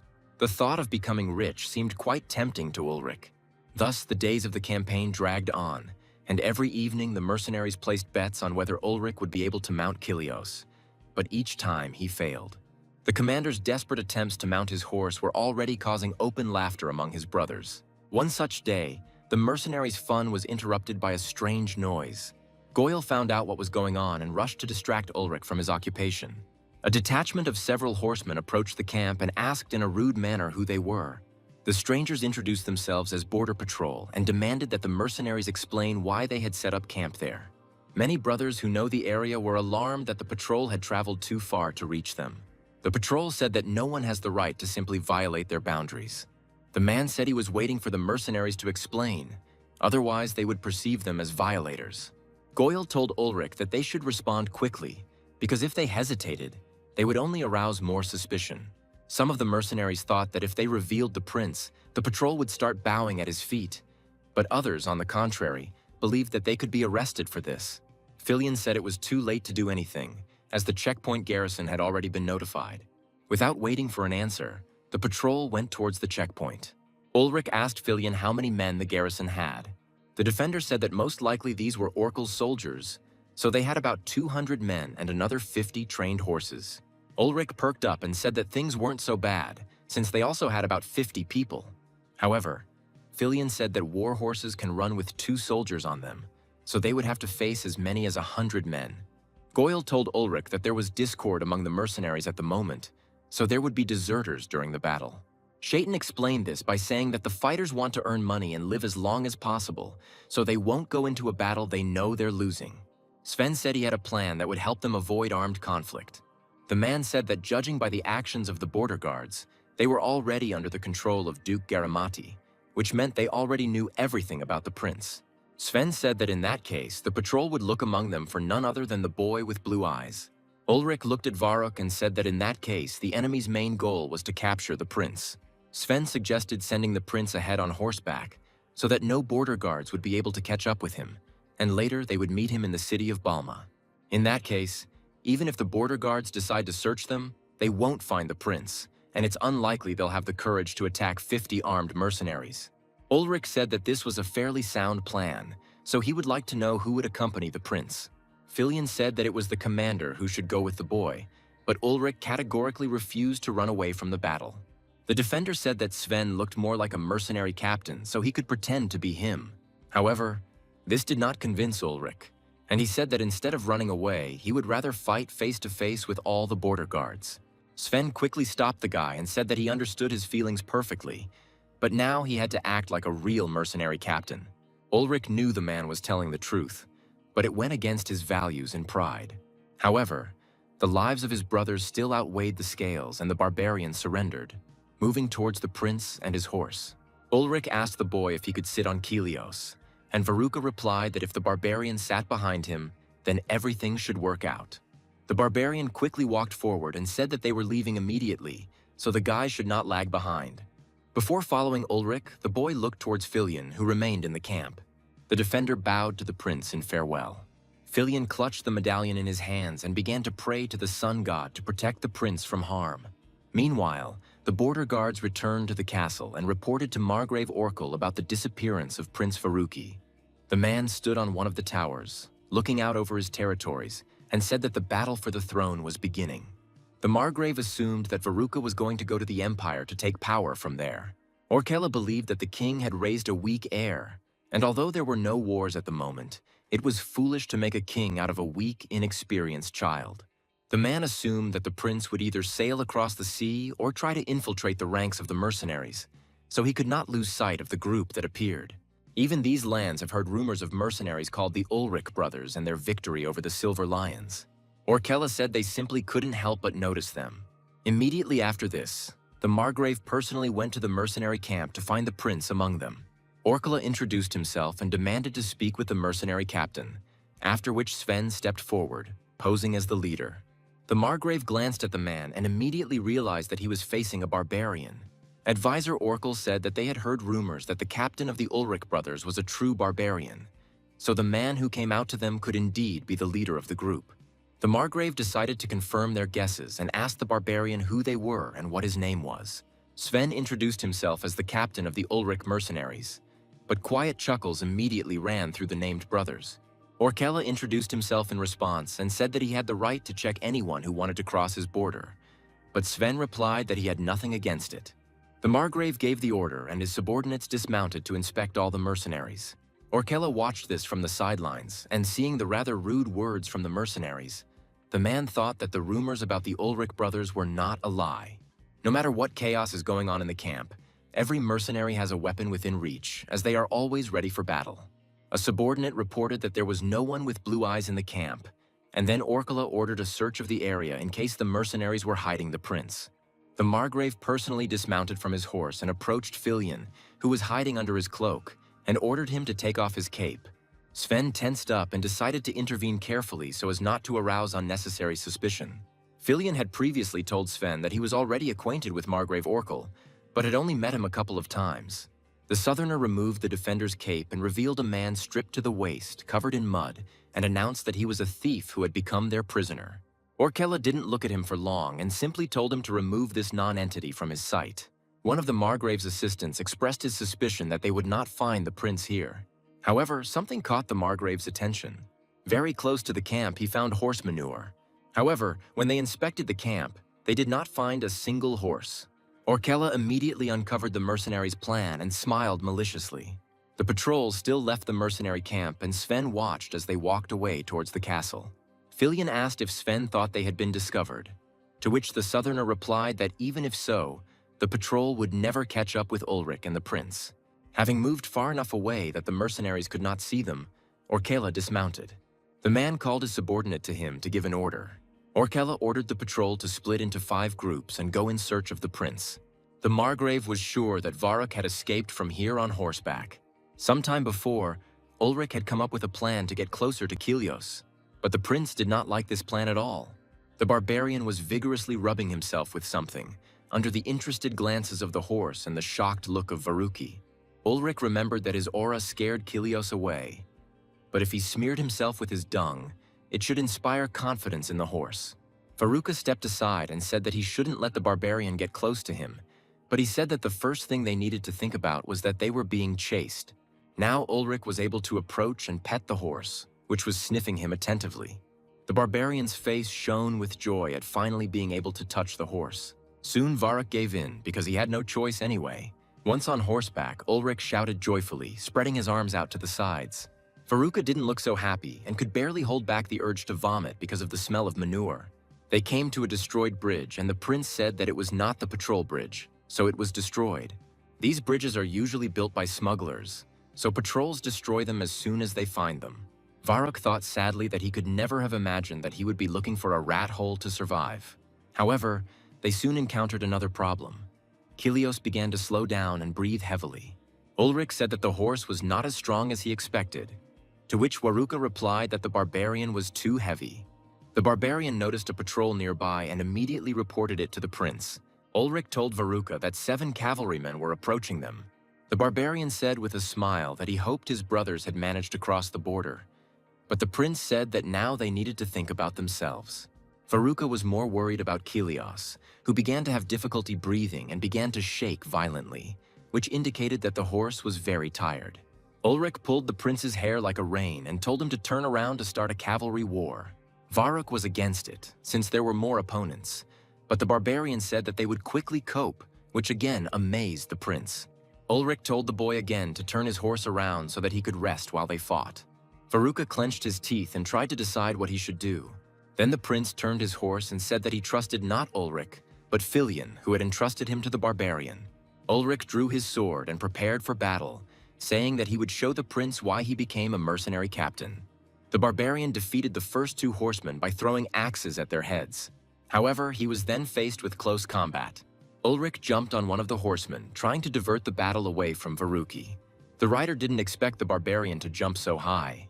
The enemy was confused by such maneuvers, and therefore opened itself up to attack. Ulrich did not lose his vigilance and continued to kill his opponents one after another. His skills made the riders nervous, as if the advantage of fighting on horseback was no longer there. Ulrich frightened the horses with his abrupt movements, causing the riders to lose concentration. At some point, the barbarian shouted at Varuka to act. The riders turned their gaze to the prince, expecting something from him. However, the guy became confused and panicked, not understanding what they wanted from him. Taking advantage of the horsemen's hesitation, Ulrich attacked them again. The barbarian struck with confidence and precision. Varuka just watched this from the side and couldn't believe his eyes. For a few moments, the prince wondered if a man was capable of what Ulrich was doing. Soon, all the pursuers were killed and the barbarian headed towards the prince. Ulrich chuckled and said they did a great job. On their way, they met a couple more patrols, but they were all defeated. But the news still reached the Margrave. Orkilla didn't understand why they didn't capture the prince, but his subordinate said that the prince was with a real monster. The Margrave was very angry and said that he would then lead the people himself. After some time, Ulrich and Varuka were able to find a surviving bridge, so they could cross it and destroy it so that their pursuers could not reach them. The prince urged the horse to go a little further, because they were almost there and all that remained was to cross the bridge. However, Kilios' strength was running out, and the horse fell to the ground, breathing heavily. Varuka sat down next to the horse and tried to make him stand up, but to no avail. Realizing this, the prince stood up and clenched his hands into fists. Without saying anything, the boy walked across the bridge while Ulrich asked if Varuka would really abandon his horse that easily. The prince ordered him to be silent, saying that he did not want this, but he had no other choice, because the horse refused to move. At that moment, they heard a ringing sound in the distance, which indicated that the pursuit was already close. Varuka rushed forward across the bridge, saying that they should hurry, but Ulrich remained in his place. The guy didn't understand why the barbarian wasn't moving and tried to hurry him up. Ulrich turned around and said that he had to take Kilios because he really liked this horse. The barbarian approached the horse and crouched in front of him. After this, Ulrich threw the horse's front legs over his shoulders, lifting him up. The barbarian's thighs shook with tension, but he was not about to give up. Gathering his courage, Ulrich stood up, lifting the front part of his horse behind him. The barbarian dragged his horse across the bridge and said that when he saw someone as strong as Kilios, he could not help but respond with his own strength. Ulrich's face twisted with tension, and the capillaries in his eyes burst.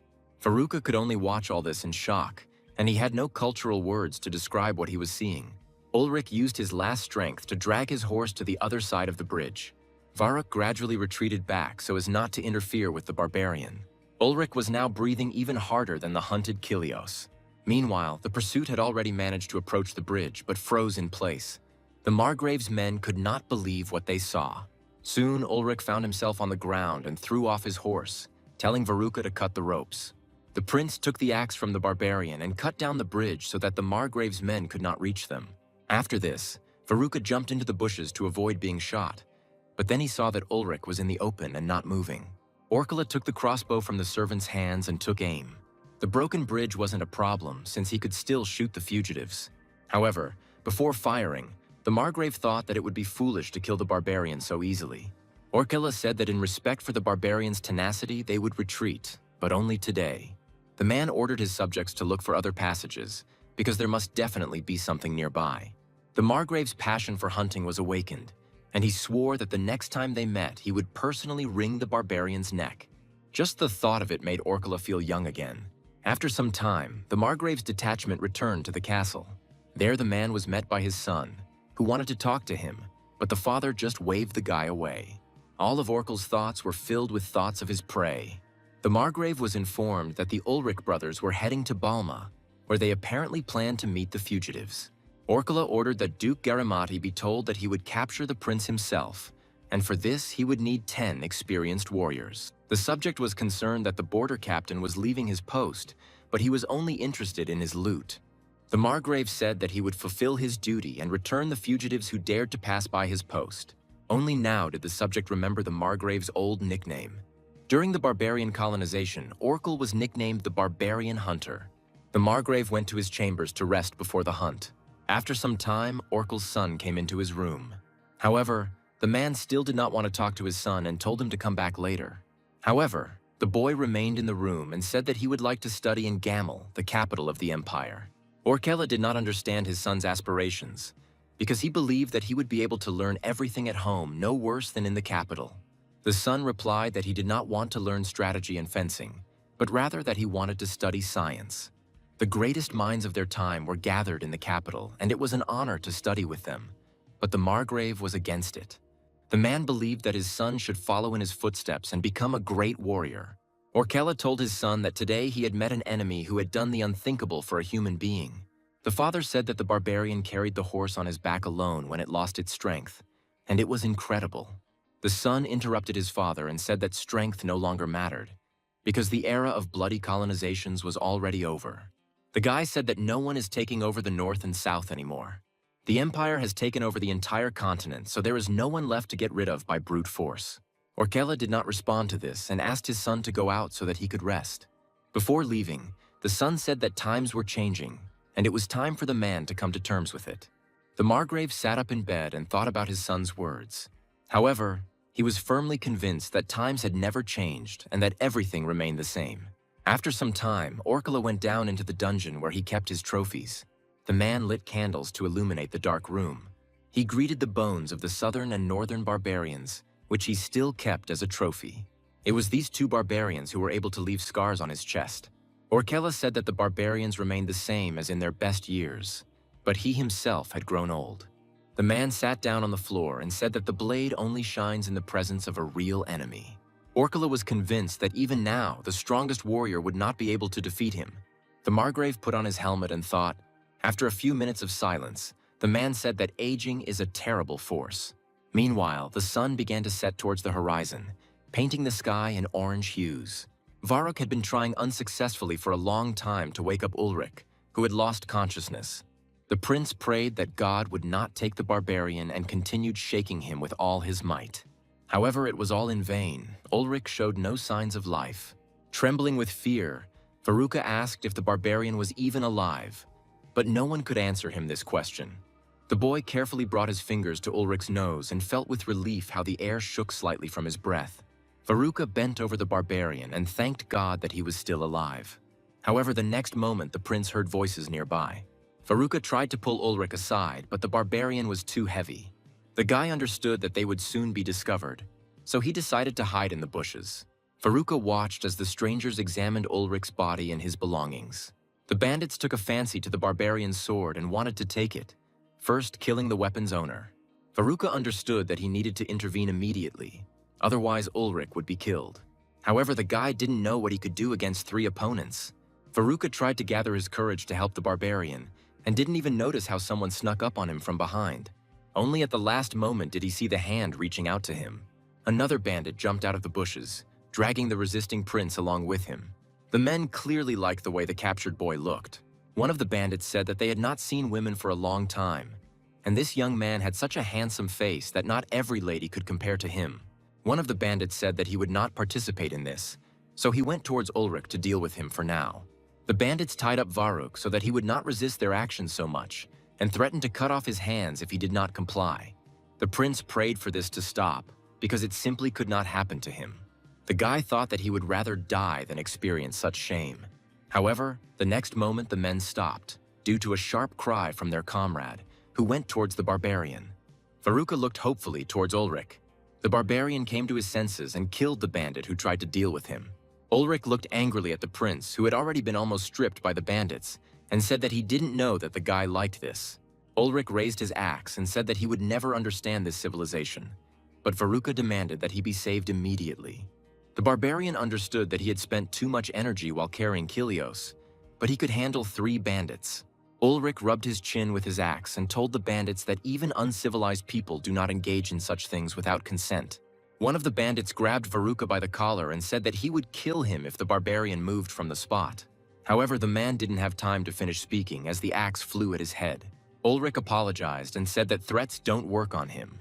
Then the barbarian grinned and said that if Veruca died, it would only be more fun. Ulrich promised that in this case the bandits would die 3 times more painfully. After some time, the barbarian dealt with all the bandits. Ulrich tiredly stretched his muscles and sighed. The barbarian sat down on the ground and said that he would no longer drag horses, because now it seemed to him as if he had lost a year of his life. The boy's rest was interrupted by Veruki's demand to release him. Ulrich only laughed at the prince's shabby appearance and regretted that the others would not be able to see it. Towards the morning, Veruca stood up from his seat and asked if Ulrich could move. The prince said that it was still 2 days' journey to Balma, so they should set out now. As Ulrich stood up, Veruca asked if everything would be okay with the other mercenaries. The barbarian replied that they were unlikely to be attacked because they would not be able to help these people catch the prince. Veruca said that they had crossed the borders, so now they could not be pursued by all forces, but would be searched for in small groups. Ulrich walked forward and said that they should go on foot so that Kilios would not waste his strength. After a few hours of travel, Veruca asked if all the warriors of Ulrich's tribe were so strong. The barbarian chuckled and said that in his tribe everyone was roughly equal. It was just that he had grown up a little stronger than the others. Veruca asked if there was something special about the boy's diet, or if his parents were the same, but Ulrich said that he didn't have parents. The barbarian said that the tribe found him when he was walking alone in the area. Ulrich thought for a moment and said that perhaps it was the people who found him who should be called his parents. Varuk felt awkward and already regretted asking this question. Ulrich decided to change the subject and asked if the prince had been to the capital and if he could tell him about it. Veruca replied that he had been in the capital as a child with the viceroy. The prince was about 10 years old, but he still remembers those views and the huge number of tall buildings. Varuk admitted that when he first saw these buildings, he thought that they were built by giants, not people. The prince said that compared to the capital, the rest of the world could be considered uncouth barbarians. Ulrich listened attentively to the boy's story and wondered whether the capital was really so incredible. The barbarian thought that his brothers would not believe him, just as he himself could not believe in the existence of the ocean until he saw it himself. The world is so big, so its people must expand their perception.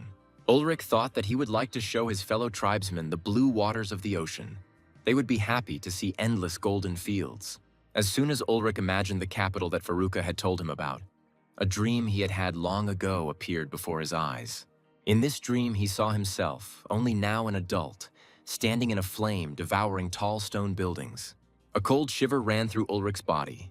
Veruca noticed that the barbarian was not listening to him, so he shook him on the shoulder, getting his attention. Ulrich stepped forward a little and said that it was time to make a stop to rest. Veruca felt the sharp change in the barbarian's mood but did not resist. When the sun set, the barbarian and the prince settled down for the night. Veruca said that if his sister Damea saw them now, she would burst into tears, and Ulrich noticed that the guy often mentioned the princess. The prince said that there was nothing strange about this, because he cared for her like no one else, and promised that when he became king, the girl would never marry for convenience.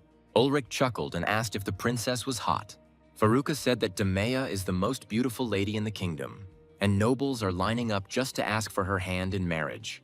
Ulrich asked what kind of hair and eyes the girl had, and not noticing the barbarian's sly grin, the prince said that she was a blue-eyed blonde. The barbarian went further and suggested that the girl had a simply stunning figure, and Veruca confirmed this without a second thought. However, the next moment the prince realized what exactly Ulrich was thinking, and it made him blush and scream. The barbarian, in turn, stood up and walked toward the forest, thanking the prince for the fact that now he had something to do that night. Veruca realized what Ulrich was going to do and understood that he himself was to blame for it. However, he could not hold back his angry cry. After a while, Ulrich returned and sat down next to the pouting prince, who seemed to have no intention of talking to him. However, soon Veruca began to talk. Ulrich said he thought the boy would never speak to him again. The prince was silent for a few moments, thinking about something. Veruca pressed himself against Ulrich's side for warmth and asked if they were really going in the right direction. The barbarian fell to the ground and said that no matter where they went, the guy would never get lost with him, so there was no need to worry. Ulrich told the prince to lie closer so that his body would not lose heat, after which they covered themselves with one cape for both of them. Veruca said that he was cold, but the barbarian did not allow them to light a fire as they could be discovered. For a while there was silence, broken only by the sounds of the forest. Veruca said that when he becomes king, he will punish all traitors.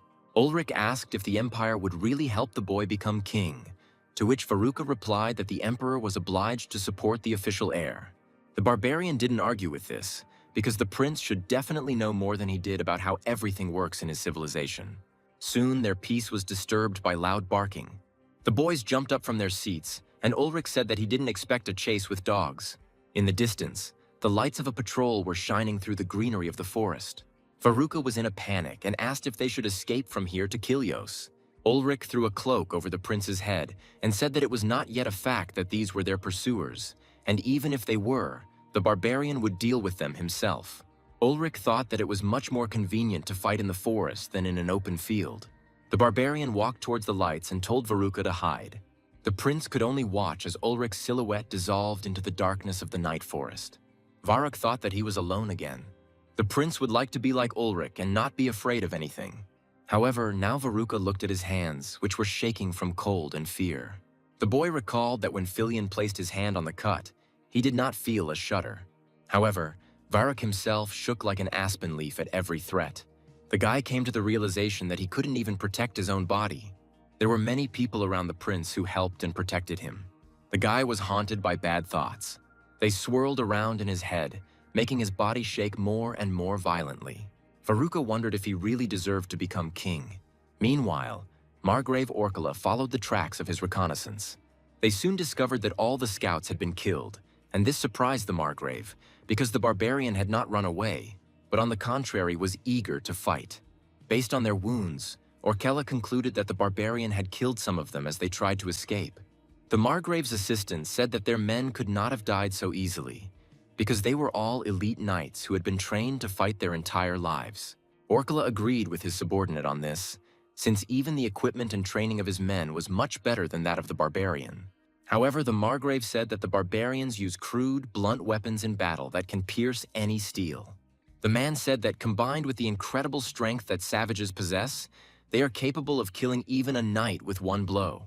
The Margrave reached into his man's pierced armor and noted that the blood on his hand was fresh. Orkala ordered the dogs to be released, as their target could not have gone far. The assistant agreed that hunting the barbarian was important, but capturing the prince should be their first priority. If they cannot find the prince, he will come to the emperor and take the throne, declaring them all traitors. The Margrave asked if the assistant really believed that the hunt had captivated him so much that he had forgotten about the main goal. Orkella said that Prince Veruca was incapable of doing anything on his own, so capturing him would be easy once they killed the barbarian who was protecting him. The assistant apologized for his inappropriate instructions, but the Margrave did not take offense at him, saying that he understood his concerns. The man assumed that people were already whispering behind his back that he had gone crazy. Orkella asked for understanding, as it was very difficult to endure the hardships of war while maintaining sanity. When the Margrave was an ordinary knight, he was often sent to barbarian lands, where he lost not only vassals, but also his comrades. That is why Orkella could not allow the barbarian to join their civilization. The Margrave said that in the modern world, many people say that barbarians are ordinary people, and that ordinary soldiers have become villains. Orkella was proud of his nickname, the Barbarian Hunter, and did not consider it something shameful, but rather an honorary title that he had honestly earned. The man killed barbarians, but he did it in the name of their kingdom and civilization. This is why the Margrave is angry that the Emperor now calls barbarians the same people as the Imperials. The assistant saw that Orkella was starting to lose his temper, so he hastened to calm him down. The Margrave stood still for a moment, then said that the Emperor had only seen barbarian slaves, so he would never know what they were really like. Orkella said that all the soldiers who came here with him had never seen real barbarians. The man believed that after so many years of peace, they had forgotten the true face of the enemy, so they would greatly regret it when they met a real barbarian. Meanwhile, Ulrich, sitting in a tree, was treating a wound he received from one of the dogs. The guy's eyes fell on a larger group of pursuers. Ulrich realized that his plan had been discovered, and that was why they were now traveling in groups. The barbarian looked into the distance and realized that if he let these people go further, they would definitely find Veruca, so he would have to fight here. However, there was one problem that was bothering the guy. If he rushes into battle now, he will be quickly killed. Ulrich remembered that brother from the southern tribe who rushed into battle, knowing of imminent death. The southerner was able to use his life as a weapon, for he knew that the peak of blades awaited him.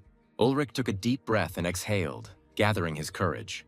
Now the boy believed in the sun god, so he couldn't expect to find himself at the peak of blades. Ulrich gripped the sword tightly in his hand, mentally preparing for battle.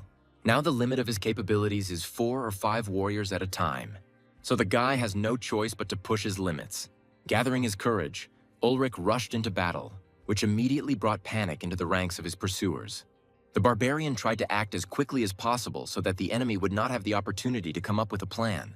However, Ulrich still couldn't help but notice that the warriors were acting in a coordinated and fast manner, which indicated that elite warriors had been sent after them. Even despite this, the guy acted clearly and quickly.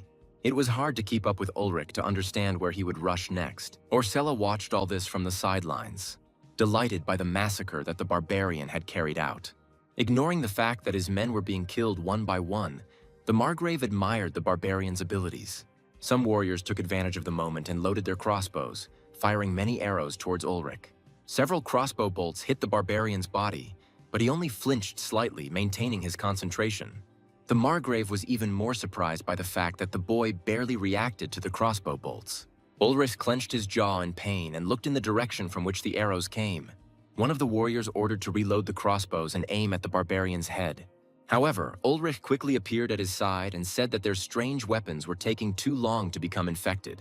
The Margrave's assistant was in a panic as he watched the battle. He understood that if they attacked as a whole crowd, they would easily kill the barbarian. However, all the assistant saw was how their soldiers continued to die one after another. The man watched the barbarian and tried to understand what the problem was. At some point, the assistant realized the reason why they were losing. Ulrich instilled such fear into the warriors' minds that they were afraid to approach and attack first. They lost all their advantages in a matter of seconds, to one single person. Now the assistant understood what his master meant when he spoke of a real barbarian. However, it was already too late for him, because Ulrich was already heading towards him, instilling terrible fear in him. Before his death, the man remembered the Margrave's promise that they would regret it when they met a real barbarian. Soon, the entire squad was killed, and Ulrich was left alone in the middle of a clearing strewn with corpses. The guy was breathing heavily, as general fatigue and injuries were still taking their toll. Ulrich's attention was drawn to the laughter and voice of the Margrave, who said that the barbarian was covered in wounds from head to toe. Orkella guessed that half the soldiers had died before the barbarian reached them, frightened by his aura. Ulrich held the sword in his hands with the last of his strength, and it was clear that his body was shaking. This brought a malicious smile to the Margrave's face. Ulrich leaned on his sword, trying to stay conscious. Orkila said that he would not be so easy to deal with, because he had long been accustomed to fighting against the fear inspired by the barbarians. The Margrave was only glad of this, because now the barbarian would not be able to resist. Ulrich thought that he needed to come up with something urgently, otherwise he would die here and now. As soon as Orkila rushed into battle, the barbarian raised his sword to defend himself. The man swung his sword, intending to crush the wounded barbarian with one blow. Ulrich was already thinking that this would be the end of his life. However, the Margrave's attention was drawn to the knocking of the cops, forcing him to stop. A black horse with a rider was running towards them. Ulrich also turned around and couldn't believe his eyes. Varuk made it in time, but he could do little to help Ulrich in this situation. The guy dismounted and ran up to the wounded barbarian, who could barely stand on his feet. Looking at Ulrich, the prince realized that things were bad for them. Varuka surveyed the battlefield and noticed a crossbow lying nearby. The guy rushed towards him as if it were his last chance to survive. Orkila shuddered at the sight of this, as it posed a threat even to someone wearing armor. The man knew he couldn't let the arrow hit him, so he started looking for a shield. Orkila quickly jumped up to one of the dead soldiers and covered himself with his shield. The man thought he heard a shot, but felt no impact, leading him to believe the prince had missed. As he expected, the arrow hit a nearby tree, causing the Margrave to chuckle. The man lost sight of Ulrich, whom he no longer considered a threat. However, the barbarian's cry brought him to his senses. Orkila turned towards Ulrich, but it was too late as the barbarian had gotten too close. The man tried to cover himself with his hands, which were protected by armor. However, the imperial steel cut through his armor with ease. Ulrich leaned on his sword and looked at the Margrave lying on the ground. The man was breathing heavily and bleeding. Ulrich apologized for not being able to kill him in one blow and promised to make it up to him. The next moment, the barbarian hunter's life was cut short. Having pulled all the arrows out of his body, Ulrich collapsed to the ground, exhausted. Remembering that Varuka was somewhere nearby, the guy began to look around. The prince held his head and did not know what to do next, and the barbarian asked him why he had rushed to his aid. However, afterward, Ulrich waved his hand and said that if the boy had not distracted the Margrave's attention, he would no longer be alive. Varuk looked around the battlefield and was amazed. There were many elite warriors here, whom Ulrich killed single-handedly. Standing with his back to the barbarian, the prince said that he himself did not know why he had come. Approaching Ulrich, Varuka said that perhaps he was afraid to hide alone. The prince extended a shaking hand to the barbarian to help him up. Ulrich accepted his help and laughed at the fact that the guy was like a little timid kitten. Varuka said that he meant that he was afraid of remaining a timid kitten who could only hide and shake with fear. Ulrich watched with interest as the prince looked for something. Varuka said that he could not behave like this anymore, because in the future he would become king. The boy found a suitable sword from one of the soldiers and took it. Varuka fastened the sword to his belt under Ulrich's surprised gaze. With shaking hands, the prince put the bloody sword back into its sheath. After that, he looked at his hands for a while, which still hadn't stopped shaking, although everything was already over. The barbarian and the prince reached the camp, and Varuka lit a fire to better treat Ulrich's wounds. However, the light from the fire made it clear that the barbarian was in terrible condition, and that dark circles had already appeared under his eyes from the loss of blood. Soon Ulrich turned his head towards Varuki, attracting attention. The prince saw that the barbarian was only getting worse, because he had received too many serious injuries. The barbarian grinned and asked Varuka to fulfill one of his requests. Ulrich asked that when he died, the prince abandon his body, but cut off a lock of his hair and take it to the top of the heavenly mountain. Varuka was immediately alarmed by this request and asked what it meant. However, Ulrich did not respond to this, losing consciousness. Varuka became frightened and immediately put his hand to the barbarian's chest and tried to catch the sound of his breathing. Realizing that Ulrich was still alive, the guy breathed a sigh of relief. Having calmed down a little, Varuka looked at the barbarian and said that this was truly incredible. The prince said that a saga would be written about this day, which Ulrich would be proud of for the rest of his life. Varuka believed that the barbarian would become as famous a warrior as Fergan Phantom Blade himself. Then the prince thought about what they could say about him. The boy looked at his hands and wondered if he was now worthy of being called king. Varuka believed that he could only be called a coward or a farmer, but he should become a ruler. Kilios, who was grazing nearby, raised his head with interest. Varuka clenched his shaking hands into fists. After this, The guy pressed his hands to his face and said that he was not worthy of this. The next morning, Veruca decided to move on, but he could not abandon Ulrich. The guy made an improvised stretcher from scrap materials and dragged the barbarian to the horse. Veruca tried his best, complaining that Ulrich was too heavy, even though a lot of blood had flowed from him. Soon the prince was able to tie the stretcher to Kelios and stop to catch his breath. The guy kept looking at his hands, stained with blood and dirt. They still trembled and looked little like the hands of an aristocrat. However, this brought a smile to the guy's face. Taking Kelios by the leash, Veruca said that it was time for them to leave for Balma. The next day, the barbarian and the prince reached the city, where mercenaries were already waiting for them. However, not everyone was happy with such a meeting, and the newly joined mercenaries were skeptical about Ulrich's condition. They were talking about how it was time for them to look for a new captain. Filion overheard one of these conversations and reported it to the prince, who did not leave Ulrich's bedside. Goyle suspected that the defender had some kind of idea and asked him to voice it quickly before the others became suspicious. Filion asked what would happen if Ulrich didn't wake up and who would take his place as leader. Goyle said that it was unlikely that he would be recognized as captain, so the choice would most likely fall on either Donovan or Sven. But the latter was not interested. Shatton said that usually no one is against changing the captain, but this time everything is quite ambiguous. Goyle sighed and said that if Donovan became captain, he would have to leave. Shatton didn't want this, so he prayed for Ulrich to wake up. Goyle left the room, leaving Filion to think about what he and the prince should do next.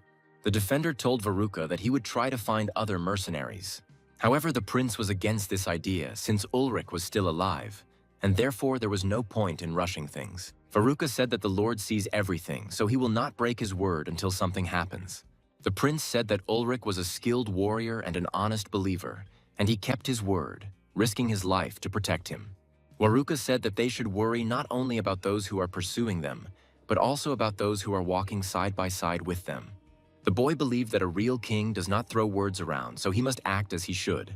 The prince ordered Filion to continue monitoring the mercenaries, and he, in turn, would find a cure for Ulrich. The defender was pleased with this change in the prince and believed that this was the result of true royal blood. Filion could only support his master in his zeal to help Ulrich. Varuk, accompanied by his second knight, set off for the city. The knight asked the master what he planned to do, since even the doctors could not help the mercenary captain. Veruca said that he had read many books about the colonization of the northern and southern barbarian tribes.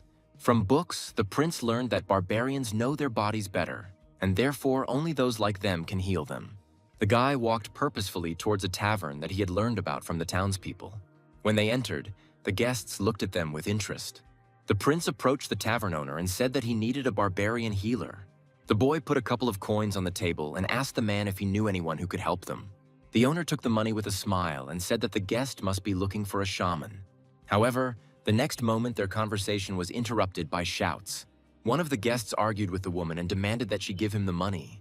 The girl with black curly hair said that she was going to do it anyway. But then the prince caught her attention. The stranger smoothly approached Veruca and asked if he would like to be alone with her. The prince gave the girl a stern look and assumed, based on her appearance, that she was a barbarian from a southern tribe. The owner made the girl bow and said that the girl's name was Juneva and she was a courtesan who would do anything for money. Veruca went towards the exit and said that he hoped that the owner would find them a shaman by tomorrow. After this, the prince and his knight left the tavern and headed towards the inn. After some time, the knight informed Veruca that a barbarian woman was pursuing them. This really turned out to be true, but the prince had no intention of running away from her. Realizing that they were not running away from her, Juneva approached the gentleman. The girl bowed softly and asked if they were really looking for a shaman. Veruca confirmed this, but immediately said that they did not need a courtesan. Juneva ignored his words and said that for barbarians, a good healer is a good shaman. The girl said that the female shaman is able to heal any wound. Juneva smiled and asked if the guy understood what she was hinting at. Varuk decided to take a risk and brought the courtesan to Ulrich's inn. The girl gently ran her hand over the barbarian's cheek, causing him to wake up. Ulrich said that the girl's hands were cold, but he only liked it. The prince said that he had brought a shaman for the barbarian, but he said that the girl looked more like a courtesan. Juneva said that if Ulrich could talk, it meant he was alive, but the prince said that they had not come to talk. The girl said that all their bodies have their own resilience. Juneva leaned over Ulrich and said that he had exhausted his endurance, and the last drop was being dried up by illness. The girl said that this drop would be enough for many people for the rest of their lives, but for Ulrich it was too little. The barbarian smiled and asked if he was really dying. Juniva replied that as long as he was so weak, it would be impossible to overcome the disease. Ulrich looked at the prince and said that it looked like he was dying. The barbarian apologized for not being able to see the boy through to the end, and deeply regretted not being able to see the capital with his own eyes. Veruca looked like he was about to break down and cry like a little child. He grabbed the girl by the hand and dragged her out of the room, saying that he had brought this charlatan here in vain. Juniva followed the prince out of the room, but then pulled her hand out of his grip. The girl pointed out that she had not said a word about Ulrich not being able to be saved. Faruqi's patience ran out and he grabbed Juniva, ordering her to speak directly. The girl said that all that was needed was to restore Ulrich's stamina, and she would be able to make a cure for him in 4 days. Juniva said that the medicine would cost 4 million, but she needed 2 million now. The prince said he wouldn't fall for it and would buy all the ingredients himself. The girl rubbed her cheek and said that she swears to God that she was not lying. Veruca didn't know how one could trust a courtesan, and a barbarian at that. The guy asked the girl if she believed in God at all, since she swears by his name. The girl was about to leave, saying that since the guy didn't believe her, it meant she had nothing to do here. The image of Ulrich, who was dying in the next room, appeared before Faruqi's eyes. The guy clenched his fists, realizing that he had no other choice. Veruca said that he would pay the girl, but only if she cured Ulrich. Juniva demanded 10 million for her services and demanded an oath in the name of God. Veruca kissed his gold medallion and vowed to pay 10 million for Ulrich's rescue. Juniva smiled and said that God had heard the young man's prayers. Meanwhile, Ulrich dreamed that he was once again behind the heavenly mountains in his native lands. His brothers were returning from hunting, carrying their prey on their shoulders. Ulrich lay on the grass, slowly coming to his senses. Seeing his native expanses, the boy thought that his end had come. Ulrich looked at his sun medallion and thought with regret that he had never been able to develop civilization in his native lands. The boy really wanted to tell his tribe about the sun god and reincarnation. Looking at the sun, Ulrich wondered if he would be reborn in a new body and what would happen to his memories then. This did not give the guy any peace, but he could not do anything else. Now his life hung by a thread and depended only on whether Juniva told Varuk the truth. All this time, the prince looked after the sick barbarian. Veruca helped Ulrich, who was on the verge of consciousness, eat porridge. The prince hoped that this would help him cope with the disease. Some time ago, one of the maids brought this porridge to Ulrich's room and said that a lady named Juniva had given the porridge of life to the barbarian. Veruca looked at the plate with anger and thought that this was not the soup he was paying so much money for. However, soon the prince was able to force Ulrich to eat every last drop. When night fell, Veruca went outside and told his knight that they were going to look for Juniva. The prince understood that they no longer had time to wait for a miracle. If Ulrich doesn't wake up, Veruca will have to leave him here. The prince closed his eyes at the thought, as the barbarian became the man who guided him. Veruca had many allies around him who would support the path he would choose. No matter how difficult it is, the prince must throw away the extra weight so that they can keep going. Veruca could not stop, because at the end of this path, the throne awaited him. That is why the prince hoped that Ulrich would wake up soon, because he did not want to leave him behind. Veruca returned to the tavern where he had previously met Juniva, and there the owner met him, informing him that no shaman had been found. The prince said that this was not why he had come, and then asked where Juniva was now. The tavern owner said that since Veruki's last visit, Juniva had not appeared. The prince asked where the girl lived, but the man laughed and said that he had no idea, but most likely he was doing his profession. Before leaving, Veruca asked the tavern owner to contact him if the girl appeared and promised a reward for this. The man said he had nothing to do with it, but warned that something had happened to other strangers recently, so they shouldn't wander around the area. These words made Veruca wary, and he asked what had happened. The tavern owner said that people had been disappearing around the city, and he thought the Bamgu clan was up to its old tricks again. Varuk pulled his hood over his head and walked out of the tavern. So another night passed, and Juniva still did not appear. In the morning, Filion told the prince that they could not wait any longer and had to leave today. Varuk got dressed and asked how the mercenaries were behaving. Filion said the mercenaries were currently choosing a new captain. Since there was too much noise in the inn, Sam shouted for everyone to be quieter and for only those who remained in the group to take part in the vote. Filion looked on from the second-floor balcony and said that Donovan was too dangerous for them because he was quite smart and overly pragmatic. The defender told the prince that betrayal was always to be expected from such a person. If Donovan becomes captain, they will have to take a new oath. But fortunately, the guy seems to be a true follower of the Lord. Varrock looked down at the mercenaries arguing over the captain's position and gripped the railing tightly. Then the prince told the mercenaries that they must continue their journey today. Varrock ordered the mercenaries to choose a new leader, after which he would have to come and talk to him. Donovan chuckled and said that the prince had changed noticeably. Now the question has officially been asked who wants to put forward their candidacy for the captain's position. Donovan stood up and said that he wanted to become a captain since he had been here from the very beginning and he had a lot of military experience. Goyle interrupted his speech and put forward his candidacy. Shaitan said that even though he fought worse than Donovan and Ulrich, with him, the mercenaries would always have money because he would never miss out on profits. Goyle asked if the mercenaries really wanted to follow Donovan and his bad temper.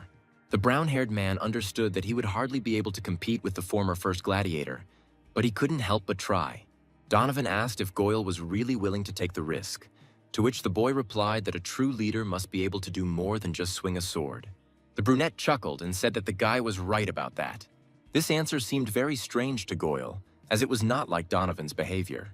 Sam announced the start of the vote and asked the mercenaries to go over to the side of those they were willing to follow. Goyle noted that according to preliminary estimates, their strengths were equal, so he still had a chance to win. Donovan told Goyle that he never liked the guy. Shatton replied that he thought the same, because even when they were gladiators, there was never any friendship between them. Donovan called Goyle a cunning fox and said that he could see through all his plans.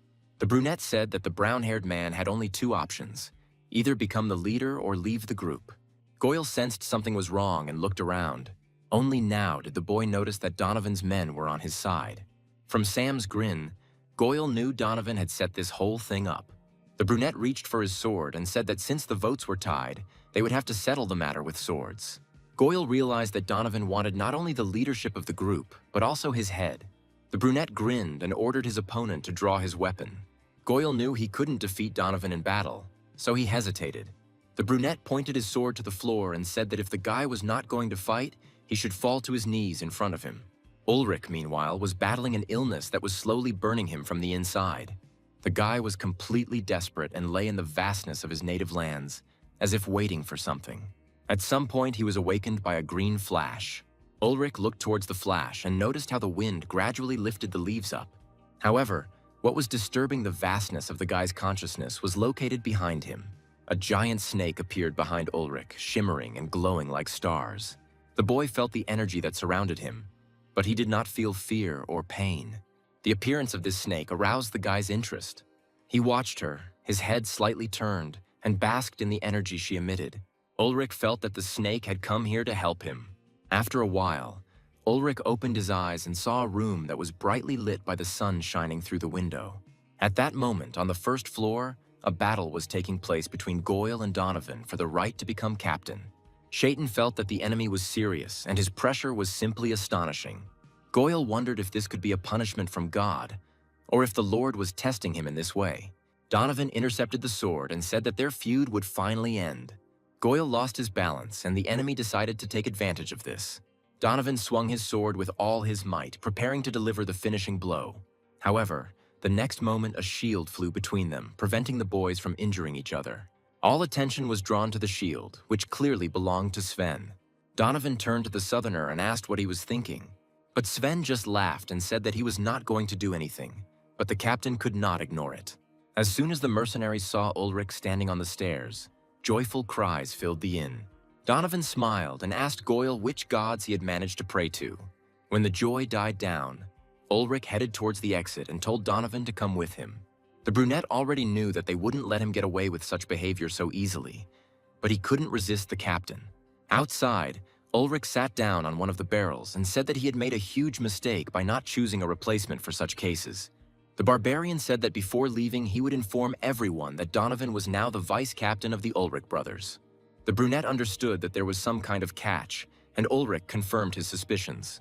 The Barbarian said that the reins of power would pass to Donovan only after his death, and the guy pledged not to kill his brothers. Ulrich said that it wasn't Goyle who was lucky in the duel, but Donovan, because if he had managed to finish what he started, he wouldn't have gotten away with it. The brunette asked if the Barbarian was really going to threaten him. Ulrich stood up and said that these were not threats, but simply a warning, so this time should be the first and last. The barbarian walked past Donovan and said that if this happened again, they would speak the language of blood. The brunette got angry and reached for the hilt of the sword. However, he never did, simply admitting his defeat. As the mercenaries were about to set out, the city guard stopped them and demanded that they undress for an inspection. Ulrich asked the brothers what this test was, and Sam replied that the guards were looking for snake tattoos, since people had started disappearing again. The barbarian immediately remembered the barbarians with whom he had once fought in the forest. Those who had already been checked were released, but the check dragged on. Varuka approached Ulrich, who was sitting to the side, and said that they would be delayed due to the inspection. Ulrich had already been told of everything the prince had done for him, so he thanked Varuka for saving him. The prince smiled and said that it was not worth thanking, since it was not yet clear whether the medicine had helped the barbarian. Varuka said that Juneva never came to collect her reward, so she was most likely a charlatan, and Ulrich supported him in this. The guy's conversation was interrupted by shouts from the main square. The city's inhabitants mocked the captured pagans and wished them death for eating children. One of the pagans shouted that the executioners would only be able to kill their shell, but that was far from the end. Ulrich stood up, listening to the words of the pagans about how a snake only becomes stronger after it sheds its old skin. The barbarian asked the prince what they were talking about, but Varuka said that he knew little about the snake cult. The prince recalled that according to the snake religion, a person dies and is reborn in a new body in another world. Varuka was clearly disgusted by the snake religion and said that these people were unlikely to go anywhere. A joyful cry arose in the main square, for the time had come to begin the beheading of the snake-like pagans. Ulrich turned his gaze to the balcony where all the captured pagans were herded together and froze.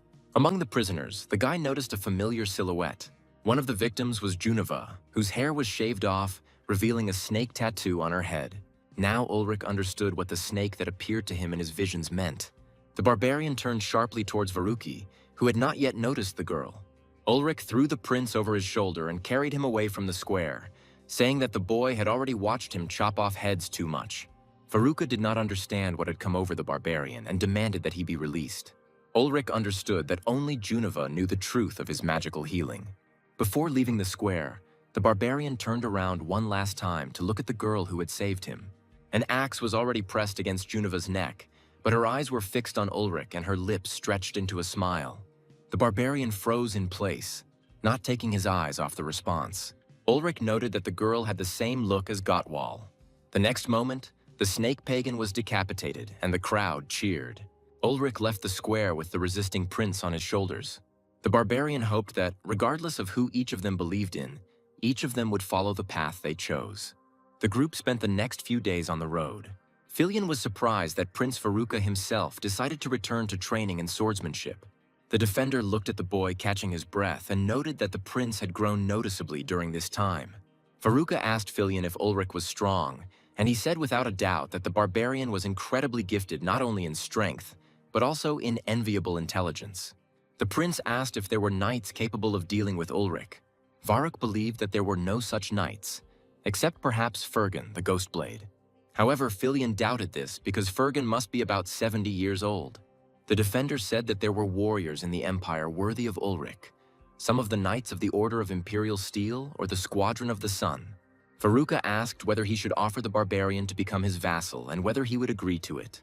Filion replied that it was difficult to understand the thoughts of the barbarian Ulrich, although he did not seem like a greedy man. Varuka agreed with this and said that even if he proposed this, he would not demand an answer immediately. After some time, the group crossed paths with a farmer, and the man became so fed up with Ulrich that he began begging for help. Varuk immediately ran to help the poor farmer, who was already tired of the barbarian's questions. Ulrich justified himself by saying that he couldn't just leave him alone because he needed to find out everything about the sorcerer. Now Varuka also turned towards the farmer with interest, continuing to ask questions. The man already regretted calling for help because now there were even more curious people. The farmer said that his master's vassals went into the sorcerer's forest and returned from there completely covered in burns. Whispers began to circulate among the mercenaries that the sorcerer could release fire from his hands, summon a demon, and even turn into a rabbit. Someone said that very young people emerged from this mysterious forest as decrepit old men. Many wanted to go around, but Ulrich insisted that there was no time to waste. Otherwise, Garimati would catch up with them.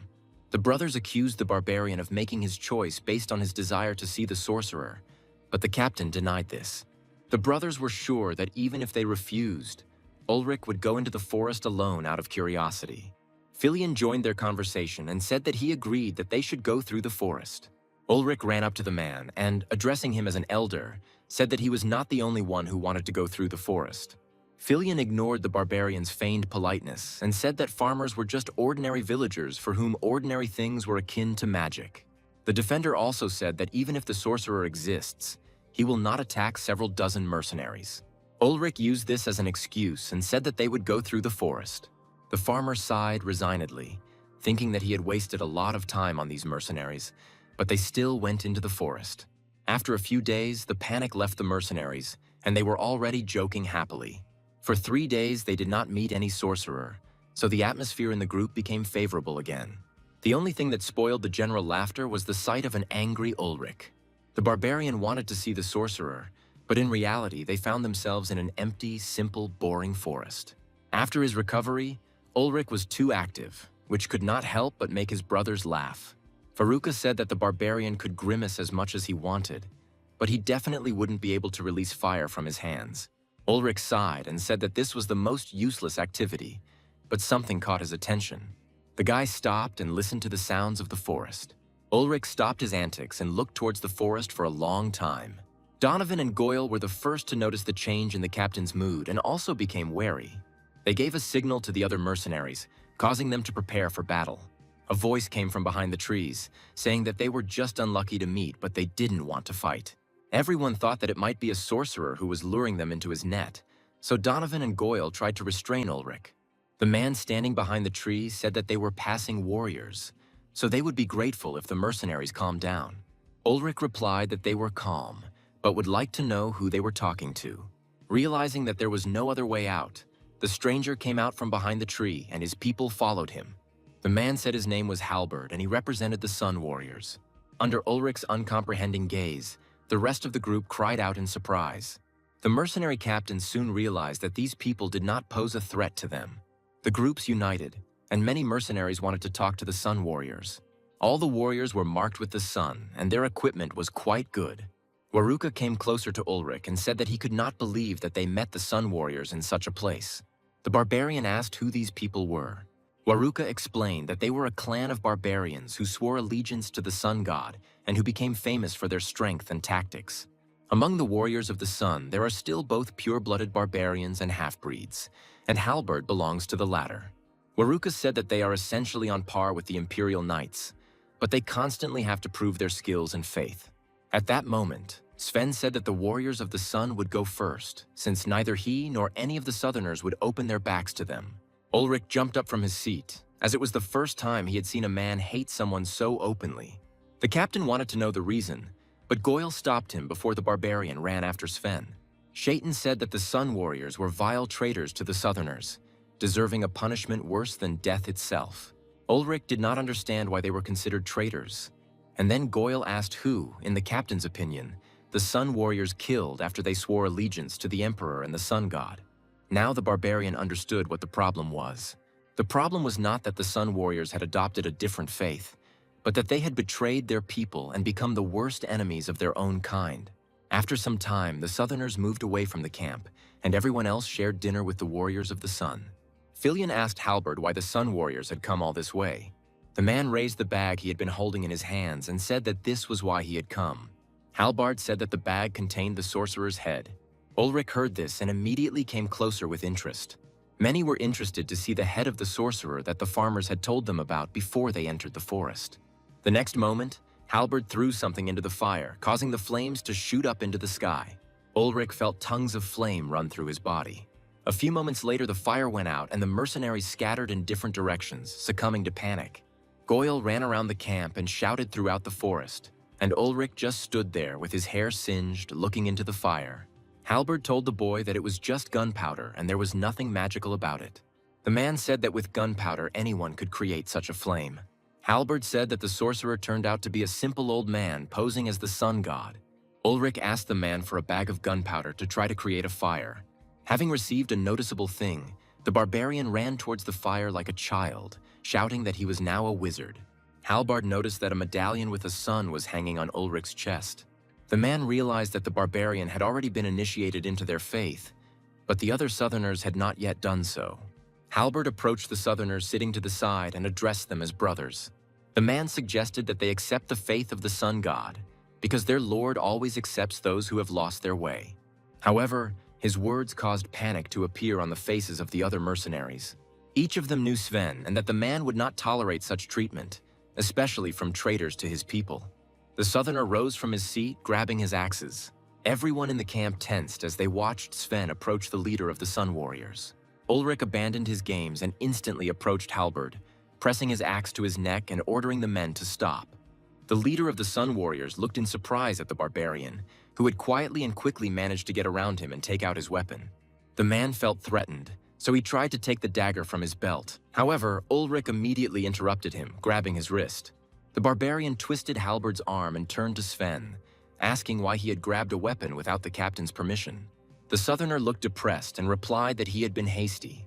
Then Ulrich turned to Halbard and said that he did not care who a man was, because no one dared to lead his brothers astray from the path they had chosen. The mercenary captain said that he himself was a follower of the sun god, but if Halbard insulted Sven's faith even once more, he would personally kill him. Ulrich advised them all to respect each other's choices, and only then could they remain friends. When the barbarian released Halbard from his grasp, the man apologized for his behavior to the mercenary captain and to Sven. Filion watched in amazement as Ulrich quickly resolved the conflict and thought he didn't know anyone who could do the same. In an instant, Ulrich's childish side reawakened and he asked if Halbard had any more gunpowder. The man gave the boy the rest of the gunpowder and he took it with a bright smile. Watching Ulrich play with fire like a child again, Halbard admitted he had underestimated him. The next day, the atmosphere in the camp improved thanks to the words of the mercenary captain. Sven walked next to Ulrich and proved to him that the true god of warriors is the Southern god. The Southerner said that the sun god accepts both warriors and common people into his halls, while the Southern god created the Peak of Blades exclusively for true warriors. Sven said that a true warrior must be a follower of the god of war. Ulrich ran forward and asked the man if he considered him an unworthy warrior if he believed in the sun god. Sven thought for a few moments, then said that Ulrich was simply not a Southerner. To the captain's loud laughter, the Southerner went after the others. Sven changed the subject and asked if Ulrich was going to wear the armor, but he said it restricted his movements and slowed him down. The Southerner said that people wear armor when they understand the need for it, because having protection is much more beneficial than not having it. Ulrich only now noticed that all his men were wearing new armor, which they had bought in Balma while he was recovering. Sven put on his helmet and said that even if a barbarian were 3 times the best warrior, he could not avoid everything, and the human body was softer than steel. After a while, Ulrich's attention returned to the Sun Warriors. He understood that their mere presence was enough to make Sven and the other Southerners tense up, and that it would not end well. When the forest ended, Ulrich turned to Halbard and said that it was time to go their separate ways. The leader of the Sun Warriors suggested that they go together to the nearest city where they were going to buy horses, since these places were dangerous. Halbard said that the local gentleman stole a lot of money, so everyone here is in debt and deep decline. But then Ulrich's attention was drawn to something beyond the forest. The group immediately realized that the city was being attacked by marauders, because the smoke was clearly not coming from the stoves. Halbard grabbed the gun and told Ulrich that they had to save these people. The barbarian was surprised and asked why they cared about other people's problems. Halbard shouted that these marauders were taking the last belongings of the townspeople and the follower of the sun god could not turn a blind eye to this. Ulrich said that farmers sacrifice their strength to get a harvest, and looters sacrifice their blood to take other people's things, so everything is fair. The barbarian said that there was no point in thinking about who was right and who was wrong, and there were no people close to him among the residents. Halbard said that the Lord remembered his words, and they in turn will help these people. The mercenaries remained to watch from a height as a detachment of Sun Warriors rushed to the aid of the city's inhabitants. Filion told the prince that they didn't have time to help these people, but Waruka asked who he was. The defender said that Varuka is the only legitimate heir to the kingdom of Porelkan. The prince said that if even he didn't help these people, then who would help them at all? But Filion reminded him that these people were not his subjects. Waruka said that he had warriors and the ability to save these people, so he simply had no right to pass by. The prince walked through the clearing with the resting mercenaries and approached Ulrich. Veruca raised a bag of pearls over his head and said that he would pay the mercenaries for their work.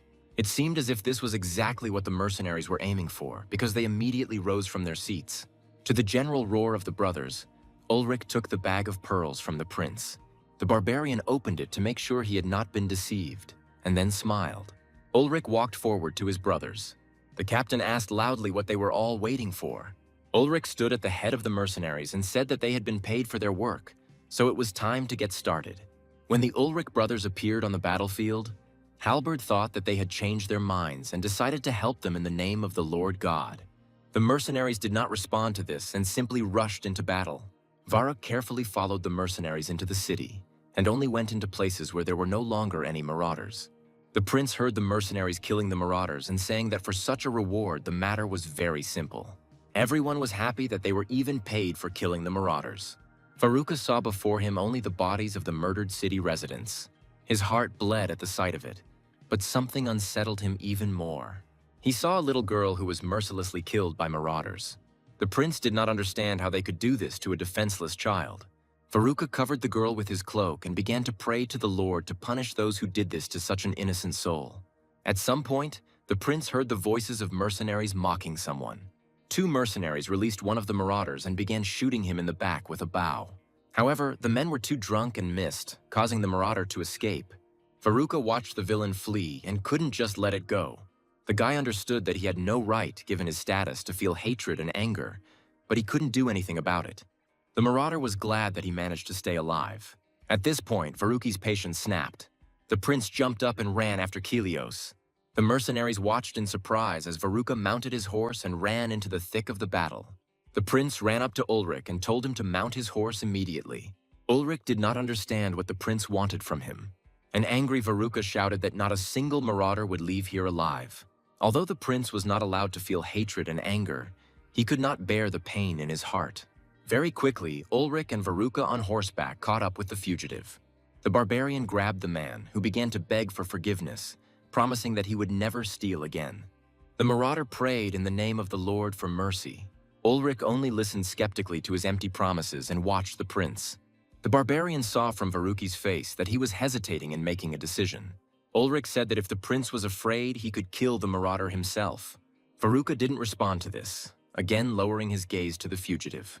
The guy no longer doubted, so he took the sword out of its sheath. Veruca remembered everything he saw that day.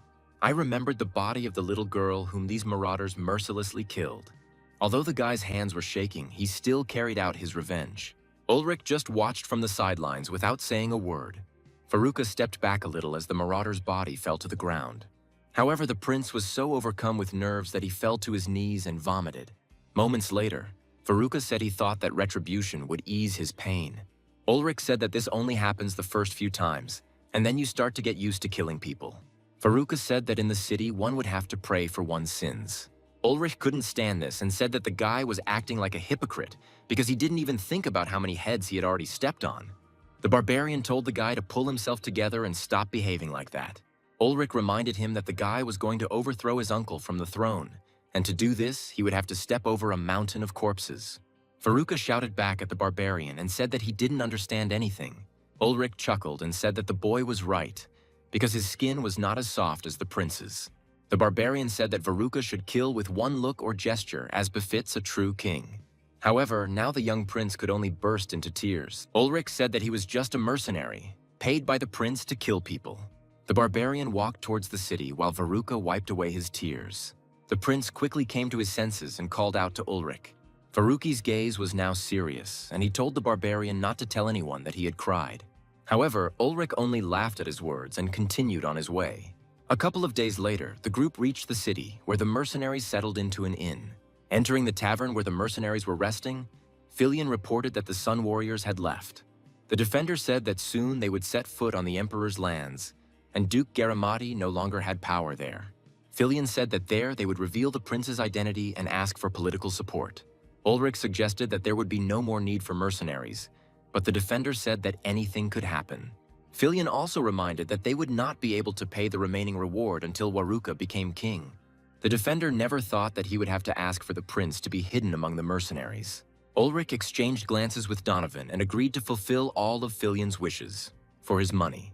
The barbarian also noted that by that time Veruca would already be an adult, and after these words Sven called the captain.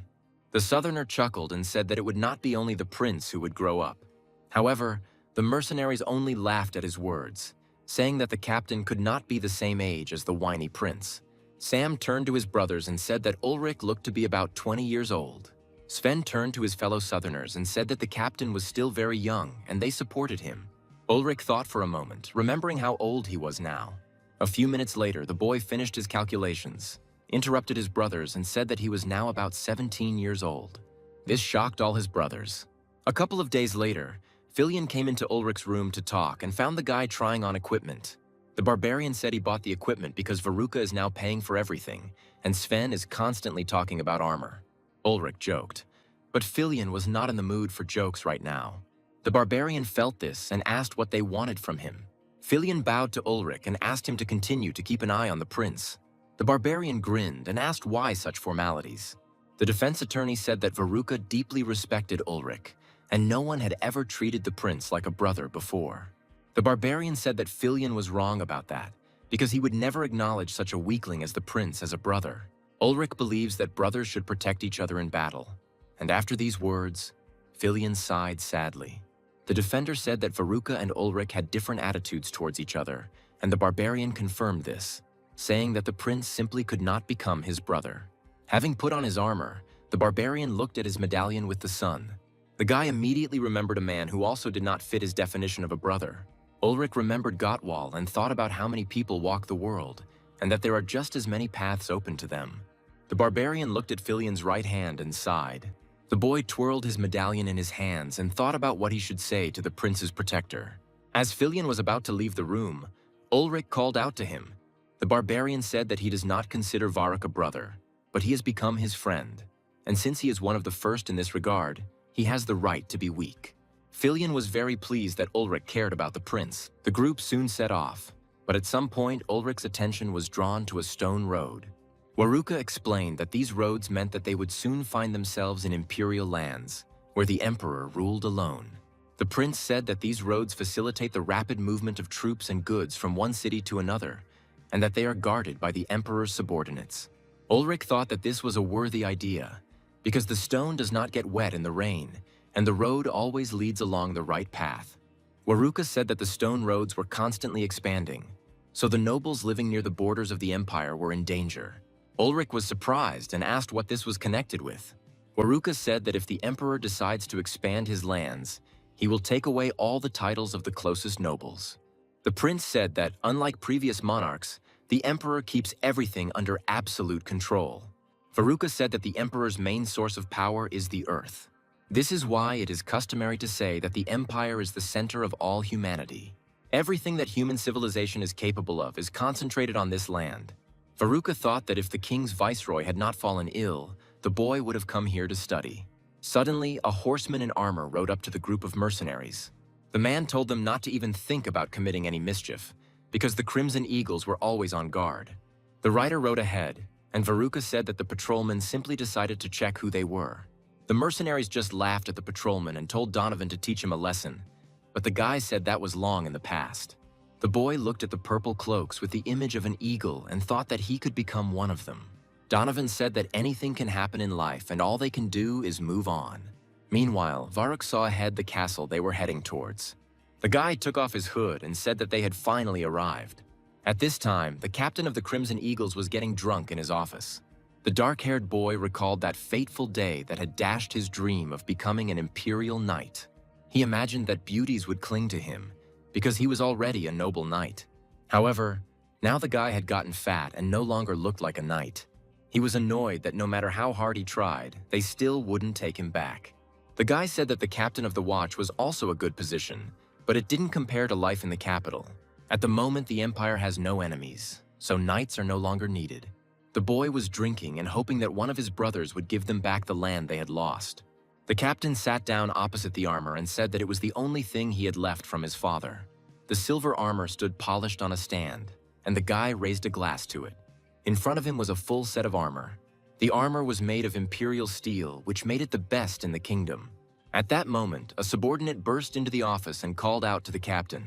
The guy no longer expected anything good and decided that the inspectorate had come again to fire him. However, the subordinate turned to the captain and said that there was a nobleman at the gate.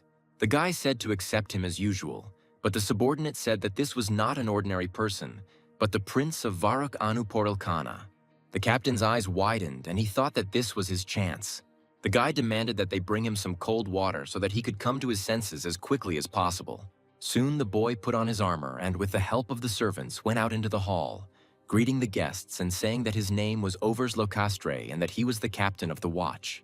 Varuka greeted the boy in return, using his real name. While Overs and Varuka exchanged pleasantries, the mercenaries sat to the side. Captain Locastre said that he had already sent men to the capital to confirm the prince's identity, and in the meantime they could settle into the room that had been prepared personally for the prince. The boy turned to the mercenaries and said that they could set up camp at the castle gates, but then his gaze caught on a familiar man. When Captain Locastre turned to face the mercenaries, Donovan perked up. Judging by Overs's flushed face, the captain was not happy to see the brunette here. Donovan cursed and tried to hide, but it was too late. The brunette decided to accept this, so he stood up from his seat, looking directly at Overs. Ulrich said that Donovan, it turns out, is very famous. Overs said he had hoped the guy would die in a back alley somewhere, but it turned out he had become a mercenary. Donovan clapped his hands and said he was impressed that Overs had become a captain of the watch.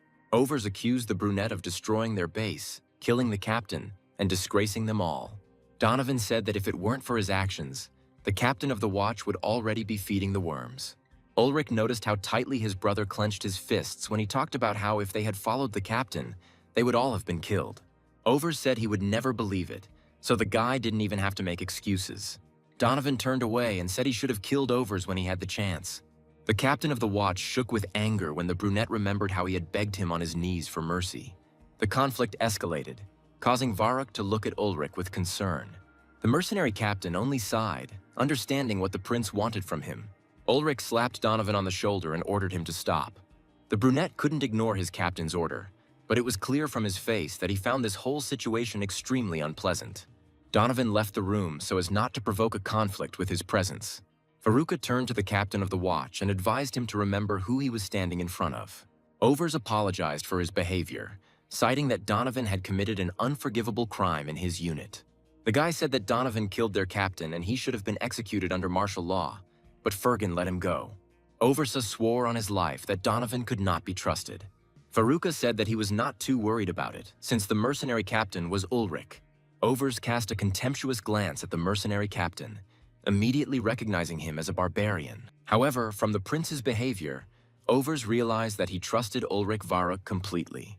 To avoid getting into an even bigger conflict and to distract the mercenary captain from his men, Overs invited Ulrich and Varuka to dinner. Over dinner, the captain of the watch told in more detail the story of his acquaintance with Donovan. Varuka was surprised to learn that Donovan and Overs were in the same unit as Vergen Ghostblade. The captain of the patrol said that they fought side by side, but were in different detachments, as Donovan and he were under the command of Captain Lumond. Overs said that Lumond was a brave warrior like Fergan, not some barbarian rabble. After this, the captain looked at Ulrich, who had no idea about table manners and was stuffing himself with as much food as possible. Overs looked back at Varuka and said that Donovan had gathered the soldiers before the battle began, caught Lumond by surprise and killed him. The prince asked why the boy was still alive and got off with a simple discharge from the army. Overs said Fergan released Donovan after the battle ended in their ultimate victory. The captain said that he regretted not having killed the traitor back then, but Ulrich interrupted him and said that he had heard a completely different story. Ulrich was told that Donovan had spared Overs because he had begged him on his knees. The captain of the watch jumped up from his seat and asked whom the barbarian trusted, Donovan or him, a worthy knight of the Empire. Ulrich said that of course he believes Donovan, since he is his brother, unlike Overs. The barbarian also said that he saw the expression on Donovan's face when he talked about Overs, which made him realize that he was not a good person. The captain of the guard sat down in his place and said that enough insults were enough, because Prince Varuka was sitting at the table with them. Ulrich also decided to drop the topic and asked who Fergan was and what he was so famous for. Overs was surprised that someone still didn't know about the Ghostblade and asked the prince where he dug up this barbarian. Ulrich said that he did not consider his ignorance something shameful, so he asked to tell him everything. Overs said that Fergan had participated in the Great Unification and led the Great Conquest while still very young. He is a knight of all knights and has spent half his life on the battlefield, fighting before they were all born. Ulrich was eager to know how old Fergan was then, to which Overs replied that the man had turned 72 that year. The barbarian asked if the man was really that strong, to which Overs replied that he didn't know about strength, but there was no one more famous than Fergan. Ulrich asked Varuki if they would meet a man in the capital, and the prince said that it was quite likely since they would spend 2 months there. The barbarian smiled and said that this was another excellent reason to go to the capital. Overs didn't understand why the barbarian wanted to meet Fergan so much, and why the prince actively supported him in this. The captain on duty changed the subject and said that the prince's escort party would arrive soon. Overs didn't like Varuka, but he had no other choice, so he could only endure. The captain of the watch asked the prince not to forget him in the capital, and Varuka promised to tell of his kindness. Overs had no other chance to become a knight, so he clung to the prince as his last hope. The captain of the watch sighed and said that if it weren't for Donovan, he would have already become an imperial knight, since he was Lumon's favorite. Varuka tried to hide his disgust for Overs behind pleasant speeches, because now he had to think about every word he said. Overs said the prince was extremely wise for his young age. The captain said that the other noble children were too impudent and arrogant, but Varuka only laughed, remembering that he himself had been like that until recently. Overs continued to discuss the young nobles, and the prince looked at Ulrich, who was barely holding back his laughter. After a while, a breathless Goyle burst into the room. The guy was clearly worried about something and apologized for interrupting dinner, but it was urgent. Goyle approached Ulrich and said that someone had attacked Donovan, and he and his brothers had barely managed to save him. The mercenary captain smiled and said in a more unctuous voice that Donovan had been attacked. Ulrich sighed and said that he had warned the boy to be careful. Overs smiled and said that there were indeed a lot of criminals at the gate, so he should have been more careful. Ulrich threw his head back and looked predatorily at the captain of the patrol. After receiving the news, Varuka went to his room and ordered Filion to follow Ulrich and report to him if the barbarian did anything. The defender said that the prince should meet with the mercenary captain, as he might be looking for advice from him. Varuka sighed and said that Filion simply didn't see Ulrich's expression. After this, the defender went to carry out the prince's order, leaving him alone in the room. Varuka told himself that he needed to calm down, because he was now wielding not a sword, but words, and his battlefield was politics. The prince untied his hair and thought that now it was only up to him whether the emperor would help him. The guy lay down on the bed and became lost in thought. What he wanted most now was for Demea to be next to him. Night slowly but surely came into its own, and the prince sank into sleep. He dreamed of a soft hand touching his fingertips. Varuka turned his head and saw Demea sitting next to him on the bed. The girl lay down next to him and said that every word and every movement of her brother must be thought out, because only in this way will he get what is his. Demea gently stroked her brother's head and said that the boy could handle anything. Meanwhile, Ulrich went to the mercenary camp. He came to visit his vice-captain, whose wound had already been bandaged. Donovan looked at Ulrich and said that if he came to laugh at him, he could get out of here. The captain's face became serious, and he asked if the boy had seen the faces of the attackers. Donovan responded that the attackers attacked him from behind, covered his face, beat him, and ran away. The guy wanted to talk about his assumptions about the culprit, but Ulrich said that he already knew everything. The captain said that Overs had given the order because he had taken an immediate dislike to Donovan. Ulrich said that they should take into account the fact that Overs is the captain of the watch, and it was he who offered Varuk an escort to the capital. The captain said that if Donovan wanted it, they could attack the garrison, kill them all, and leave. The brunette said that they had spent a lot of effort accompanying the prince, so it would be stupid to give up everything because of such a trifle. Donovan told Ulrich to forget about it, because the mission was more important now. The captain didn't insist, wished the boy a speedy recovery, and warned that he had posted a guard at his tent just in case. Ulrich went outside and looked at the sky, which was periodically illuminated by lightning. The barbarian stood up in the rain and said that his vice-captain had been attacked, which meant he couldn't just turn a blind eye to it. The mercenaries watched from under the awnings as the captain went off somewhere, but did not dare to disturb him. The storm continued for a long time and became stronger and stronger. A man ran into the garrison stables to escape the rain. It was Overs' assistant, who was clearly waiting for someone. However, the next moment the guy noticed the bodies of the sentries hanging from the ceiling. Ulrich stood in the depths of the stable and said that the assistant himself had now appeared. Ulrich found all those who attacked Donovan, hung them in the stable, and now he was waiting for their leader. Looking at the guest, the barbarian immediately recognized him as Over's assistant. The next day, Ulrich led Over's assistant, naked and covered in blood from head to toe, out onto the main street of the city. The assistant said that his name was Germund, and the captain of the watch ordered him to attack the vice-captain of the brothers Ulrich. The more people came, the louder Ulrich ordered him to speak, and Hermund was terrified and screamed with all his might, admitting his guilt. After some time, Overs appeared on the street and asked what was going on. The captain of the garrison accused Ulrich of torturing his man, but the barbarian denied it, saying that there was not a single scratch on Hermund's body. Overs looked at his assistant and noted that this was indeed the case, but the guy was still covered in blood. The garrison captain was sure that Ulrich had forced the boy to talk using his barbaric methods. Ulrich drew attention to himself and said that this was direct evidence of Overs' involvement in this crime. However, Overs said he knew nothing about this and that his assistant acted on his own initiative. Germund shouted at the captain, accusing him of lying. Ulrich said that if Overs was not lying, he could swear to it in the name of God. Without the slightest doubt, Overs took the oath, believing that lying to heretics was the same as the truth and that God would understand him. Ulrich chuckled and said that such oaths are not taken lightly, and God will judge which of them is right. Overs asked what right the barbarian had to call upon the Lord.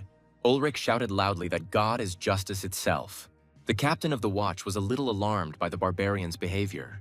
Ulrich spread his arms out to the sides and shouted that God would help his innocent subjects. Overs could only watch from the sidelines, not understanding what the mercenary captain was trying to achieve.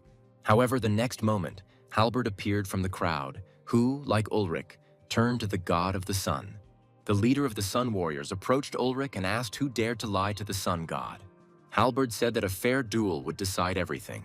Overs began to worry, but the captain of the Sun Warriors told him that he had nothing to worry about if he was telling the truth. This is what worried the garrison captain most. Halberd leaned closer to him and said that Overs had nothing to worry about. More and more people gathered on the street. Overs was shaking at the thought of being forced to take part in a duel. The captain of the watch said that his representative would be Raymond, one of the soldiers of the 12 Gates. Germund heard Overs give Raymond permission to take his armor. Halberd turned to Germond and said that he too must choose a representative who would fight for his truth. The boy watched as Raymond negotiated with Overs about the reward for participating in the battle.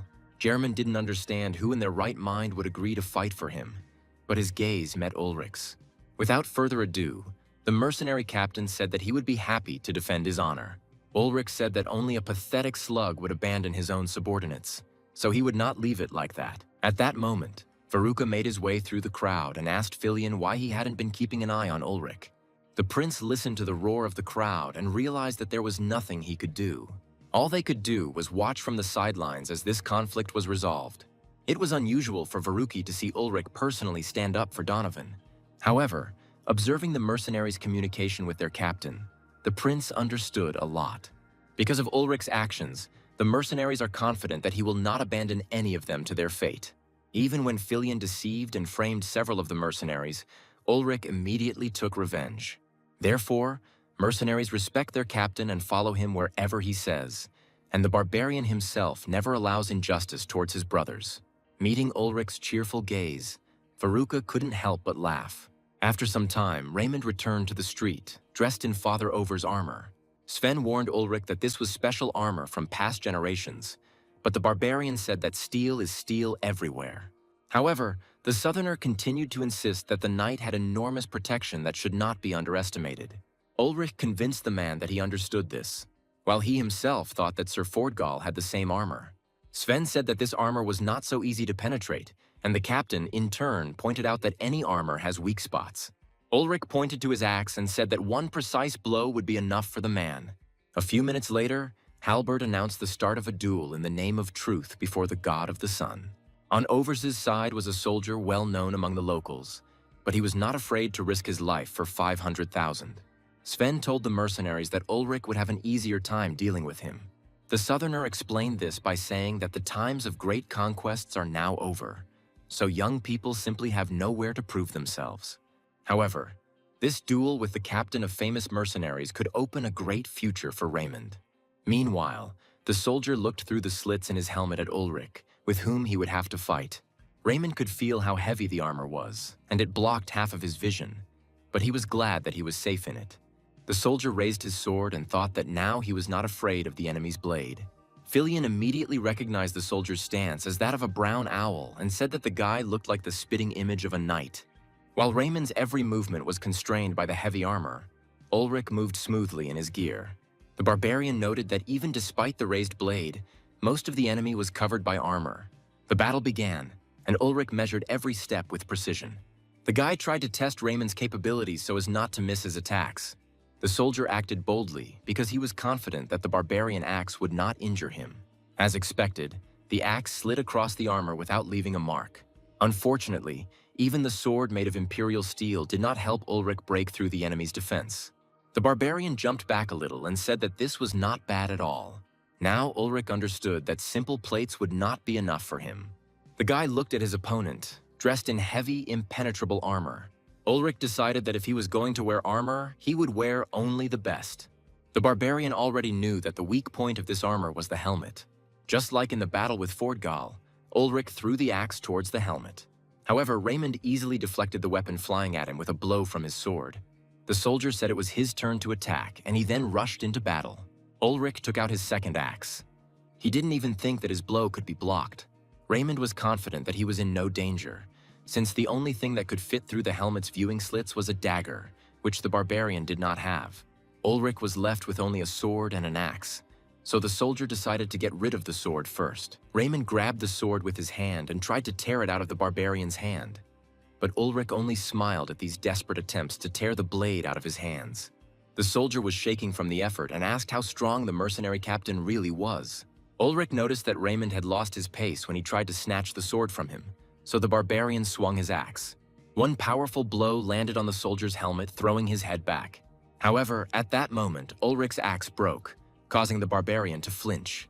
Raymond thought that the barbarian no longer had an axe, so he only needed to hold the enemy's sword with one hand and deliver the finishing blow with the other. Ulrich seemed to read his thoughts and smiled. The next moment, the barbarian released the hilt of his sword, allowing the soldier to take it. For a few moments, Raymond was lost, but Ulrich's hands were already reaching for his helmet. The barbarian grabbed the soldier's head tightly with both hands and screamed. Raymond was confused and did not understand what Ulrich was trying to do. However, the next moment the barbarian struck his opponent's helmet with his knee with all his might. The steel crumpled as it hit Raymond's head, killing him instantly. The soldier fell to the ground, and for a moment the street was plunged into silence. However, then the city was filled with loud cries of admiration. The townspeople were impressed by this battle and supported Ulrich. The barbarian himself shouted loudly back at them.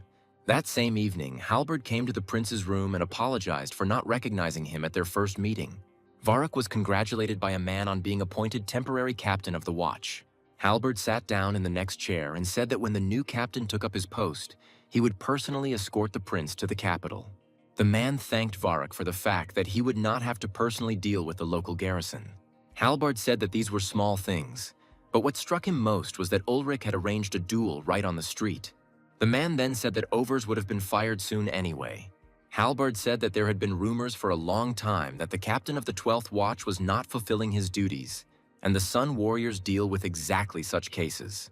Veruca realized that Halberd's detachment was under the direct orders of the Emperor. The man reminded that all his warriors are descendants of barbarians. Veruca thought about the fact that both Ulrich and Sven were considered outsiders in this empire. The prince realized that due to their origins, the Sun Warriors did not submit to any noble family. That is why the Warriors of the Sun are the only ones who can most soberly assess the affairs in which nobles are involved. Halberd confirmed the prince's suspicions and said that even if an aristocrat stood before them, they would bring his head if that was the Emperor's will. This is how the Sun Warriors differ from the Knights, since the latter still have some connections with the nobility. Because of this, Halberd's squad is considered the most just warriors. The Sun Warriors are a special unit, not connected to society in any way. Veruca realized that he was dealing with a sword that was completely under the Emperor's control. Halberd said that corrupt officials like Overs were a scum that was eating away at the Empire from within and needed to be gotten rid of. However, something was bothering Veruca, so he asked directly why the Sun Warriors did not think about the sinfulness of Ulrich's actions. The man looked at the prince with interest and asked what sin he was talking about. Halberd said that if German told the truth, then Ulrich had not committed any sin and his actions were pure and just. Veruca asked if that was why the sun god did not demand revenge. Then the prince regretted his words and apologized to Halberd for his inappropriate question. After a few moments of silence, the man called out to the prince. Halberd said that although God had told them to forgive mistakes, unfortunately the world had corrupted people. So now, without due punishment, they continue to commit the same sins. The only worthy punishment is pain, because it makes a person think about his mistakes. Halberd said that his mother's pagan ancestors accepted the true faith only through terrible pain. The man leaned towards the prince and said that sometimes he felt the blood of the beast in himself, but thoughts of the sun god helped him cope with it. Halberd said that in the circle of life and death, the Lord does not give corrupted souls the right to rebirth. God turns unbelievers into evil spirits who are forced to wander in the void forever, their very essence being erased over time. Veruca trembled under Halberd's gaze, seeing in his eyes how much the Sun Warriors feared their death. The man stood up from his chair and said that if he had spared Overs, his soul would have been cleansed, because God values those who know how to forgive. However, in this case, Overs' soul will never be purified and will one day become an evil spirit, unhappy for all eternity. Therefore, being a follower of the sun god, Halberd is obliged to help him purify her, so he granted Overs a happy ending in the hands of the god. To do this, a man only needed to punish his flesh. Veruca trembled at his words and did not dare to resist the man's words any longer. The prince had a rough idea of what this punishment might mean. Halberd said that when Overs repents of his deeds, God will forgive him and cleanse him. The only thing Veruca could say was that he understood the man. Turning back to face the prince, Halberd said that it was already quite late, so it was time for him to go. The fire burned brightly in the fireplace, in front of which Veruca remained sitting alone. The guy sighed heavily at the mere thought that he would have to go to the capital with the warriors of the sun. The next day, Ulrich amused his brothers with his ridiculous appearance. The boy tried to put on the armor that Raymond had on the day of the battle, but he failed, so the mercenaries laughed at him. While Sam and Goyle were helping the guy undress, Ulrich was indignant because they were too difficult to put on, so it would be better not to wear them at all. Goyle said that since the captain could not wear this armor, he could very well sell it to some nobleman. Shaitan explained that, unlike weapons, nobles meticulously collect any armor made from imperial steel and sometimes even forcibly confiscate it. Goyle said that there are even people who simply buy up various rare things so that they can sit in his house. Shaitan pointed out that the guy would have to be paid for the armor since he had won it fairly, and Ulrich asked how much he could get for it. Goyle spent some time examining the armor, which was already many years old and was battered in battle. Ulrich's mouth dropped open in surprise when the guy said that armor like that could be bought for 80 million. Ulrich immediately remembered the same armor that he had left on the Heavenly Mountain along with Fordgal's body. After some time, the barbarian found a buyer who was delighted with the armor, which he would never wear even on a holiday. Ulrich just thought that civilized people have their own quirks. The nobleman handed the barbarian the money and thanked him for the armor, and Ulrich in turn said that he was glad to make the man happy. When the barbarian had already started to leave, the nobleman asked if the captain knew what they now called him. Ulrich turned around with interest. The man said that now the captain of the mercenary brothers Ulrich is called the Destroyer of Armor. A couple of months later, a detachment of mercenaries and sun warriors accompanying Prince Veruca arrived in the capital. The annual Knights tournament was scheduled, so the capital was busier than usual. The mercenaries laughed at how their captain was in the clouds, looking at everything around him. Only now did Ulrich understand why Hamel was called the heart of the empire. Halberd approached the mercenary captain and asked what it was like to be in the capital for the first time. Ulrich didn't pay much attention to his fellow travelers and only replied that it was incredible. The guy thought about how long it would take for the same thing to happen beyond the Heavenly Mountain. These thoughts made Ulrich sigh in disappointment. At some point, the guy separated from the mercenaries and went for a walk through the city streets. Ulrich's attention was drawn to the guards, and he decided to approach and ask what they were guarding. The man realized that the barbarian was not a local and said that they were guarding the well connected to the entire water supply in the city so that it would not be poisoned. The soldier said that this was a very important matter, since the fate of the entire city depended on it. Ulrich said that when there was a drought in his homeland, they had to drink water from puddles just to survive. The barbarian thought that his brothers from his tribe would die without ever knowing about all this. Ulrich said that many people died during the drought, and the guard thought that the guy was from the outskirts of the empire.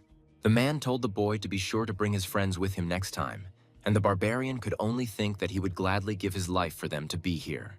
Ulrich wanted his tribe to experience all the delights of the new world and overcome their fear of the unknown. The barbarian told the man that he should be proud that he was a guard with such an important job. In Ulrich's tribe, they only knew how to eat, drink, kill, or be killed, but that is not the whole of life. The guard said that he was proud of his job because each of them would give their lives for this city. Ulrich looked at the guard and wished that his relatives were here and finally felt alive. The boy looked again into the well, full of fresh, clean water. Above Ulrich's head was the same clear sky as in his homeland. The guy dreamed that his loved ones would find the meaning of life. He was glad that he had already found his own meaning in life. He wanted to learn new things to become even better in the future. Ulrich walked the streets of the city all day, and in the evening he returned to the castle, where his people and Veruca were staying. The boy was watching the evening city from the castle when Halbert approached him. Ulrich noted that the man addressed him with respect, to which the captain of the Sun Warriors said that he was not ashamed to address a worthy warrior in such a way. Halbert warned that from tomorrow onwards, mercenaries would be banned from entering the castle, so they would have to look for another place. Then the man said that if Ulrich had a desire to join the Sun Warriors, they would always be glad to see him. Halbert wanted to tell the sermons of the Lord, with which the barbarian was not yet familiar. But Ulrich interrupted him, saying that he was not interested. The man said that being a warrior of the sun is a great honor and something that is not offered for free. Ulrich did not deny this, but repeated once again that he was not interested in this proposal. Halbert asked what honor the barbarian was chasing. Ulrich himself did not know the answer to this question, since now he simply follows the call of his heart. Halbert thought about his words. The man said that these were deceptive words, because in essence, it was simply a depraved pursuit of one's own desires. Ulrich began to get angry and said that there was neither evil nor depravity in his desires. Halbard continued to argue that as a follower of the sun god, the boy should know that sacred service is far better than base desires. Ulrich moved closer to the man and now understood why Sven wanted to kill this fanatic so much. The barbarian reminded that he didn't want to help those farmers, but Halbard went to fight for them, so he is considered a good person by the standards of this world. Ulrich said that even if he doesn't understand it, he respects all the ways of a civilized person. However, if a civilized person does not respect the path Ulrich has chosen, he will not respect him in return. The barbarian came close to Halbert and said that if the man dared to approach him with this proposal again, he would deal with him differently. At that moment, Varrock appeared in the corridor and ordered Ulrich to stop. The prince forced the barbarian to step aside from the captain of the Sun Warriors. Varrock grabbed Ulrich's arm to get his attention and asked who he worked for. The barbarian sighed and said that he works for Veruca because he pays him. The prince patted the relaxed Ulrich on the shoulder and said that in that case, the conversation was over and he should behave like a mercenary. Veruca already knew what Halbert was capable of, so he wanted to protect the barbarian and his character from this man. Ulrich looked at Halbard and wished them to be careful with their words in the future. Veruca walked forward and Ulrich followed him. After a few moments, Halbert stopped the barbarian once again. The man said that if Ulrich changed his mind, the Sun Warriors would always be glad to see him in their ranks. However, this time Ulrich did not answer. Another day passed, but Veruca's plan was not going as well as he had planned. One evening, Filion came to the prince's room and said that they had received an answer to their request for an audience. The emperor conveyed that he was too busy now, so he would later set the date and time of the meeting himself. Veruca said that this was not surprising, since the emperor was summoned by a useless prince who was not even capable of holding his own throne. The prince believed until the very end that all his problems would instantly evaporate upon arrival in Hamel. Veruca said that given the cost of mercenaries, they would not be able to stay in the capital forever. Meanwhile, Ulrich didn't know what to do with himself, so he accepted the offer of a tour of the Sun Warriors' arsenal. A warrior named Marx showed the barbarian an arsenal that was rumored to be the best in the world. The man said that the Imperial forges forge Imperial steel especially for them. Marx turned to the barbarian and asked if he liked what he saw. Ulrich looked at all the weapons with great interest and asked if he could take any for himself. Marx laughed and said that the boy could take whatever he wanted when he joined them. Ulrich admitted that the Sun Warriors were not as bad as he expected, as he thought they would all be like Halbard. Marx said that a motley crowd had gathered among them, because they were not knights, but warriors. The man said that Halbard was the most convinced of them, and that the top brass needed exactly that kind of captain. Ulrich was thinking that his blade was already worn out, so he should buy a new one. And Marx immediately noticed that the barbarian was very interested in this. Ulrich believed that the pinnacle of human development was the weapon in this arsenal, because the weapons that were made in his homeland were incomparable to what he saw. The barbarian began to persuade Marx to sell him at least one blade, but the warrior insisted that this weapon was not for sale. Ulrich pouted and asked why the man had brought him here in the first place. Marx said that the Sun Warriors are short of people, as many do not pass their selection. Often, good warriors do not accept the faith of the sun, and those who do have neither the strength nor the traits of worthy fighters. Ulrich said the problem was that the Sun Warriors served the Emperor, and the guy wasn't going to put anyone above himself. Marx wondered why the barbarian then used his power. Ulrich said the man had started talking like Halbard, so he wouldn't even answer that question. Marx asked to understand that the warriors of the sun do evil, kill, and harm people. However, when they put faith in their actions, their evil begins to benefit people. Ulrich said that it disgusted him to hear about what they call the benefit of killing, capturing, and subjugating their own brothers. Marx didn't know how to respond to this, because they really do consider their own brothers to be enemies. The man said that any justice requires flesh. Ulrich said that no matter how they tried to justify it, killing your family, your brothers, was disgusting. Marx said that no matter how much Ulrich tried to hide it, nothing could drown out his barbaric nature. The barbarian realized that he and Sven were still similar, since they couldn't get along with the warriors of the sun. Ulrich said that he was not trying to hide the fact that he was a barbarian, because it was a part of him, and then he left the arsenal, thanking for the invitation. Marx sighed sadly that he had failed to lure the boy into the ranks of the Sun Warriors. Having finished inspecting the arsenal, Ulrich headed to Veruca's room. Entering the room, the barbarian asked when the prince would meet with the emperor, as he was already tired of wandering around the area all day. Varuk sat down opposite Ulrich and said that everything was not so simple, because the emperor was higher in status than him, so they had to wait. The barbarian asked where the guy's confidence had gone when he needed it so much. Veruca sighed and said that he and the emperor were like heaven and earth. Ulrich slapped the prince on the back and asked if he was going to give up when he had almost succeeded. The barbarian's light blow knocked all the air out of the prince's weak body. However, Varuk quickly came to his senses and said that, as the leader of the mercenaries, Ulrich had done a lot for him, and no reward would be enough to show his gratitude. The prince said that the wait for an audience could last so long that he would no longer be able to pay for the services of mercenaries. Ulrich told the guy to drop all this sad talk and get to the point. Varuk warned that now he would ask the guy, not as his employer. Ulrich was starting to get annoyed by this and told the prince to finally be a man and stop mumbling. Veruca said that they needed to find another way to contact the emperor, and to do this he had to interest the ruler. The prince knew that this was a stupid request, and that he was essentially just trying to manipulate Ulrich by using their friendship. Veruca said that the barbarian had just asked on behalf of his friend, and hoped that he considered him as such. The prince understood that in order to become king, he had to put aside his feelings and act as the situation demanded. Veruca asked Ulrich to become his knight, to take part in the knightly tournament on his behalf, and to win. This request caused Ulrich to laugh out loud. Veruca tensed up, but the barbarian said that there was too much tension just because of that.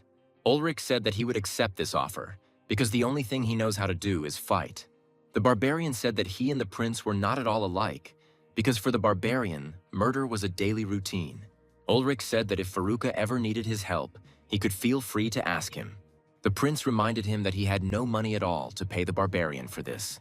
Ulrich smiled and said that friends sometimes help each other without asking anything in return. Moreover, the barbarian reminded that Varuk had asked not for the mercenary Ulrich, but for his friend. However, the next moment, one question came to Ulrich's mind. The barbarian turned to Veruca and asked what a knight's tournament was all about. This question caused Veruca to laugh nervously. The next day, Ulrich went to the castle to register for the knight's tournament. Next to the registrar stood a knight who was desperately trying to get into the tournament, but he was refused entry because no nobleman would sign for him. The knight was angry, as he was already the champion of one of the tournaments, but his cries were interrupted by Ulrich's voice, who told him to step aside. The man wanted to be indignant at first, but became frightened when he saw a tall and heavy-set guy behind him. Ulrich handed the papers to the registrar and said that he had come on behalf of Prince Faruqi Anuporel Khan. Another registrar checked the authenticity of the seal on the documents, but they were still skeptical. One of the registrars asked Ulrich to follow him to do a little check. The barbarian thought that this was all a hassle, just as Filion had said, but he followed the man. They walked out onto the training grounds, and the registrar approached one of the knights, announcing the arrival of a barbarian on behalf of the prince of a neighboring kingdom. The brown-haired knight said that a small test needed to be conducted to ensure that Ulrich was ready for the tournament. The man handed the barbarian a wooden sword and told him to take an owl stance, but Ulrich did not understand what they wanted from him. The knight assumed that the guy didn't even know the basics, and the barbarian asked how he could even know that. Ulrich said that in order to test his abilities, it was enough to start fighting. The knight looked at the barbarian with contempt and asked if he even understood where he had come. The man turned away and said that the exam was pointless since the guy was disqualified, but Ulrich didn't like that. The knight said that he did not want to hear anything from a man who did not know a single fighting stance, and therefore there could be no talk of knighthood. Ulrich heard the other knights on the training grounds begin to mock him. The chief knight said that many aristocrats are interested in the capital's nightly tournament, so the best of the best from all over the empire gather here. The man said that he could not allow a barbarian who did not even know the basics to participate in the tournament. Ulrich grabbed the knight by the hand and said that he didn't care about all these rules, because he only needed to win the tournament. The barbarian couldn't just leave because he had promised Faruka, so he asked to conduct some other exam. However, the man said that they did not need warriors, but real knights, which the barbarian was not. At this point, Ulrich's patience ran out, and having introduced himself, he demanded that the knight state his name. The man just laughed at this, realizing that the barbarian was going to challenge him to a duel. The knight looked sternly at Ulrich and said that he had no time for street punks. The man gripped the hilt of the wooden sword tightly and said that he would show the difference between a barbarian and a real knight. Ulrich liked this more and said that the knight was very brave since he was not afraid to throw around such words. Ulrich said that he would be interested to see how the knight would speak when he was beaten by a pathetic barbarian. The knight was confident of his victory and took a fighting stance, thinking that the barbarian was no match for him. The next moment, the knight and the barbarian crossed swords. Shatton immediately noticed that Ulrich was very fast. The barbarian himself continued to attack the man to demonstrate his abilities. Soon, the knight realized that he did not have enough strength to move Ulrich's hands from their place. Now the man understood that he was facing no ordinary barbarian. Ulrich continued to strike blow after blow, pushing the knight back. The guy couldn't help but admit that his opponent was fighting well. So now he understands what the knights of the empire are like. Now Ulrich understood why the man had said that the path to the tournament was closed to him. However, the barbarian could not give up so easily because he had already made a promise, so he would have to force his way into the tournament. Ulrich threw the knight to the ground and said that if he had given it his all, the man would no longer be here. The barbarian stopped next to the knight and said that he should be glad that they were not yet in a duel. Ulrich's amber eyes bored into the man, as if looking into his very soul. The knight shuddered and did not dare say anything in response. Their fight was interrupted by the voice of a gray-haired man who walked out onto the training field. As he passed the knights bowing to him, the man said that he was interested in the fact that Dante, the knight of Imperial Steel, had locked his sword with Ulrich, the destroyer of armor. The barbarian was surprised to be recognized, but he addressed the old man too disrespectfully, which angered Dante. Ulrich said that since the old man knew him, he should understand that he shouldn't interfere in his affairs. Dante asked if the barbarian understood who he was talking to at the moment, after which Ulrich glanced at the unfamiliar old man. After a few moments, Ulrich said that he saw only a strong old man in front of him. The barbarian threw the sword over his shoulder and asked how the gray-haired man knew about it. The man replied that he had been watching Ulrich ever since he began his journey with the Sun Warriors. The barbarian was outraged that he was being followed, but Dante stepped between them and asked what right Ulrich had to speak to General Fergan like that. Hearing the old man's name, a smile appeared on the barbarian's face, as he had been dreaming about this name for a long time. Ulrich grabbed Fergan by the shoulders and lifted him off the ground, asking if the man was really that strong, but the old man asked him to let him go, as his body was no longer what it had been. The barbarian immediately released the man and apologized, assuming that at 70 the body was truly quite decrepit. Ulrich asked Fergan to stand aside for a bit and wait until he finished with Dante, but the old man said that the fight was already over. At this point, Dante said that he couldn't lose so easily, so they had to finish this fight. However, one word from Fergan was enough for the knight to moderate his ardor. As an experienced warrior, the old man saw that even compared to other barbarians, Ulrich was incredibly strong. Fergan told Dante that they were not on a battlefield, so there was no point in giving his life away for nothing. The knight did not dare to disobey his elder and simply bowed. Ulrich didn't like this at all and became angry at Fergen for interfering in his affairs. The general asked if the barbarian intended to take part in the tournament to attract the emperor's attention to Prince Faruka. Now Ulrich understood for sure that the man had been following him for a long time. The barbarian asked why the old man had asked a question to which he already knew the answer, which made Fergen smile. The old man did not answer, but only said that the nickname Armor Breaker suited Ulrich perfectly since he was very strong. The barbarian thanked him for the praise, but said that if Fergen had not stopped the fight, he would have won. The old man said that this was precisely why he did not allow the fight to end, since this was not the barbarian's main goal from the very beginning. Fergen said that the guy would not have been checked if he himself, with his stupidity, had not sowed doubts in the minds of other people. Ulrich no longer enjoyed talking to the old man, whom he had so longed to meet.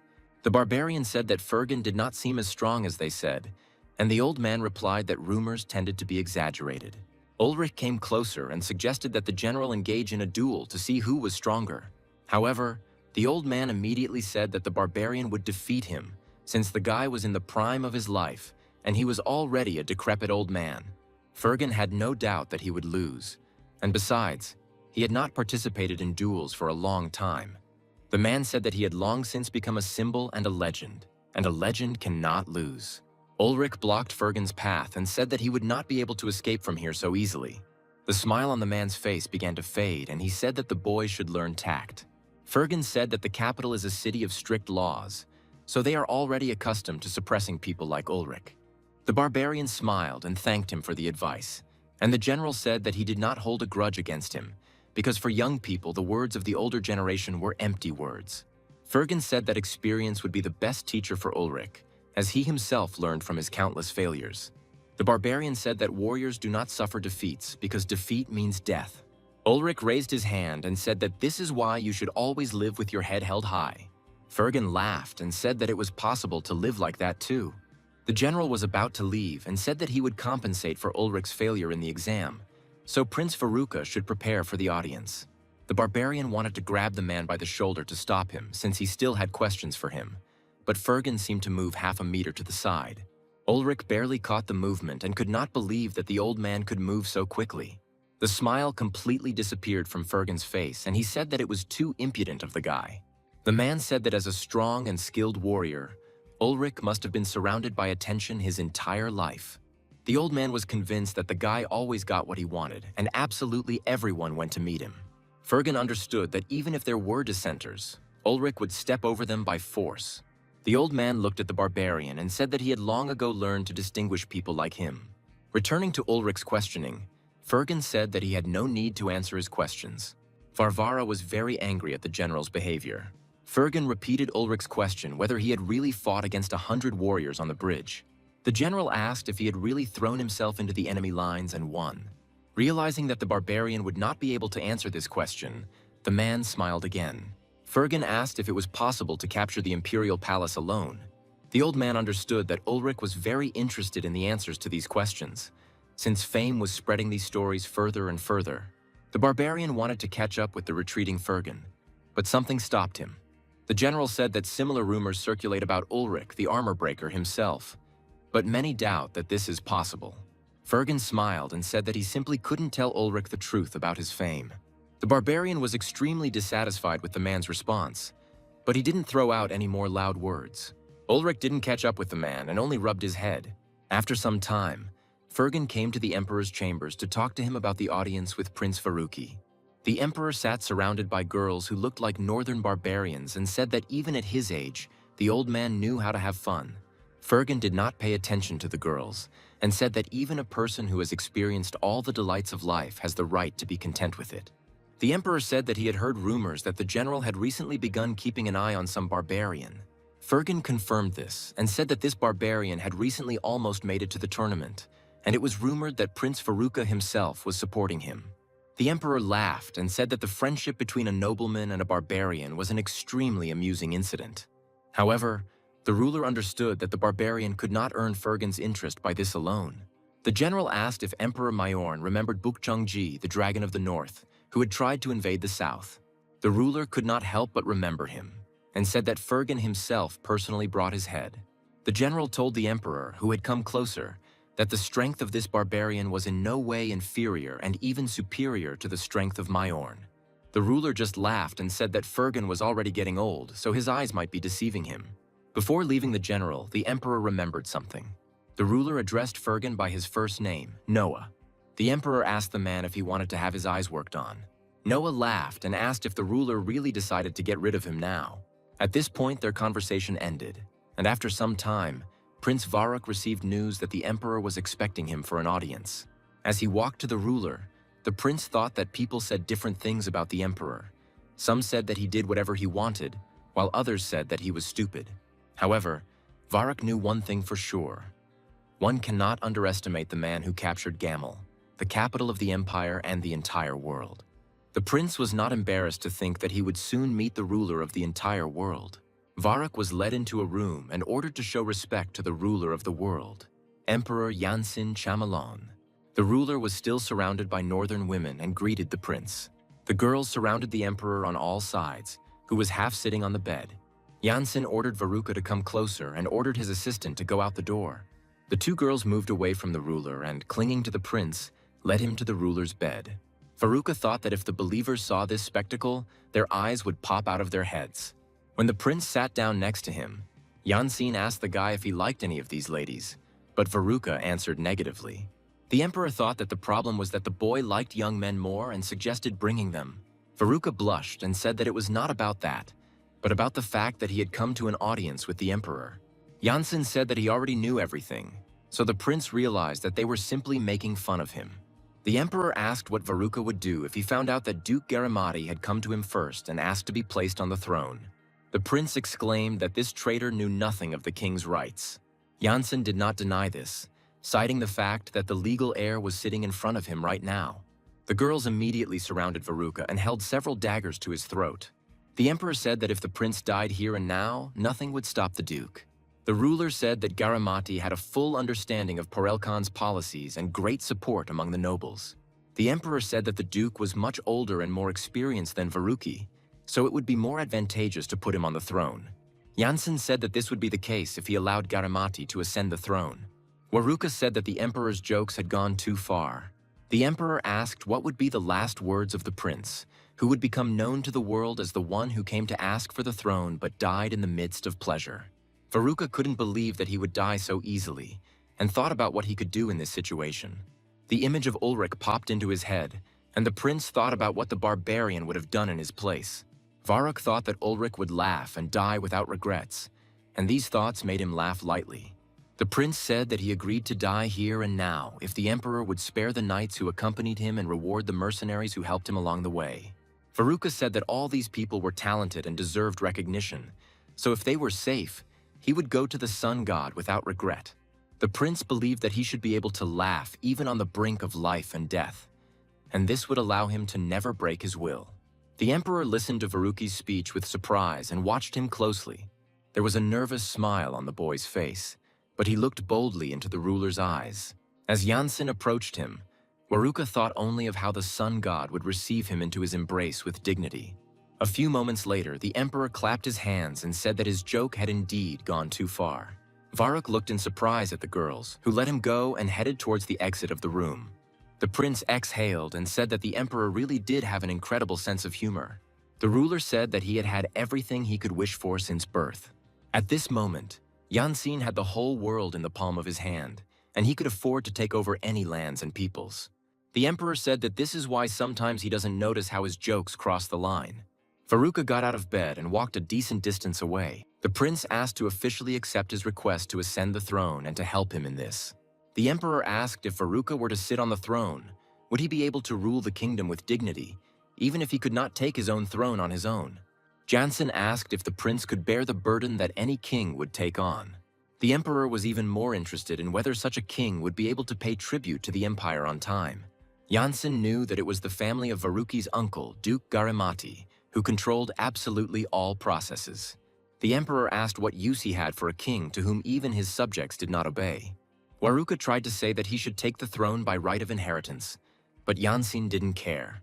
The emperor stood up on the bed and said that in his hands were the invincible knights of imperial steel and warriors of the sun, and beneath his feet lay the most worthy imperial army. Janssen said that it was time to stop the stupid talk and asked what Veruca would give him in exchange for his help. The prince was shaking with fear and thought that all those who said that the emperor was a fool were wrong. Janssen said that he would accept Veruca's request only if he became his loyal dog for the rest of his life. However, the emperor noted that if the prince wanted to become a king and not a dog, then he must offer him something greater. Now Veruca understood that the real Emperor Yangxin was a predator in human skin. The ruler said that Veruca had 3 days, and then they would have a dinner party, to which the prince would have to bring the barbarian. The emperor also ordered that his gift be taken to dinner. Janssen said that the boy deserved this gift because he survived the meeting in the Midnight Palace. The emperor warned that Veruca should respond to the gift he received from him in the same way. The next day, Ulrich looked with interest at the jade dragon statue that the emperor presented to the prince. Veruca stayed up all night looking for information about this gift and learned that the statuette was a treasure of the north. Ulrich thought that the ruler gave this gift because he liked the prince. Veruca said that the emperor was a terrible warrior and a mixture of a sharp mind and a wild character. The prince sat down on a chair and thought that it could not be otherwise, because the empire was built on the strength of the 2 previous emperors and, observing their exploits, the heir had no right to restrain himself. Veruca kept thinking about how he should respond to this gift, because Janssen had clearly hinted that the answer was hidden in this statuette. The emperor gave this gift in order to receive a gift from Veruca in return. The prince said that he initially thought that Janssen wanted to conquer the remnants of the north, but the empire was capable of doing this itself. Veruca leaned towards the statuette and kept trying to understand what the ruler wanted from him. The guy hit his head on the table and said that now his place on the throne depended on luck. Ulrich approached the prince and said that since this statuette was from the north, it was worth asking about it from a barbarian who was familiar with the north. Varuk immediately thought of Sven and blamed himself for not having thought of it himself. After some time, Sven came into the prince's room and looked at the statuette on the table for a long time. Veruca was worried that the man might get angry at them, since he had the cultural heritage of the northerners in his hands. The prince apologized for this, but still asked to tell them everything Sven knew about this thing. The man put the figurine on the table and said that he was seeing this thing for the first time. Veruca suggested that jade was not processed in the north, and the barbarian said that they did not create such jewelry at all. Sven said that there are many craftsmen in the north, but they usually work with wood. Veruca said that the emperor insisted that it was a treasure of the north, and Sven admitted that he had heard of this thing. The man looked at the statue again and said that it was a treasure from the east. Sven said that in the legends of his people, the northerners sailed to the east, and this statue is the only proof of this legend. However, Veruca exclaimed that Porelkana was the easternmost kingdom in the world. Sven said that in the north they think differently, and this statue is direct proof of that. The prince was not so easy to convince. He shouted that the ocean ends at the edge of the world, and that the legends of the northern people were pure fiction. Sven said that his people do not keep records, unlike civilized people, and legends are passed down by word of mouth, so it cannot be a lie. While Veruca did not want to accept the truth, Ulrich thought that Sven sincerely believed in the eastern people, since he himself was shipwrecked when he sailed there. Ulrich decided to intervene and asked the prince to look again at the statuette that the emperor had given him, and asked if the northerners could have made something similar. However, Veruca continued to repeat that the ocean ends at the edge of the world, and no one would survive falling off the edge of the world. Ulrich ordered the boy to stop repeating lines from books and open his eyes to the thing that stood in front of him. Veruca said that this was blasphemy, because the sun god said in his treatise that the world ends at the edge of the world, and under it stand the animals that hold the world on themselves. The guy said that water flows from the edge of the world and animals drink this water. Veruca could not go against his religion and therefore deny the existence of the Eastern people. The prince looked again at the statue in front of him, and at that moment he understood what the emperor wanted from him. Veruca became quiet and said that he now understood everything and thanked Sven for his help.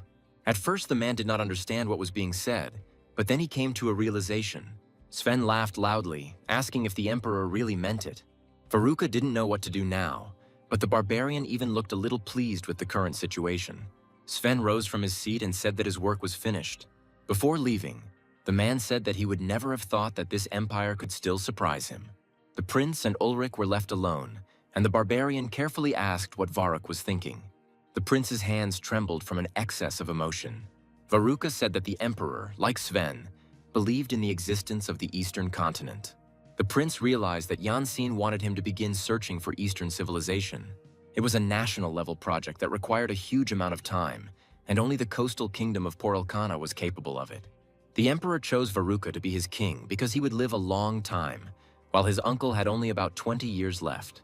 That is why Yansin chose the young prince as the ruler of Porelkana. Ulrich asked what Varuka was thinking about then, since he had no choice but to agree. The prince exclaimed that this was suicide, because in essence he would simply be ordering his subjects to die in the ocean. Varuka said that he would have to spend a lot of money, and it was unlikely that there would be any sailors willing to go to certain death.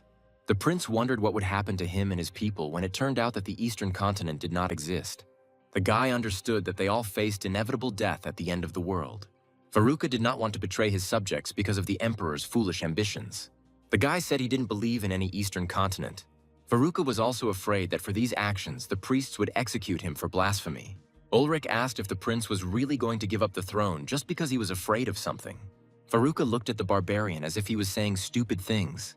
Ulrich said that if the prince was afraid, he could stay with the emperor and serve him like an errand boy for the rest of his life. Varuk was shaking with the realization of his hopeless situation. The guy shouted that Ulrich didn't know what he was talking about. Varuka leaned over the table and said that the barbarian knew nothing at all. Ulrich could only watch his friend's torment as he was unable to cross the boundary of the books in which he was stuck. Varuka said that the barbarian did not understand the fear and despair he was experiencing now. Ulrich decided it was time to give the prince a push. Varuka looked at the barbarian who called his name. Ulrich said that he used to live on the other side of the heavenly mountain. The prince's eyes widened and he glared at the barbarian. Ulrich extended his hand to the boy and said that in order to be here, he personally crossed the borders. Varuka looked at his friend in shock and prayed to the sun god. The whole next day, the prince could not get over the feeling that he was betraying his faith and people. The boy went to the temple to get an answer from the sun god. Varuka wondered if there really was a world on the other side of the ocean, just like there was life beyond the celestial mountain. The prince sat in the temple hall for so long that he soon found himself completely alone. Varuka understood that religion would not stop the emperor, since he needed honor and glory worthy of the name of his ancestors. However, the prince lacked the courage to sacrifice his entire kingdom for this undertaking. For a moment, the idea of giving up not the Eastern world but the Western one to be devoured arose in the guy's head. Varuk thought that this would be a worthy replacement, because this time the prince would be able to provide evidence. Unlike the unfulfilled legends of the Eastern world, the lands from which Ulrich came are real. Varuka thought that when the emperor learned of this, he would forget about the Eastern continent and lead his army beyond the heavenly mountain. As soon as the prince imagined this, he was overcome with horror. The guy shook with fear and asked himself what he had just thought about. Varuka rolled off the bench onto the floor and thought that Ulrich had trusted him and revealed the secret of his homeland because he treated him like a friend. The barbarian trusts the prince so much that he did not even demand an oath from God. Ulrich's words about crossing the boundaries of hell and coming from beyond the heavenly mountain still haunted Varuki's mind. Then the barbarian said that his home was in the west, and he was probably the first man to cross that border. Varuka pressed his head to the floor and thought about the great risk Ulrich had taken when he decided to share this secret with him. That is why, just as the barbarian had to cross the heavenly mountain, so he must cross the edge of the world in the east. For a long time, Varuka lay on the floor in the temple, thinking about what to do next. The prince dreamed that he was in Perelkin's castle. The guy stood next to an open window on a bright sunny day and looked at the sea. On the table next to Varuka was a jade statuette given by the emperor and a lot of papers. It was a plan for the discovery of new lands, and it bore the king's seal and signature. Varuka went out onto the balcony and breathed in the salty sea air. Ships were already waiting on the shore, ready to set sail at any moment. The ocean was agitated, as if awaiting travelers who would soon set out on a journey, battling the elements. People gathered on the pier, looking at the large ships, and the sun seemed to illuminate the path out to sea. The white sails shimmered in the bright rays and caught the westerly wind, carrying the ships to the east. The bright blue eyes of King Porelkana were already directed towards the ocean. Varuka was a few years older, and the fire of future conquests burned in his eyes. Varuk woke up from his sleep and opened his eyes. It was already morning, and the boy rose from the temple floor. During the long night, Faruqi's body stopped obeying him, causing him to stagger, holding onto the benches. The prince tried to get out of the temple and into the street as quickly as possible. It seemed to Varrock that at that moment the very edge of the world simply dissolved. The prince looked at the sun and turned to God, saying that he had seen everything. Varrock closed his eyes, basking in the morning sun's rays, and realized that God was testing him. The prince promised that he would definitely find the land where the sun rises, so God must help and lead him there. Faruqa knelt down and began to pray, for the sun god had revealed to him the path he would follow. On the day of the dinner party, Ulrich came to the prince's office and found tables laden with books. The barbarian looked around and told Faruqa that he had gone crazy after all. Ulrich picked up the first book he came across and found out that it was about northern records and a helioscope. Without looking up from his papers, Faruqa said that he had read all of God's sermons again to make sure that he was on the right path. The prince said that he had already decided everything for himself because the Lord had given him a sign. Faruqa looked at Ulrich and said that God himself had told him to go in search of the eastern continent. The prince said that the east is the place of the rising sun. The sign for Faruqi was that Ulrich arrived from the west, the place where the sun sets. The prince said that the west and the east are parts of the world, and the world is interconnected. Varrock was sure that all this was not accidental, so his new task was to search for the eastern continent. The guy said that God understood that people were not ready to meet another people, and for this he created a barrier, which he called the edge of the world. Ulrich did not understand what the prince was talking about. Faruqa jumped up from his seat and said that God had allowed them to prepare for the new world. The prince said that when the exploration of the north and south was completed, the warrior personally crossed the heavenly mountain. Meanwhile, the east also made its presence known with these jade treasures. Varrock believed that this was why he should become king, because God had guided him on the right path. Ulrich said he didn't understand all this fuss with the signs, but he was glad that the prince had finally come to his senses. The barbarian approached the window and said that now they would meet with the emperor.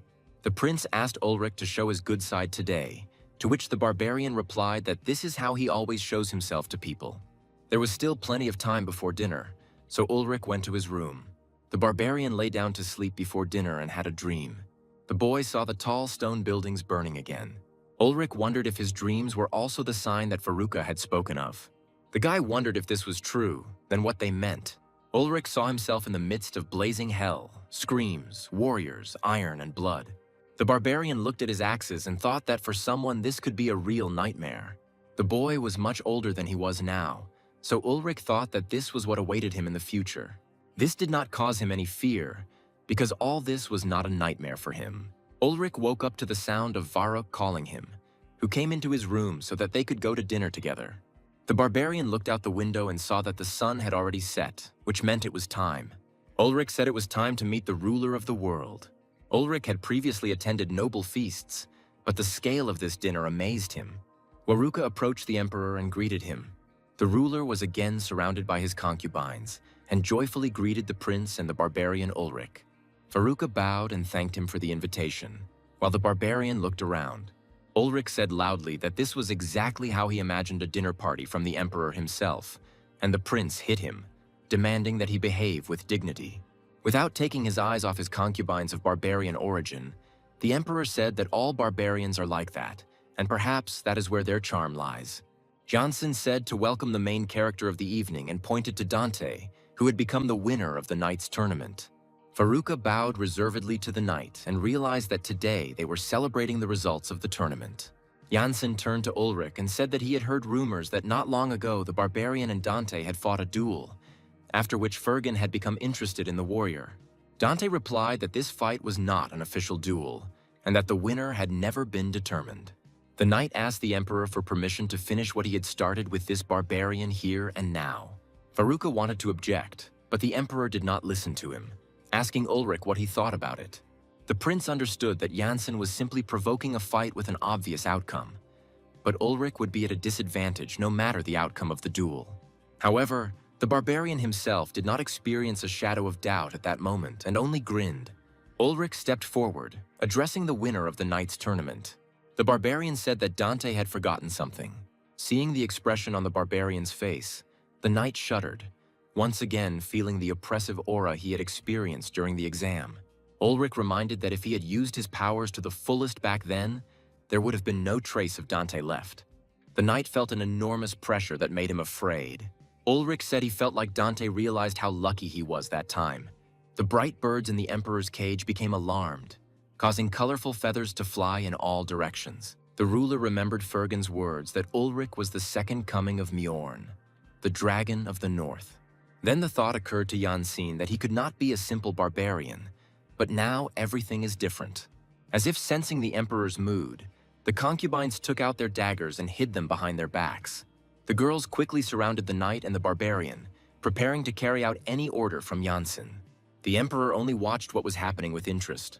However, after a few moments, he snapped his fingers, ordering the girls to retreat. The Emperor laughed and said that his jokes were going too far again. Ulrich chuckled, and Veruca sighed with relief. The Emperor asked everyone to leave the hall as he was going to have a serious talk with Prince Veruca.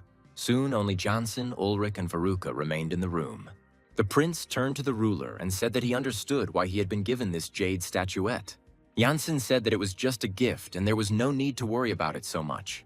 Veruca recalled that the Emperor had ordered him to respond to the gift in the same way he had received it. Jansin smiled and said it was just a reminder of etiquette. Veruca promised that if the Emperor helped him regain the throne of Porelkan, he would give him what he wanted. Jansin said that he already has the whole world, so there is nothing else he could wish for.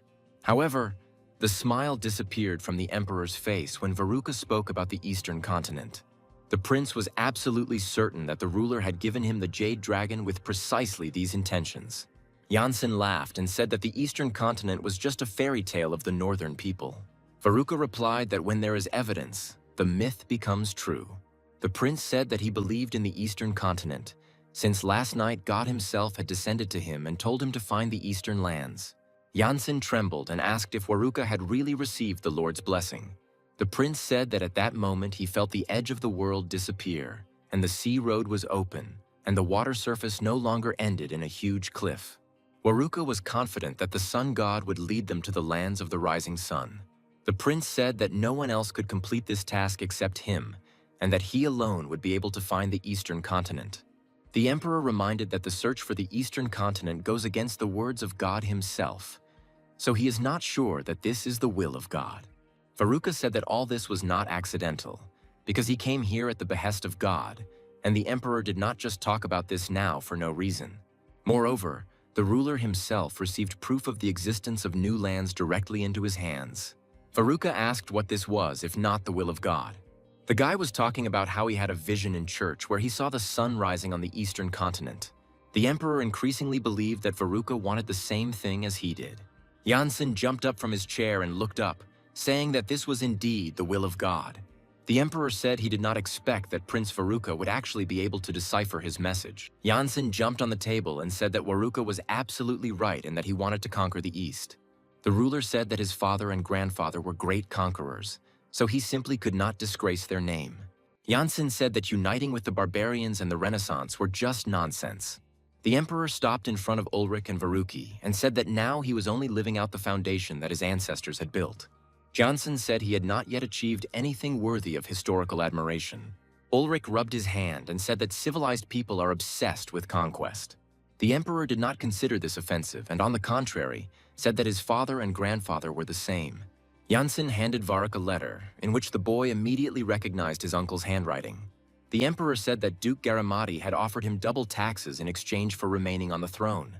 Jansin reassured Veruca that he would choose the one who was blessed by the sun god.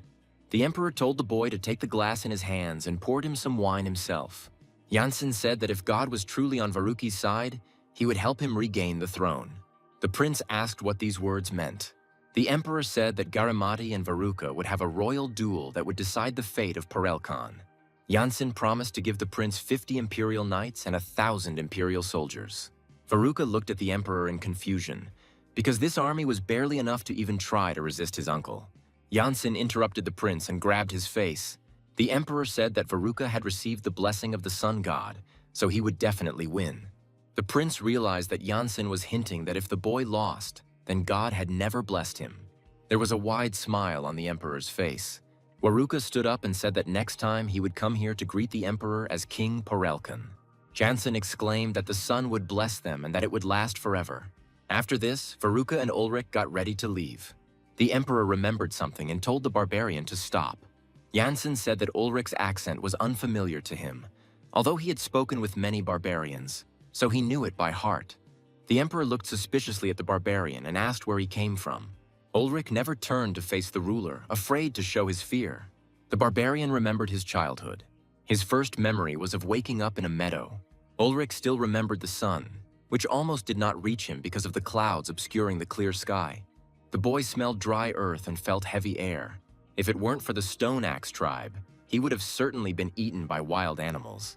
The hunters took the boy with them, and the tribe leader said that the rainy season would be long and there would be enough food for everyone, so they could set aside some for the child. From his very childhood, Ulrich demonstrated his incredible strength, which could not be compared with other children of the Axe tribe. The boy mastered the use of an axe and a bow before anyone else, so he followed the adults everywhere. Everyone believed that Ulrich would grow up to be a great warrior. The barbarian remembers all those wonderful years spent in the tribe that became his home. As soon as Ulrich remembers those times, the strong smell of morning grass involuntarily rises in his nose. The barbarian thought only about the fact that one day he would definitely return beyond the heavenly mountain. However, the ruler of the civilized world is eager to conquer all unknown lands. If he learns of the existence of a world on the other side of the heavenly mountain, there will be no more meadows or land left. This is why Janssen's question about Ulrich's origins makes the barbarian feel fear. The guy tries to pull himself together so as not to show his excitement. Ulrich replies that he came from the south, where he previously lived in a small community that the emperor had hardly heard of. The ruler laughed and said that the southerners were indeed all strong, so there was no need to even ask. Ulrich left the hall and thought that no matter how strong a warrior was, he would not be able to defeat the army. For the first time in all this time, the barbarian regretted crossing the heavenly mountain. Ulrich understood that if the truth of his origin was revealed, the people who took him in and raised him would suffer. Now the barbarian understands Veruca's words that it was he who destroyed the barrier between the worlds. While Ulrich was pondering this, the prince approached him and informed him that they would be leaving for war the following day. The barbarian inquired about Veruca's coming of age, but he replied that they would do it on paper. Ulrich pointed to the army gathered near the castle walls and said that they were now all under Veruca's command.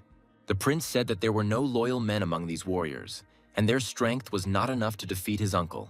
Veruca could only hope that the nobles of Parelkan would support his candidacy, and then the battle would end with little bloodshed. The prince explained that the kingdom was surrounded by seas and rivers, so his uncle would only protect the main gate. However, attacking the castle with the vanguard will be too difficult because the gates are fortified, as they are the only entrance to the kingdom. Ulrich said that the Ghostblade would have to go with them so they could handle it. Veruca said that having Fergan with them would significantly boost the army's morale, and that his presence alone would show the level of support for the emperor. Ulrich was worried that the old man might have been sent by the emperor to find out where the barbarian came from, since his answer was unlikely to convince Janssen. Veruca said that no one gives Fergan orders, because he is a true legend that even the emperor does not dare touch. Ulrich felt terrible because he could not understand the true intentions of either the emperor or the Ghostblade.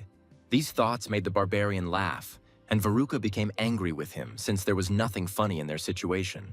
Ulrich gave the prince a friendly blow and said that since the boy had decided to become the king of Parelkan, he would achieve it.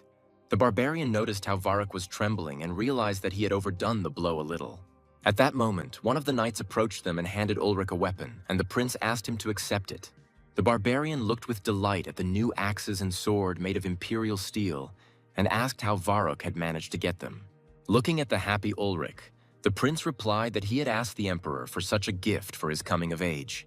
The barbarian thanked Varrock for such a valuable gift and said that he owed him a favor. The prince asked what Ulrich intended to do after he became king. The barbarian shuddered when he thought that the weapon was not a gift, but a bribe. But Veruca hastened to reassure him. Ulrich fastened the new weapon to his belt and said that as soon as the prince became king, he would demand a reward from him. Veruca smiled and asked what would happen after the reward. Ulrich looked into the distance and said that he would set out, as there was still much that he had not seen, for example, the south. Veruca asked if the barbarian had thought about heading east. Ulrich recalled that preparation for the voyage will take about 10 years, so he will return after that time. Watching the barbarian leave, Veruca thought that once he became king, he would hardly be able to meet such a friend. The prince was upset that sooner or later they would have to part with Ulrich. Varuk promised that when the ship for the expedition was ready, he would leave a place on it for Ulrich. Without turning around, the barbarian replied that he would be happy to go to the ends of the earth with the prince. The sun was setting, and Ulrich returned to the camp to his mercenaries. Ulrich soon found Fergan in the crowd and greeted him. The old man turned around and said he never thought he'd see a barbarian with imperial steel right in the middle of the camp. Ulrich asked why Fergan was wearing a cape, and he replied that the doctor had told him to avoid direct sunlight.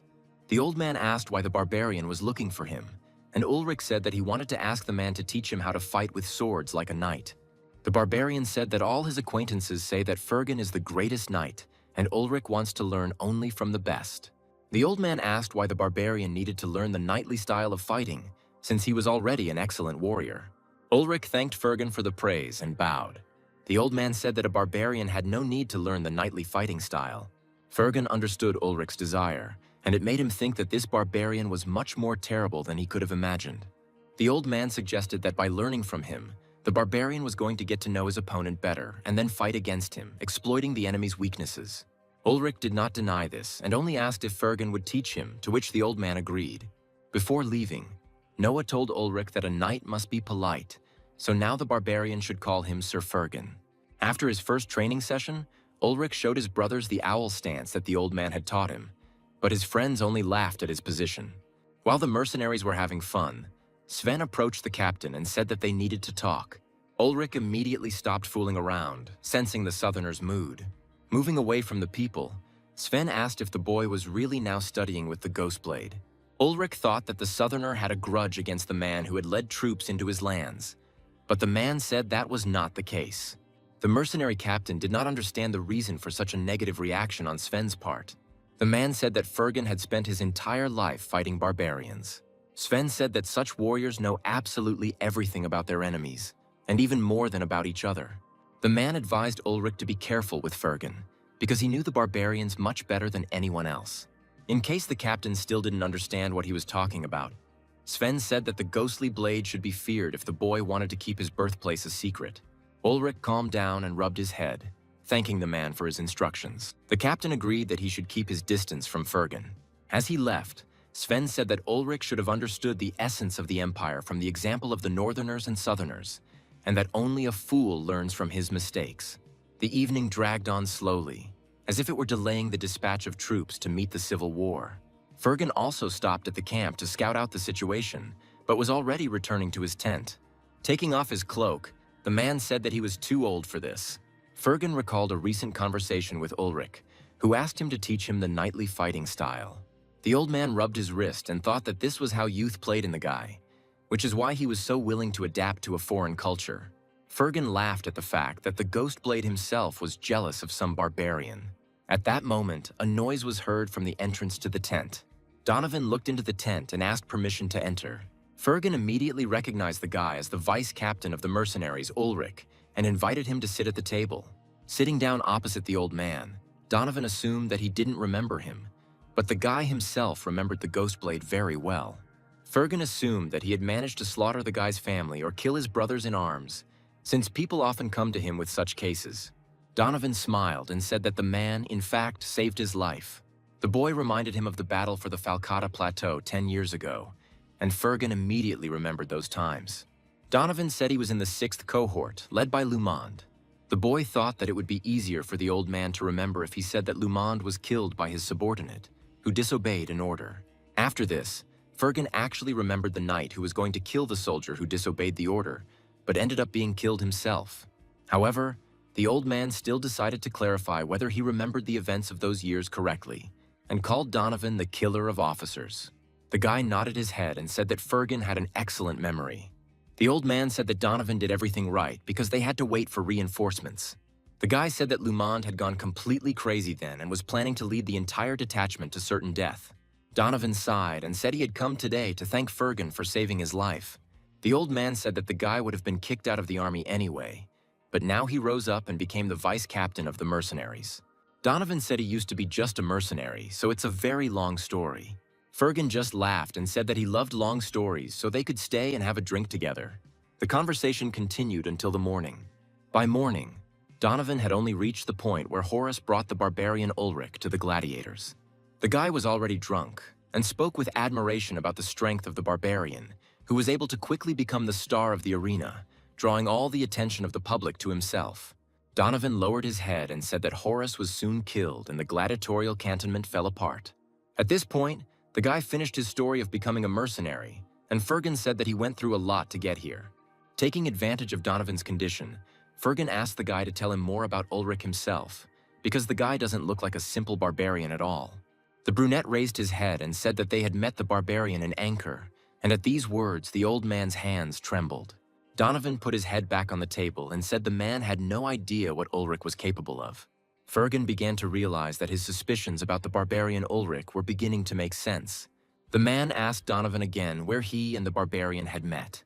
The guy repeated that they found Ulrich in the town of Ankara in the very west of the empire, almost under the heavenly mountain. After this, the alcohol completely overwhelmed Donovan and he fell asleep, leaving Fergan alone with his thoughts. The next day, Fergan and Ulrich's classes continued, and the old man asked if the barbarian knew why a two-handed sword was considered a knight's weapon.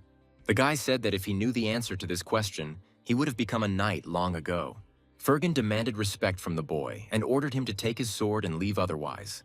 Ulrich was shaking with indignation, because he could not behave as the knight wanted, but he also could not refuse lessons with the legend.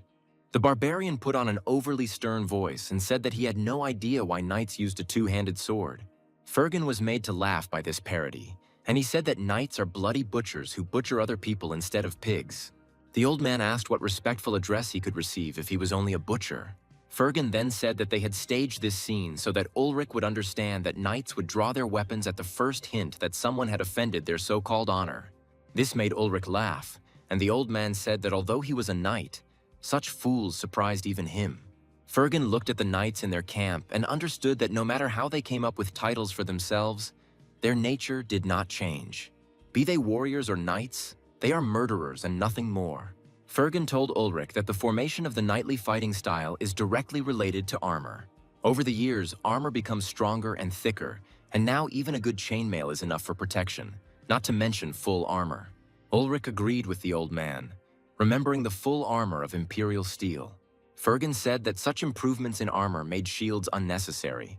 Knights began to fight with both hands, and the combination of shield and sword became more of a relic of the past. Ulrich didn't understand why the shields were gone, since not all armor was strong enough. And then Fergan mentioned that all armor had its advantages and disadvantages. The old man said that shields are no longer used because such a stance has become a sign of poverty, so they are no longer used out of simple pride. Ulrich simply said that all knights were fools and asked Fergan to teach him the owl stance. The old man corrected him, saying that this stand was called a night owl. After training, Ulrich was resting in his tent and recalling Sven's warning. The guy understood that the more he communicated with Fergan, the closer the threat was getting to him. Ulrich could only hope that the old man would not suspect anything. The barbarian sighed, realizing that he didn't want to kill Fergan at all. After several weeks of marching, the army arrived at the main gates of Porelkana. The knights of Varuki were outraged that the townspeople were not allowing the direct heir into the kingdom. A council was convened to decide on further action. In it, Fergan suggested that the gates were closed because the aristocrats were wavering between Duke Garimati and Prince Varuka. The old man said that the prince never managed to earn their support. At this moment, the guard reported that Porelkan's envoys had arrived, and Varuka ordered them to be allowed into the tent. The city representative entered the tent accompanied by 2 guards. All 3 bowed and greeted the prince. Varuka skipped the formalities and asked why the Everlyn gates were closed, as they were meant to protect the kingdom from outsiders. The messenger conveyed the words of the guard Everlyn that he refused to allow the army of strangers into the domain of Porelkan. Varuka said that he was merely leading his guards into the castle to claim his throne by right of blood. The envoy replied that the kingdom was plunged into chaos, and it was the prince's actions that had led to this situation. Fergan realized that they would not be allowed through the gate so easily, so he stood up from his seat. In an instant, the knight drew his sword from its sheath. His movements attracted the messenger's attention, but it was too late. With one precise blow, Fergan decapitated the Everlyn Guardian's envoy. The messenger's guards were frightened and did not know what to do next. Fergan returned the sword to its sheath and said that only people of equal status could speak such words. The old man said that the garrison could be broken through in just half a day, and the siege of Porelkan was 50 years ago, and he took part in it. These words made the guards shudder. Fergan asked with a smile on his face how many of Everlin's current fighters had ever faced a castle siege. The guards tried to get help from the prince, but he did not help them after refusing to let them into his domain. Veruca understood that Fergan was the most experienced person available to him now, so now all he could do was follow his plan. The old man walked up to the severed head and placed his foot on it. After that, he kicked her towards the guards and ordered them to deliver her to the chief guard of the gate. After this, Fergan removed the hood of his cloak, revealing himself to the warriors. They immediately recognized the legend and completely lost the last shreds of confidence. The old man ordered to tell the guard Everlin that the Ghostblade Fergan has returned. As soon as these words reached the guard, the gates of Everlin were opened.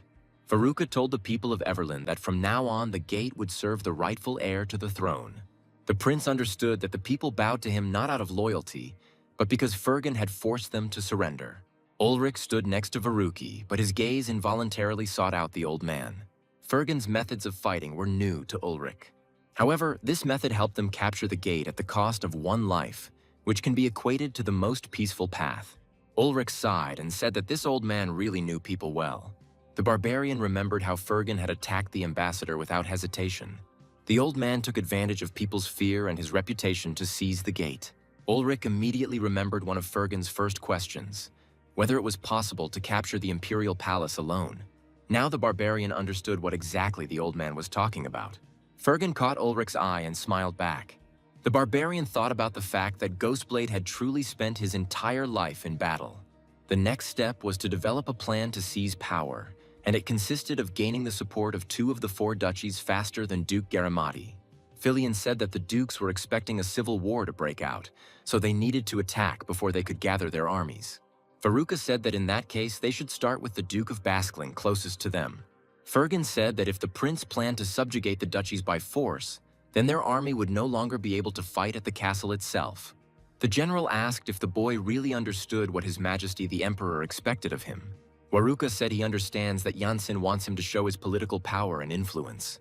The old man asked the prince to whom the nobles in the lands of Porelkana were loyal. The man said that the dukes might not recognize Veruca, but the nobles would prefer a legitimate heir to the throne. Fergan advised the prince to consider whose warriors make up the bulk of the royal court's army.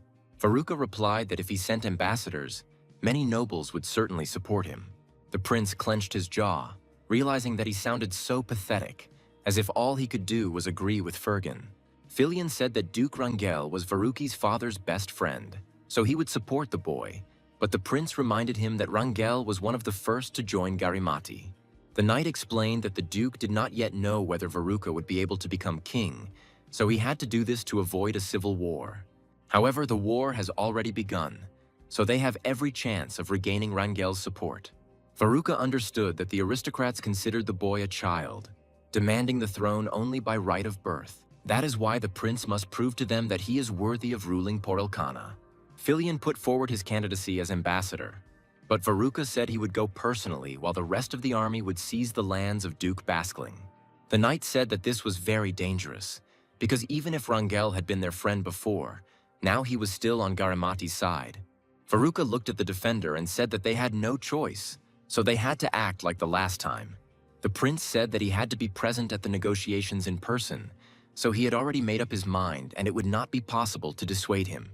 Fergan watched Veruca and thought that the prince was still capable of taking calculated risks. The old man understood that the boy did not have the spirit of a warrior, but he did have the backbone of a politician, so Veruca could become a good king. The prince said that a dozen warriors would go with him along with Ulrich, since a crowd of guards would not help them convince the duke of the sincerity of his intentions. The barbarian smiled at Filion and told him not to worry, because he alone could replace 100 warriors. The defender agreed to this and said that tomorrow he and General Fergan would set out to capture Baskling's territories. Their most valuable resource at the moment was time, so they had to hurry. The next day, Veruca's group separated from the main army and went to Rangel. Ulrich noted how cheerful Goyle was, who kept humming songs under his breath. The barbarian asked the boy what was causing his mood, and he replied that they were already nearing the end of accompanying the prince. Ulrich did not understand why all the mercenaries were so happy, and Goyle replied that everyone was expecting the treasures that the newly made king would bestow upon them. The barbarian thought that such thoughts were even beneficial for the mercenaries' fighting spirit, since they didn't need to know the whole truth. Goyle said that his decision to join Ulrich was the best one of his life. The guy said that most likely no one from his homeland had achieved such success, and the barbarian congratulated him on this.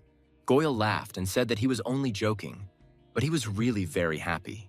Shaitan said that Ulrich is truly incredible, and it's not just because of the way he fights. He is respected for many other things as well. Goyle said that this was why the barbarian had already achieved riches and glory that others could only dream of throughout their lives. Shaitan said that people like them, no matter how much effort and perseverance they put in, would never be able to achieve what Ulrich had achieved in their entire lives. Goyle suggested that Ulrich would hardly ever understand them. The guy said that what the barbarian achieved so easily, many people chase their whole lives for. As Goyle spoke, his horse moved forward a little, so he had to look back to see the captain. Seeing the expression on Ulrich's face, the guy chuckled and said that there was no need to take it that way. Goyle said that just as the barbarian could never understand them, so they would never understand him. Ulrich remained behind the group, pondering his friend's words. After some time, the detachment arrived in the lands of Duke Wrangel. There they saw that the Duke was gathering soldiers, but the Duke's army consisted of simple farmers. Goyle said that no matter who the warriors were, anyone could be overwhelmed by numbers. Shaitan said that they were very lucky that it was not harvest season, otherwise the kingdom would have faced famine after the Civil War. Waruka said that it was all his fault, because this would not have happened if he had not decided to become king. However, the prince should not give up, as he believed that this was the path that the sun god had prepared for him. Ulrich asked Waruka what he wanted to become, the king of Porelkan, or the head of the farmers. The barbarian said that when he was plundering the neighboring tribes, he did not care at all that they would all die in the next drought. Ulrich said that none of these people, if they were in the prince's place, would think about other people. The barbarian told the prince that every person thinks of himself first. Waruka must not be distracted by the pain of others, because if he worries about every little thing, he will achieve nothing. Ulrich said that as long as the prince believed he was doing the right thing, that would be enough. Waruka thanked his friend and said that his words helped him cope with this burden. Ignoring the farmers the Duke was gathering, Waruka moved towards the castle. Ulrich's words helped him calm down and get rid of the feeling of guilt, so he boldly led people. However, the fact that the guy strives for power, stepping over other people, does not come so easily to him. Waruka remembered the pain of each of them forever. Before entering the city, the mercenaries were stopped by guards who ordered them to introduce themselves. Due to new regulations, for the safety of the city, everyone who comes must provide a document. Waruka stepped forward and introduced himself by his real name. The prince said that he had come to meet Duke Wrangel. After some time, Varuk was allowed into the castle, and he sat down at the negotiating table with an old friend of his late father. Wrangel remembered the prince as an impudent, stupid, and spoiled youth, so the Duke did not understand why the boy had come to him at all. The Duke said that using an army of strangers to seize the throne was not the best idea. Waruka replied that if it weren't for these strangers, he wouldn't be here, and Wrangel should understand why exactly. The Duke said that it was difficult to argue with the Emperor's army, but such methods called into question the prince's very right to the throne. Waruka asked who else could take this throne besides him. The prince said that he had come to conduct the coronation, and if no one resisted, they could do without war. Wrangel didn't believe it and said that it seemed as if Varuk had returned precisely for the sake of war. The prince chuckled and said that it was not he, but the aristocrats of Porelkana who were gathering an army against the legitimate heir. Waruka mentioned that the army of the Ghost Blade of Fergan had now arrived in the lands of Duke Baskling. Wrangel understood that Baskling had not yet managed to gather an army, so he would not be able to hold out. The Duke said that if they killed Waruka here and now, the Imperial army would become powerless in these lands. The prince asked Wrangel, for his own good, to stop making empty threats. The Duke said that the strength of his guards would be enough to defeat the prince's defenses and kill him. Waruka looked at Ulrich and asked if he had anything to say to Wrangel.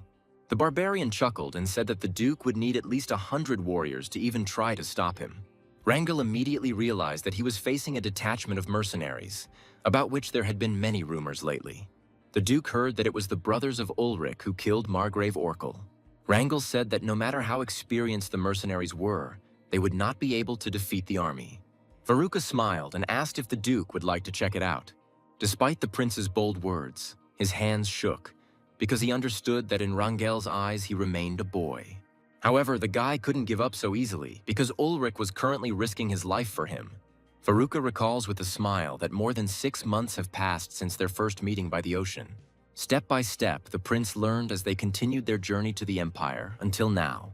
Veruca understood that he had become much stronger in both body and spirit. At the moment, he was leading a lot of people and could not let them down because of his cowardice. Veruca folded his arms and asked if Wrangel really believed that Duke Garimati would give up the disputed lands of the Nameless County upon becoming king. Wrangel said that they had already sorted out all the formalities, and the Kalmati lands would definitely go to him. Veruca recalled that from the moment he took over the inheritance, Garimati expanded his borders, absorbing the surrounding lands. Wrangel said that this was just further proof that Duke Garimati would become a strong king.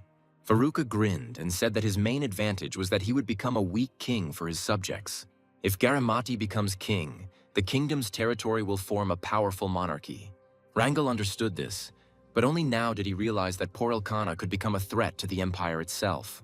Veruca asked whether the dukes would be able to keep such a king under control when he decided to take all the lands under his sole control. The prince understood that the only thing he could offer his vassals was his weakness, because none of them needed a strong and powerful master. Wrangel noted that Veruca perfectly understands the advantage of his weakness, and this is not an insult, but the absolute truth.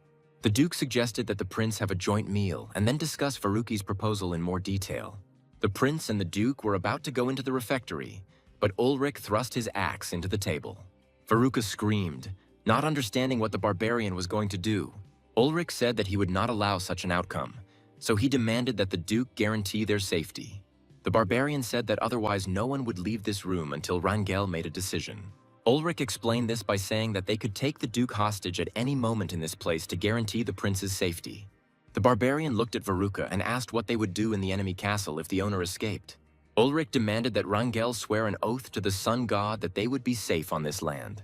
The duke thought that the barbarian was incredibly confident in his warriors, since he decided that they could cope with the entire castle guard. Wrangel took an oath to God and asked if Ulrich was now satisfied. At that moment, a guard burst into the room, bringing important news to the duke. The man approached Wrangel and his words made the duke shudder. The duke was no longer in such a good mood and asked if he had planned all this in advance. Veruca did not understand what was being discussed and came closer. Meanwhile, a formation was moving through the city towards Wrangel Castle. The man with golden hair asked why the city was so noisy. Approaching the duke's castle, the man raised his head and looked out the windows. Outside the window, he saw Prince Veruca, who was also surprised by this meeting. The man smiled and said that he didn't expect to meet his nephew in such a place. Duke Garimati arrived at Wrangel's castle. After some time, Wrangel, Veruca, and Garimati sat down at the same table for dinner. Garimati asked his nephew when he and the duke became so close that the first thing they did upon arriving in Porelkana was to meet. Veruca said he wanted to meet Duke Wrangel before his coronation. The prince looked at his uncle and thanked him for looking after the kingdom. Garimati smiled and said that for the sake of his elder brother and nephew, he was ready to do anything. Veruca said that he no longer needed his uncle's help, so the man should return to his duchy. Meanwhile, the prince himself will go to the palace for the coronation ceremony to free Garimati from his burden of rule. The uncle only smiled in response, without commenting on his nephew's words. Veruca suggested that Wrangel drink to this event together since his uncle doesn't like alcohol. The duke raised his glass but was extremely wary. He did not understand what the young prince was trying to achieve with his words, so he decided to remain silent. Veruca caught Wrangel's doubt and tensed. The prince signaled to Ulrich, assuming that Wrangel had decided to side with Garimati. The smile disappeared from my uncle's face when he caught these actions. Veruca watched the dukes tensely, expecting a blow from any side. Wrangel, in turn, closely watched the actions of his uncle and nephew. The castle guards became alert and grabbed their weapons. Ulrich stood behind Veruca all this time and thought that the prince was too weak. The barbarian understood that the guy couldn't do anything without someone's protection, and at the moment he was relying on him. Ulrich clearly saw the difference between himself and the prince. Looking at Veruca's hands shaking from fear and nerves, the barbarian realized that he would never be able to understand him. However, Ulrich respects the prince for the fact that despite many falls, he continues to fight, wiping away his tears. The barbarian smiled, thinking that it was this very trait that showed the prince's enormous strength. Ulrich turned to Veruca and said that he would make the boy king. The prince became wary, worried that the barbarian might start an armed conflict. Ulrich said that he would do everything possible, even if he had to kill everyone present. Now Garamati's full attention turned to the barbarian. Wrangel was also wary, as he had already seen Ulrich's hot temper. To prevent a massacre in his castle, Duke Wrangel rose from his seat, slamming his fist on the table. The man said that he had sworn before the sun god that Prince Waruka would be safe, so no blood would be shed today. Garimati said that Wrangel was making a big mistake, because the civil war could have ended here and now. Now the Duke was finally convinced that Garimati should not become king while he had such power in his hands. Realizing that he had no other choice, Wrangel announced that his duchy would declare its neutrality during the civil war. The man said that all nobles who accepted neutrality would be under his protection, but Garimati did not like this at all. Looking towards the Duke, Wrangel asked if he really wanted them to choose a side here and now. Garimati fell silent, as he knew that if he tried to press, Wrangel would definitely take Faruqi's side. The Duke gave in and said that he accepted his neutrality, since he would not be able to force the man anyway. Wrangel asked the prince if he accepted his declaration of neutrality, to which Waruka also agreed, since he had no choice. The boy understood that even if he could defeat his uncle, after the war he would have to negotiate with Duke Wrangel as well. The Duke raised his glass and invited them to drink to the bright future of Porelkana. Varuk raised his glass, realizing that Wrangel was an experienced politician who was capable of instantly creating a third force in the war. If the prince becomes king, he will have to deal with this man for the rest of his life. At dawn, Faruqi's detachment set out to disappear from Wrangel's castle as quietly as possible. Towards evening, they set up camp to rest. Ulrich considered themselves lucky to have received support in their escape from Wrangel, even though he wanted to weaken the future king, whoever he might turn out to be. Goyle knew they would likely be followed, and Ulrich supported him in this, saying that this could be a problem. While all the squad members were resting, the mercenary captain was thinking that they should have taken northerners with them instead of simple mercenaries. The regular mercenaries were worried about being pursued by Garamati, and even having Ulrich on their side didn't give them any confidence. Ulrich knew he couldn't blame his men for their fear, as they were mere mercenaries and not warriors, so their spirit was crushed after the first difficulties. One of the mercenaries named Gidwick headed towards the forest, and Goyle, thinking that the man had gone to the toilet, told him not to go far. The mercenary laughed and said that he had a stomachache and would be gone for a long time. However, time passed, and the man never returned. Ulrich became alert, listening carefully to the forest. The barbarian asked Goyle if Gidwick had returned, to which the boy replied in the negative. Ulrich ordered his friend to go and get the man immediately. Several people went into the forest trying to find their brother, but he did not respond to their calls. At some point, Ulrich noticed something nearby. Not far from them, smoke rose through the forest into the sky, signaling that Gidwick had betrayed them.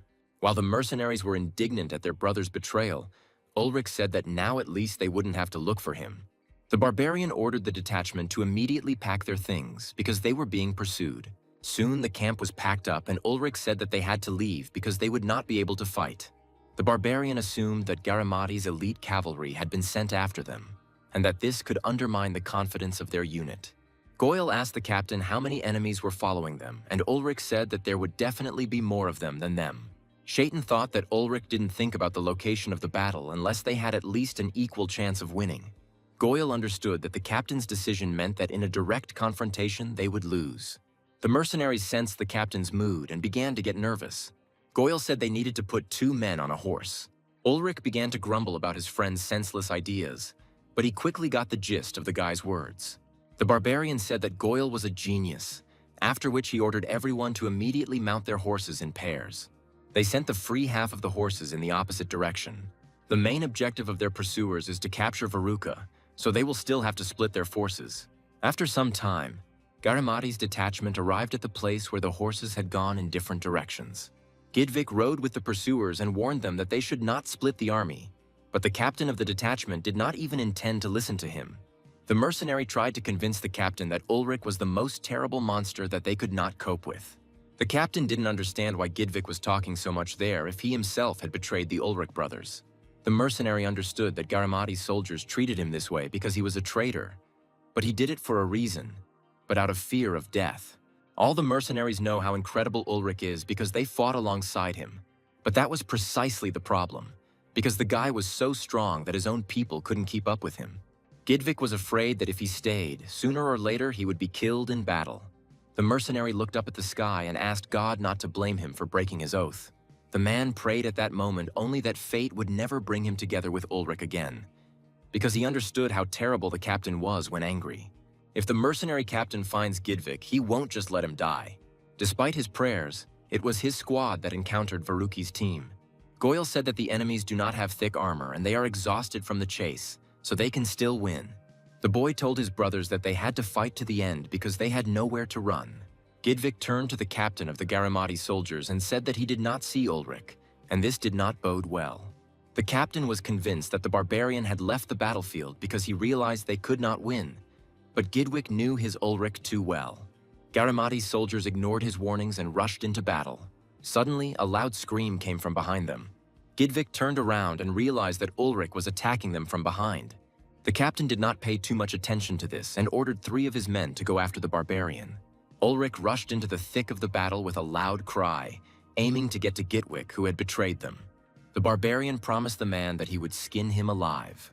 Gidvik winced, because he understood that Ulrich did not throw around empty promises. The mercenary told the captain of the soldiers that 3 men would not be enough to deal with the barbarian. However, the captain did not listen to him, as he was going to kill Prince Varuka as quickly as possible so that Garamati could take the throne. Ulrich had already approached the soldiers and had grabbed the sword more comfortably. After a long time on the trek, the boy had already become confident in his saddle, so both his hands were occupied with weapons. With one blow, Ulrich decapitated the soldiers and continued moving towards the mercenary who betrayed his brothers. The barbarian laughed loudly, and Gidvik said that he warned him about the guy's madness. Only now did the soldier captain realize what they were up against, but it was too late to turn around. The man raised his sword and ordered his men to go forward to the end. The captain said that their main target was the prince, and if they died, they would take him with them. Goyle ordered the mercenaries to guard Varuka at all costs. Ulrich was eager to fight and thought about how 3 months ago he had been on the brink of life and death. The barbarian felt that the sensation of this feature had already become dull. Ulrich smeared his face with blood and said that a warrior should never forget this feeling. The guy was inspired to finally return to the battlefield. Thanks to this battle, Ulrich could taste blood again. The barbarian sought to help his brothers, who were defending Prince Porelkan. Each side understood that they would most likely not emerge from this battle alive, but no one gave up and fought to the end. Goyle was in the rear, covering the prince in case the brothers Ulrich missed any of the enemies. The captain of the pursuit squad understood that everything was not going according to plan, and at this rate they would all be killed.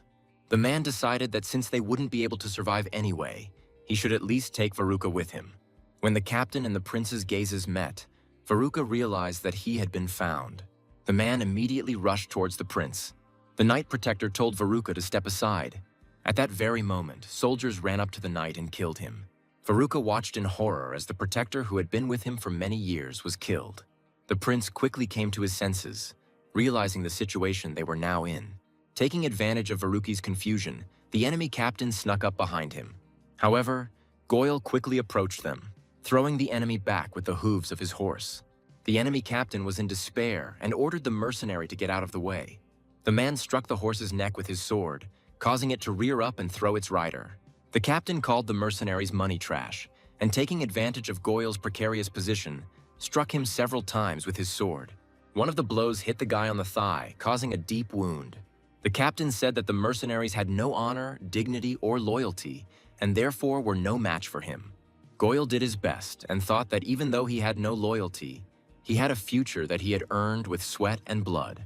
Due to a leg wound, the mercenary was unable to maintain his balance and fell on his back, trying to protect himself from the blows with a spear. Goyle understood that he wouldn't be able to cope and that he would be killed now, so he closed his eyes. However, before the captain could deliver the decisive blow, Ulrich snuck up behind him and cut off his head with one precise blow. The barbarian looked at his friend's wound and ordered him to treat it immediately. For a few moments, Goyle sat on the ground, trying to come to his senses. After some time, the battle was over and the Ulrich brothers became the winners. However, no one was happy as there were too many wounded. Goyle bandaged his thigh and asked Ulrich if they had really won. The barbarian did not move far from his friend and looked around, confirming their victory. Ulrich said that they had no time to rest and needed to get going before enemy reinforcements arrived. Varuk stood apart from everyone and did not react to the mercenaries' words. He looked at the bodies of his 2 defenders who had fallen in this battle, saving his life. Veruca wondered if all this was really God's plan. The prince could not believe that God had prepared such a bloody path for him to the throne, just so that he could find the eastern continent. Veruca raised his tear-filled eyes to the sky. The prince said that the god of virtue had prepared for him a treacherous fate in which there was not a drop of virtue. Varrock was distracted from his thoughts by Ulrich's mocking voice, who said that their brother Gidvik was still alive. The prince immediately turned his angry gaze to the traitor. Ulrich also did not take his cunning gaze off his former brother. Goyle looked with contempt at the man who had caused him to be wounded. Surrounded by a crowd of mercenaries, Gidvik sat on his knees and shook with fear. Soon, the detachment set off on its journey. They had less than 10 minutes to get ready, and several of their men were so seriously wounded that they were unlikely to survive until they joined the main army. There was one person Ulrich was most worried about at the moment. Goyle was seriously wounded and could not sit on his horse, so they had to build a stretcher and drag it behind the horse. Ulrich turned to his friend and asked what he should tell his family, but Goyle ordered him to be silent, saying that he did not intend to die here. The barbarian said that he was asking just in case. Goyle's only thought was that if he could hold on just a little longer, the future he had dreamed of so much would finally become a reality. The boy thought that his time had not yet come, but there was a trail of blood behind the stretcher, which made it clear that the injury was too serious. Goyle put his hands to his face so that his brothers would not see his tears, and prayed to the sun god for his salvation. By evening, the mercenaries had set up camp, and soon the brothers began to report to Ulrich that the seriously wounded were beginning to die one after another. The mercenary captain took the countdown with a cold mind and thought that if Goyle's wounds festered, he would not survive, and that could not be changed. Ulrich believed that people had completely forgotten about death, believing that it would only overtake others. The barbarian looked towards the tent and thought that death was always lurking somewhere nearby. In the tent, Goyle was suffering from pain and fever, fighting for his life with all his might. The guy muttered that soon he would get his land, become a feudal lord, and they would call him master. Goyle said that he had built an estate on his land, would rule his people fairly, and would defend the honor of his name. The mercenaries had already said that the guy would soon die and couldn't believe how everything turned out. Although the mercenaries felt sorry for their brother, they were glad that they were not in his place. When the food was ready, Ulrich poured a portion for Goyle into a plate. Entering the tent to give food to his friend, the barbarian smelled the rotten smell of the wound and realized that the boy would not survive. Goyle was always on Ulrich's side no matter what, and seeing him in this state gave the barbarian a lump in his throat. Shaking with fever, Goyle quickly ate his food and said that his body was lighter than yesterday, so he was on the mend. Ulrich was about to leave the tent and said that he had a good time with his friend, but the guy stubbornly refused to believe in the inevitable. The barbarian could no longer watch Goyle not accept his death and left, telling his friend to call him when he accepted his fate. Goyle got angry and threw a food plate at the captain. When Ulrich turned around, the guy said that the guy didn't dare treat him like that. Goyle asked if the barbarian remembered how much he had done for him. Ulrich looked at his suffering brother and said that he remembered absolutely everything. The barbarian said that this is precisely why he is ready to do everything within his power for his friend. Ulrich left, leaving Goyle alone with his thoughts. A severe thunderstorm broke out during the night, and the sky was filled with lightning. The mercenaries gathered in the forest, not far from the camp, and hung the traitor Gidvik from a tree. Ulrich pulled the ropes tight so that the man could not get out. The mercenary captain looked at his former brother, who had already been beaten by the mercenaries. Ulrich asked if Gidvik remembered what the barbarian had promised him. The mercenary captain looked at the traitor with a predatory expression and said that he would skin him alive and gut him. Meanwhile, Veruca was in the camp praying to God when a loud cry cut through the night forest. The prince jumped out of the tent, thinking that their camp was under attack. However, the screams were heard not far from the camp, while the camp itself was empty. Veruca walked towards the sounds to find out what was happening, and what he saw horrified him. The prince saw Ulrich, who was removing the skin of the traitor Gidvik piece by piece. Veruca ordered the barbarian to stop and asked what he was doing. Ulrich apologized to the prince for waking him up. Barbarian said he tried to shut Gidvik up, but apparently he didn't succeed. Veruca ordered Ulrich to stop, saying that no one deserved such punishment. The barbarian looked at the prince less friendly and said that betrayal is paid for with blood. Ulrich asked how his brothers could trust him if he did not punish Gidvik for his actions that led to many deaths. From the darkness, Goyle's voice came out and said that Gidwick looked good. Veruca looked at the boy, who had huge dark circles under his eyes, indicating that he didn't have much time left. The prince shuddered at this picture, because he always saw Goyle full of life and energy. Ulrich flexed his arms and told Veruca that this was the mercenary's personal business, so it was better for him not to interfere in it. The prince did not dare interrupt the Ulrich brothers any longer. Varuk stood to the side and watched as the mercenaries dealt with their internal problems. Gidwick begged Ulrich not to kill him, but the barbarian only laughed. The mercenary captain turned to Veruca and said that this traitor still wanted to live. Ulrich smiled and said that he would not stop until Gidwick begged him to die. The ground beneath the traitor's feet turned red, and the traitor's screams mixed with thunder. Goyle and the other mercenaries watched with a voracious gaze as their captain dealt with the traitor. By morning, the storm had stopped and the sun began to climb into the sky. The mercenaries set off, leaving Gidwick's battered body on the ground. The man was still alive, but he couldn't even move.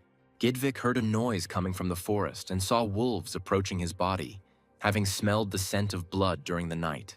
Soon, Veruca's detachment united with the main troops. The prince approached Ulrich, and the barbarian congratulated him on the fact that Duke Baskling had decided to join them. Veruca said that Fergan had managed the entire army well while they were gone, so now they could take a rest. The prince looked towards the tent from which Ulrich had not left lately.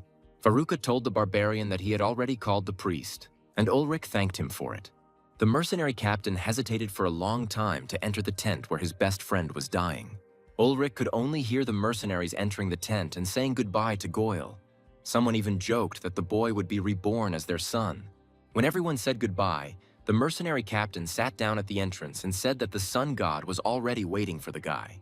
They were left alone while the rest of Ulrich's brothers stood aside, awaiting the inevitable. For a long time, Goyle could not gather his courage and accept that he was dying. The boy said he wanted a life where he didn't have to envy others and didn't want to remain a fisherman. Goyle did not understand why in this life, no matter how hard they tried, everyone had the same end. The guy gave in and called Ulrich, saying that he was ready. The barbarian stood up from his seat, and Goyle said that his body was shaking and breathing had become more difficult, so he had very little time left. Soon Ulrich brought a priest, whom Varuk had prepared in advance. The cleric said that the sun god would wait for Goyle to embrace him as a warrior who had spent his entire life in battle. Goyle said that he was too pathetic to be called a warrior, because he just wanted a good life. The cleric squeezed the medallion with the sun and said that if the boy still had sins that he would like to confess, he would listen to him. The priest promised to take Goyle's sins upon himself so that he could quickly go to the center of the sun. Ulrich listened to their conversation with half an ear and wondered if it all really made sense. The sun had long since set below the horizon, as if it did not want to accept Goyle. After a while, Ulrich went into the tent and joked that his friend even looked better after confession. The barbarian said that everyone would be shocked if Goyle suddenly recovered, and his friend asked how Ulrich could say such a thing to a man on his deathbed. The barbarian showed an axe and said that if his friend was in really bad shape, he could help him. Goyle turned to the cleric and asked how long it would take him to wander to the center of the sun, and the man replied that no one knew. The guy assumed that he would have to wander the world for a long time, since in life he killed people for money. Ulrich looked at the starry sky that was visible from the entrance to the tent. Goyle suffered until the morning, when the sun began to slowly rise over the horizon. Ulrich stayed next to his friend all night, not daring to leave him alone. The barbarian's head bobbed periodically as he dozed off. At some point, Goyle lightly squeezed Ulrich's hand, trying to wake him up. The guy was breathing very heavily, and his eyes were gradually rolling back. Goyle squeezed Ulrich's hand and said that he hoped that in his next life he would become a happy nobleman. The barbarian woke up and listened attentively to his friend, not letting go of his hand. He saw the last bits of life leave Goyle's body. Soon the boy's hand weakened, and Ulrich let go of it. Not wanting to interfere with the cleric in his work, the barbarian left the tent of his deceased friend. As soon as he stepped out of the tent, Ulrich's body was enveloped in the warmth of the early sun's rays. As he walked away from the tent, the barbarian said that he and Goyle would meet again. After some time, a council was held to which the Duke of Baskling was invited. The man was unhappy that some mercenary was put on equal footing with him, so he asked Veruca what it meant. Ulrich said that he and his mercenaries really couldn't do much to help on the scale of a war like that. However, the barbarian did not take this as an insult, and with undisguised curiosity wanted to gain knowledge from the Duke, which greatly surprised Fergan. Ghostblade got down to business and announced that the Imperial army would occupy the center of the kingdom. Ulrich watched the strategy being created and noted that it was completely different from the tribal wars beyond the Celestial Mountains, where warriors numbered in the hundreds rather than the thousands. Now the Barbarian became familiar with the tactics used by civilized people, with the methods of conducting battles and the attitude towards soldiers. On this campaign, Ulrich learned about the wars that are waged in this world. The guy found this extremely interesting. At some point, the guy noticed a weak spot in the plan and said that they would have fewer soldiers on the perimeter than the enemy. This infuriated Duke Baskling, who ordered the Barbarian to remain silent and not to dare even address General Fergan. The old man responded calmly to Ulrich's question and said that the Imperial army was much stronger than any army in the kingdom, so even half of the people could win. Fergan explained this by the fact that the soldiers of the Imperial army are under one coat of arms, which makes their movements a single whole. Meanwhile, the troops of Porelkana are divided under the banners of their masters, and each has its own battle tactics. Ulrich realized that the enemy's weakness was their inability to act in a coordinated manner. Fergan confirmed this, saying that the efficiency and strategy of the Imperial army was 2 heads above any other. Fergan thought that if Ulrich had lived during the war with the Barbarians, he would have been a terrible opponent, like Mjorn, the Dragon of the North. Now the strategy was determined, and all that remained was to decide where the battle would begin. After some time, the army set out. The decision was made to fight on the Baldric Plains. Ulrich walked along with everyone else and thought that with Goyle, it had been much more fun to wait for the battle to begin.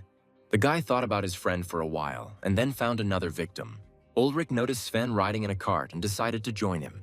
The Southerner said that Ghostblade was a terribly incomprehensible and completely unpredictable person. Ulrich said it was hard to miss and asked if anything strange had happened while he was away. Sven said that Fergan had spoken to Donovan several times, and the Barbarian said that it looked suspicious. When Sven talked about this with Donovan himself, the guy said that the general was very interested in Ulrich. The Southerner also said that Fergan had invited him to a conversation, lured with good alcohol. This was the first time Sven had spoken so highly of Ghostblade, with whom they had only had one heart-to-heart talk. Ulrich asked what he and the old man had talked about, and the Southerner immediately reassured him, saying that Fergan had not asked about the boy. Sven said that the general was more interested in Ulgaro. Previously, Ulrich thought that this was the name of Sven's ancestor. But as it turned out, he was both an ancestor, a progenitor, and a god himself. The man said that long ago, dragons inhabited the icy wastelands of the north, and Ulgaro, the first of the people, arrived in those lands with his clan. Ulrich assumed they were dragons like the one on the jade statue, but Sven said these creatures were completely different. The man said that the dragons did not allow the clan to settle in those lands. In a rage, Ulgaro killed all the dragons and founded a settlement. Ulrich was shocked that someone was able to kill the dragon. Sven said that this is how it was, because his people are descendants of dragon slayers. Ulrich wondered how Ulgaro himself appeared if he was the first of the people. Sven replied that Ulgaro was born from the union of heaven and earth, but Ulrich could hardly believe it. The man said that this was true since he was not only the first man, but also a god. Sven said that during the battle with the dragons, Ulgaro was seriously wounded. To heal his wounds, he created the Blade Peak, and to this day he sits there. But one day he will return to his former form and descend to the earth along with all the warriors from the Blade Peak. Ulrich was so interested that he jumped into Sven's carriage and asked if Ulgaro and his warriors would be reborn from the Blade Peak. The man said that warriors would regrow lost limbs, old men would return to youth, and everyone would receive weapons made of cold steel, a mixture of ice that Ulgaro personally created. Sven coughed and said that this is why death is not the end for them, but only a rest. Ulrich thought about the fact that the sun god also promises rebirth, but due to memory loss, it is little different from death. But Ulgaro is completely different. Sven leaned towards the guy and reminded him that he had already said that Ulgaro was the god of true warriors. Ulrich asked why the man hadn't told him about this before, to which he was told that the boy had long believed in the sun god. Sven said that even if he didn't like the sun god, that God still recognized Ulgaro, so he should also recognize his power. The man also said that Ulrich's worries were pointless, since he was not a southerner anyway. The barbarian asked if this was so important to Ulgaro, and Sven replied that he had never in his life met a person of any other origin who believed in the god of war. Ulrich looked at his medallion and said that the man intrigued him so much that he almost wanted to renounce the sun god. However, Sven did not like these words. The man said that he didn't care which god Ulrich chose, but advised the boy not to betray the god's blessing under any circumstances. The guy felt that he had said something inappropriate, so he became quiet. Sven said that the revenge of the gods is terrible, and in that case, Ulrich will face nothing but trials. A few days later, the troops met in the valley, and Veruca went out to meet his uncle for negotiations, which worried Ulrich. Fergan said that Garimati would not dare kill the prince at this moment, as the nobles would simply turn their backs on him. Ghostblade said that this is the so-called honor of aristocrats. Meanwhile, Veruca told his uncle that it was not too late to turn back, and if he did, the prince would only take the lands conquered by Garimati. The man chuckled and said that he was going to tell the boy the same thing, because Veruca was still young to become a king, so he could kindly sit on the throne for 5 years until he grew up. However, in reality, Garimati's plans were to kill his nephew in order to end the feud for the throne once and for all. Veruca immediately understood everything and told his uncle to stop trying to hide his dirty intentions in this way. Garimati said that he would become a strong king, so powerful that the prince would never be able to match him. The man asked Veruca if he had what it took to be a worthy king for his subjects, and not a rag doll in their hands. The prince thought that all this might not have happened if he had been a little wiser in the past. However, Veruca understood that there was no way back for him, because many people had died for his ascension to the throne. From the look on Prince Garimati's face, he realized that there would still be a war. Veruca said that the sun god would decide their fate. Garimati said nothing in response to his nephew. At this point, the negotiations were over and the battle was about to take place. Towards evening, all the warriors were preparing for battle. Fergan rode up to Ulrich on horseback and offered his condolences on Goyle's death. The barbarian said that it was not worth it, because death in battle is only a part of a warrior's life, and the old man agreed with him. Fergan sighed, realizing that he had previously seen the battlefield well, but now his eyes were failing him. The general asked if Ulrich would like to fight alongside him in this war. Fergan said that they would stand shoulder to shoulder in battle and take Garimati's head together. Ulrich said that it was a very interesting proposal, but he still intended to kill the Duke. Fergan rushed forward and told them not to lag behind him, and the barbarian wished the old man not to fall off his horse. Ghostblade ran forward 100 meters and stopped. The man turned and looked at Ulrich, who was still standing there. The old man raised his visor and called to the barbarian. The ghost general's words were interrupted by a cry that the battle had begun. However, Ulrich still heard the man, which made him freeze. He couldn't believe what he heard. Fergan lowered his visor and looked at Ulrich, past whom warriors ran. Ghostblade said he knew the barbarian came neither from the south nor from the north. The man asked the boy where he really came from. However, this was more of a leading question. It was clear from Fergan's face at that moment that the man had guessed everything. Ulrich began to worry, because there must be a meaning to the man saying that right now. This is how the battle for the throne of Porelkana began. The troops clashed in a fierce battle. Ulrich was distracted from the battle, constantly watching Fergan, who was fighting nearby. The barbarian noticed that their enemies were simple farmers, dressed in whatever they had, and instead of weapons, they had pitchforks. Ulrich thought that he was glad to be on the side of the people in iron armor, because he wouldn't wish such an enemy on anyone. The barbarian heard how the Empire's warriors mercilessly killed everyone in their path. They caught up with the cowardly farmers and killed them with a blow to the back. These warriors fought not for Veruca, but for the Emperor, paying him honor on the battlefield. Ulrich felt disgust towards them, because if it weren't for the cavalry on their side, all these imperialists would have already been killed. There were smiles on the faces of the Empire's warriors, which resonated with the situation they all found themselves in. Killing people brought them joy, and they knew no fear. They stubbornly caught up with all the fugitives, leaving none of them a chance to escape.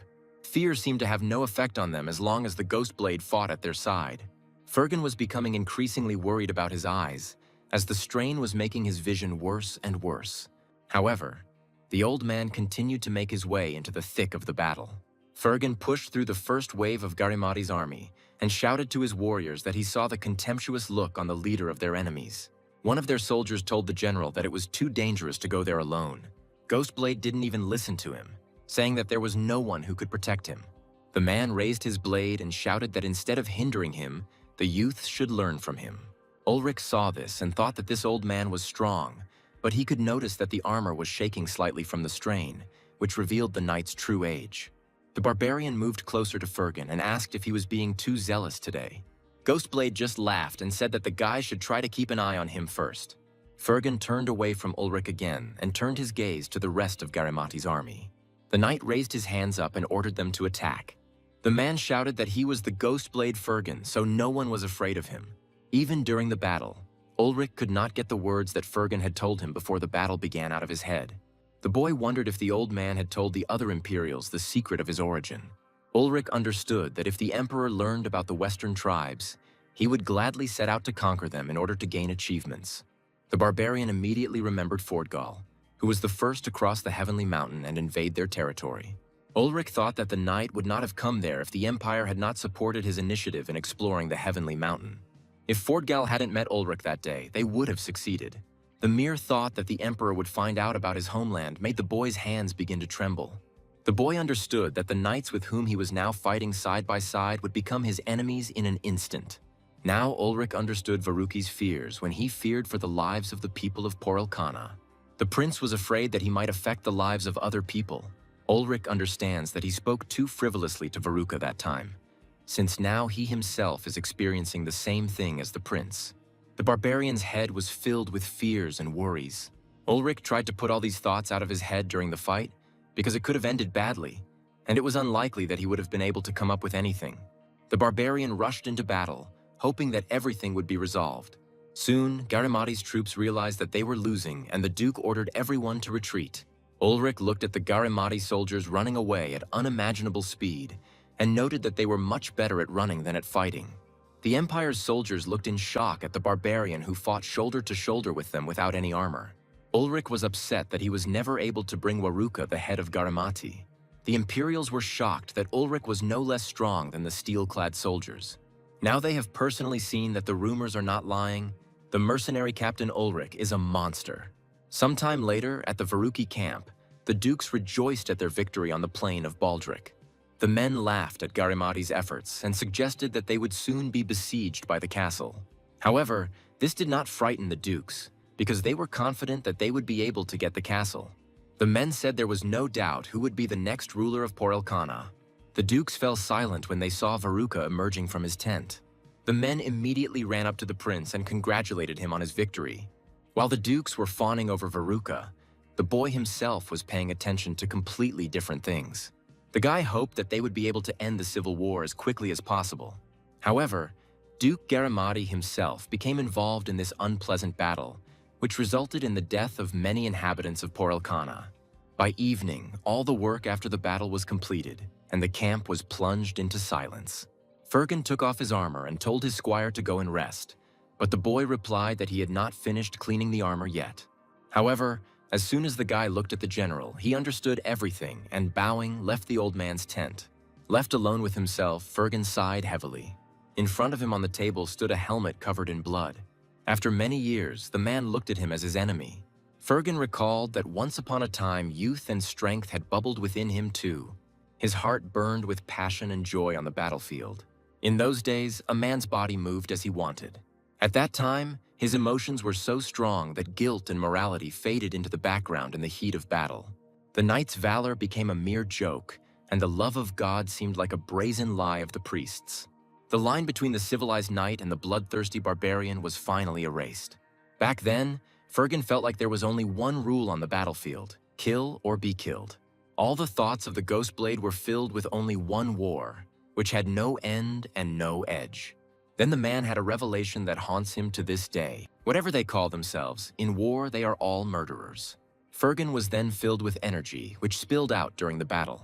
However, today the man realized that he could no longer keep up with the pace of the young warriors, so he needed a break during the battle. He remained behind, watching as Ulrich led the warriors into battle. At that moment, Fergan asked God why he gave the warrior old age.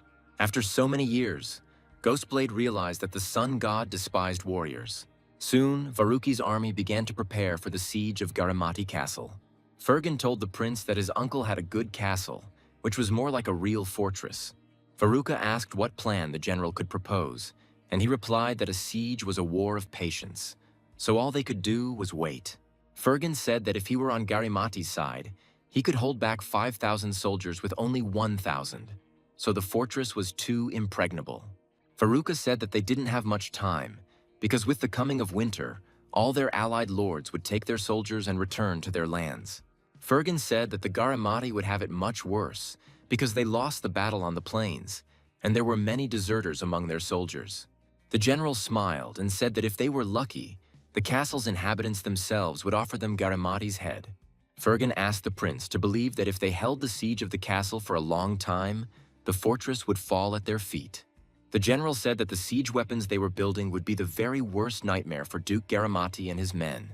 The man thought for a moment and said that these weapons, on the contrary, would not let them fall asleep.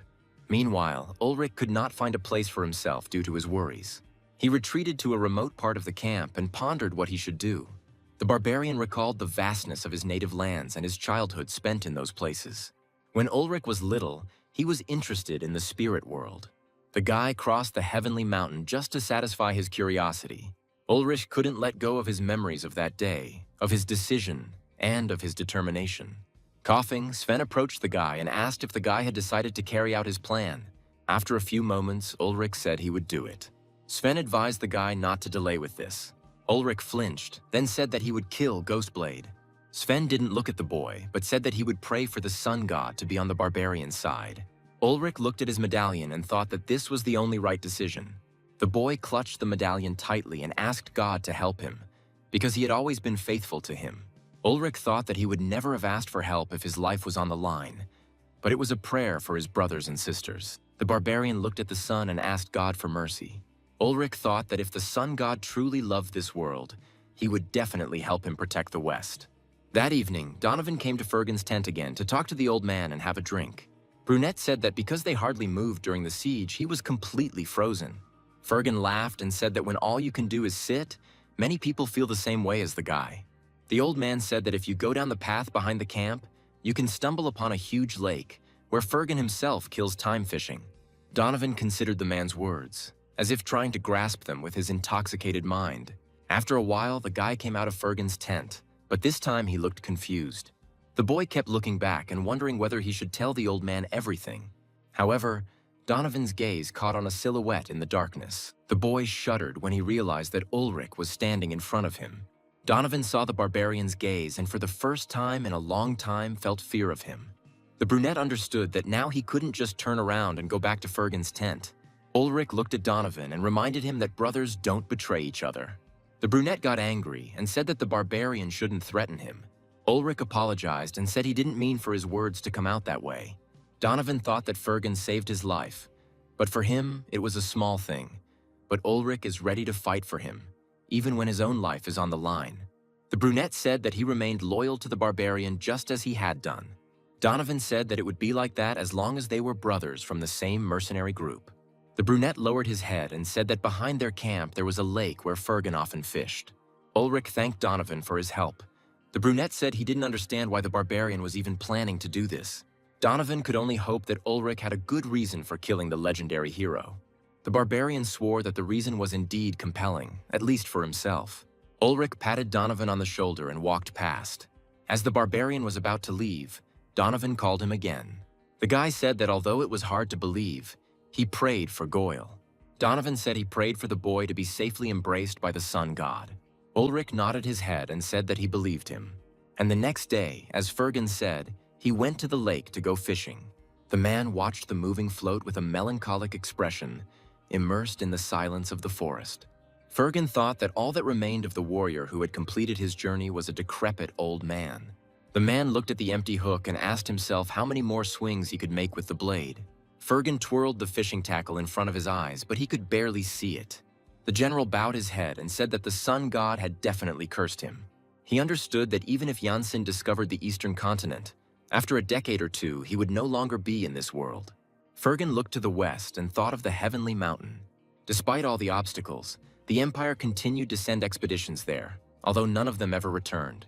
However, Fergan understood that Janssen would be able to overcome this obstacle because he was very stubborn. The man looked at his shaking hands and thought that his body could no longer survive this. Fergan said he can no longer keep up with his sons and grandchildren. After some time, the man's peace was disturbed. Ulrich sat down near Fergan and asked how the fishing was going today and whether the old man had caught anything. The man replied that he didn't come there to fish, but to kill time. Ulrich rubbed his axe and said that Fergan spoke like a real old man. The barbarian rubbed his head and decided to make sure that the old man really knew where he came from. And at this question, Fergan turned to Ulrich and smiled.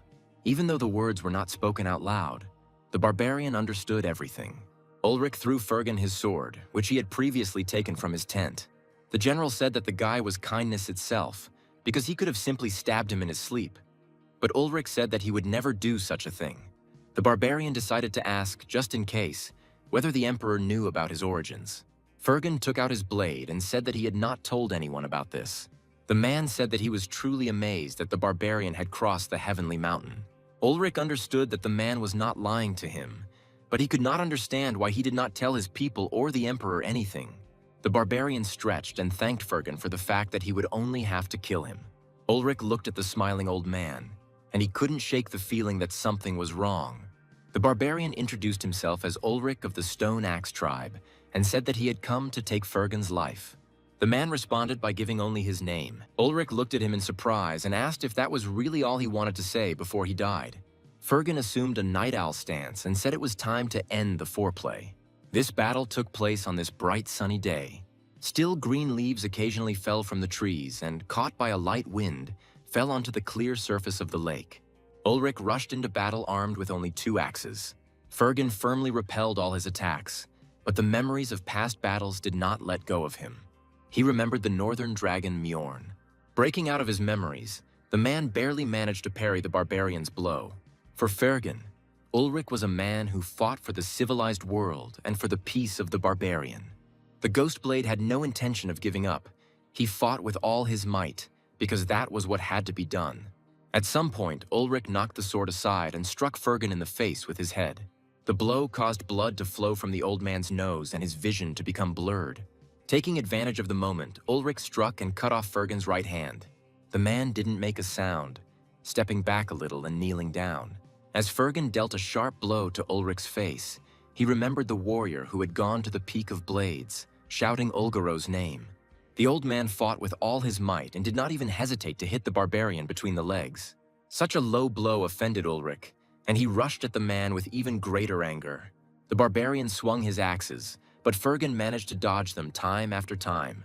Ghostblade turned in his thoughts to Mjorn, who had gone to the peak of blades to await resurrection. Fergan saw the outline of an axe flying towards him.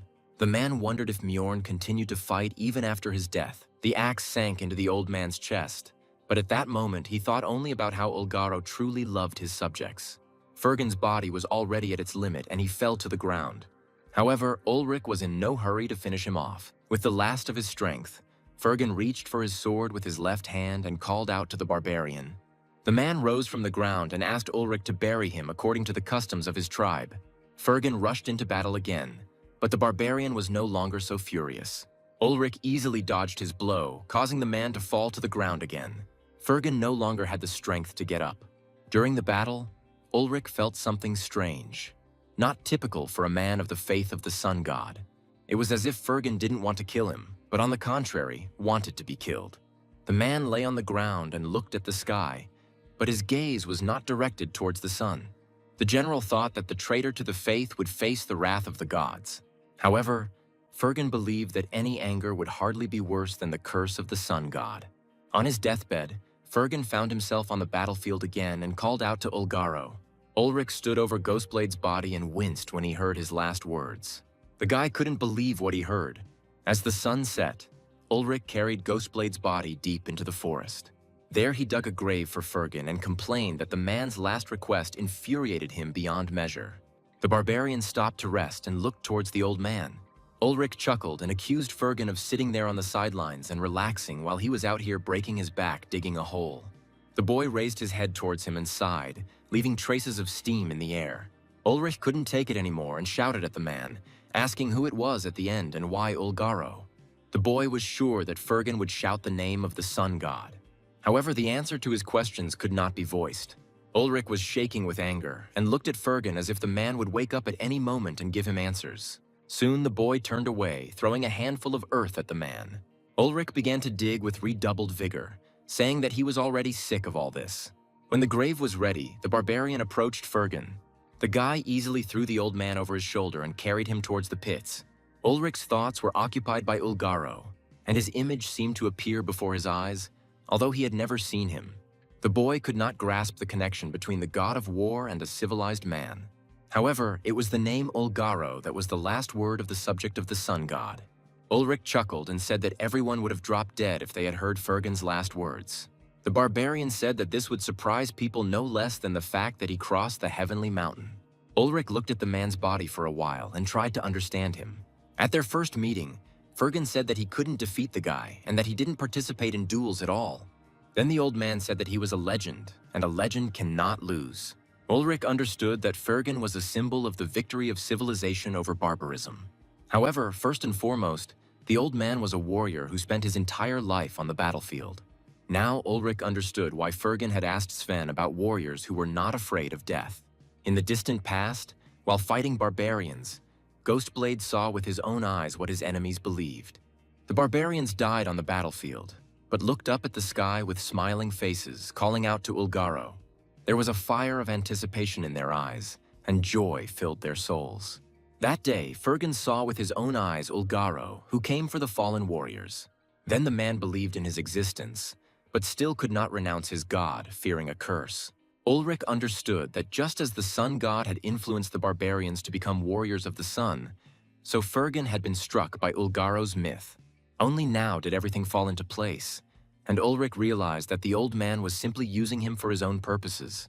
Fergan was afraid of dying in bed and not getting to Ulgaro's side, so he provoked the barbarian. The boy recalled how the Ghostblade behaved on the battlefield. Ulrich said that only a blind man would not notice that the old man longed for death. However, no knight was found on the battlefield who had enough courage and skill to kill the legend. That's why Fergan chose Ulrich, because he had both the strength and the reasons to kill him without regret. The barbarian was angry that the old man had lured him into a trap. Ulrich placed his sword on Fergan's chest and asked if he was satisfied with his death. The barbarian said that he personally was not happy, because now he would never know how the man was able to defend himself from 100 warriors on the bridge. Soon the sun began to appear over the horizon and the darkness began to recede. Ulrich sat at Fergan's grave until dawn, thinking about his own things. Varvara was interested in whether the man was satisfied with his life. Ulrich remembered Goyle, who fought in despair because he did not want to die. However, this did not appease the sun god, and he took the boy away.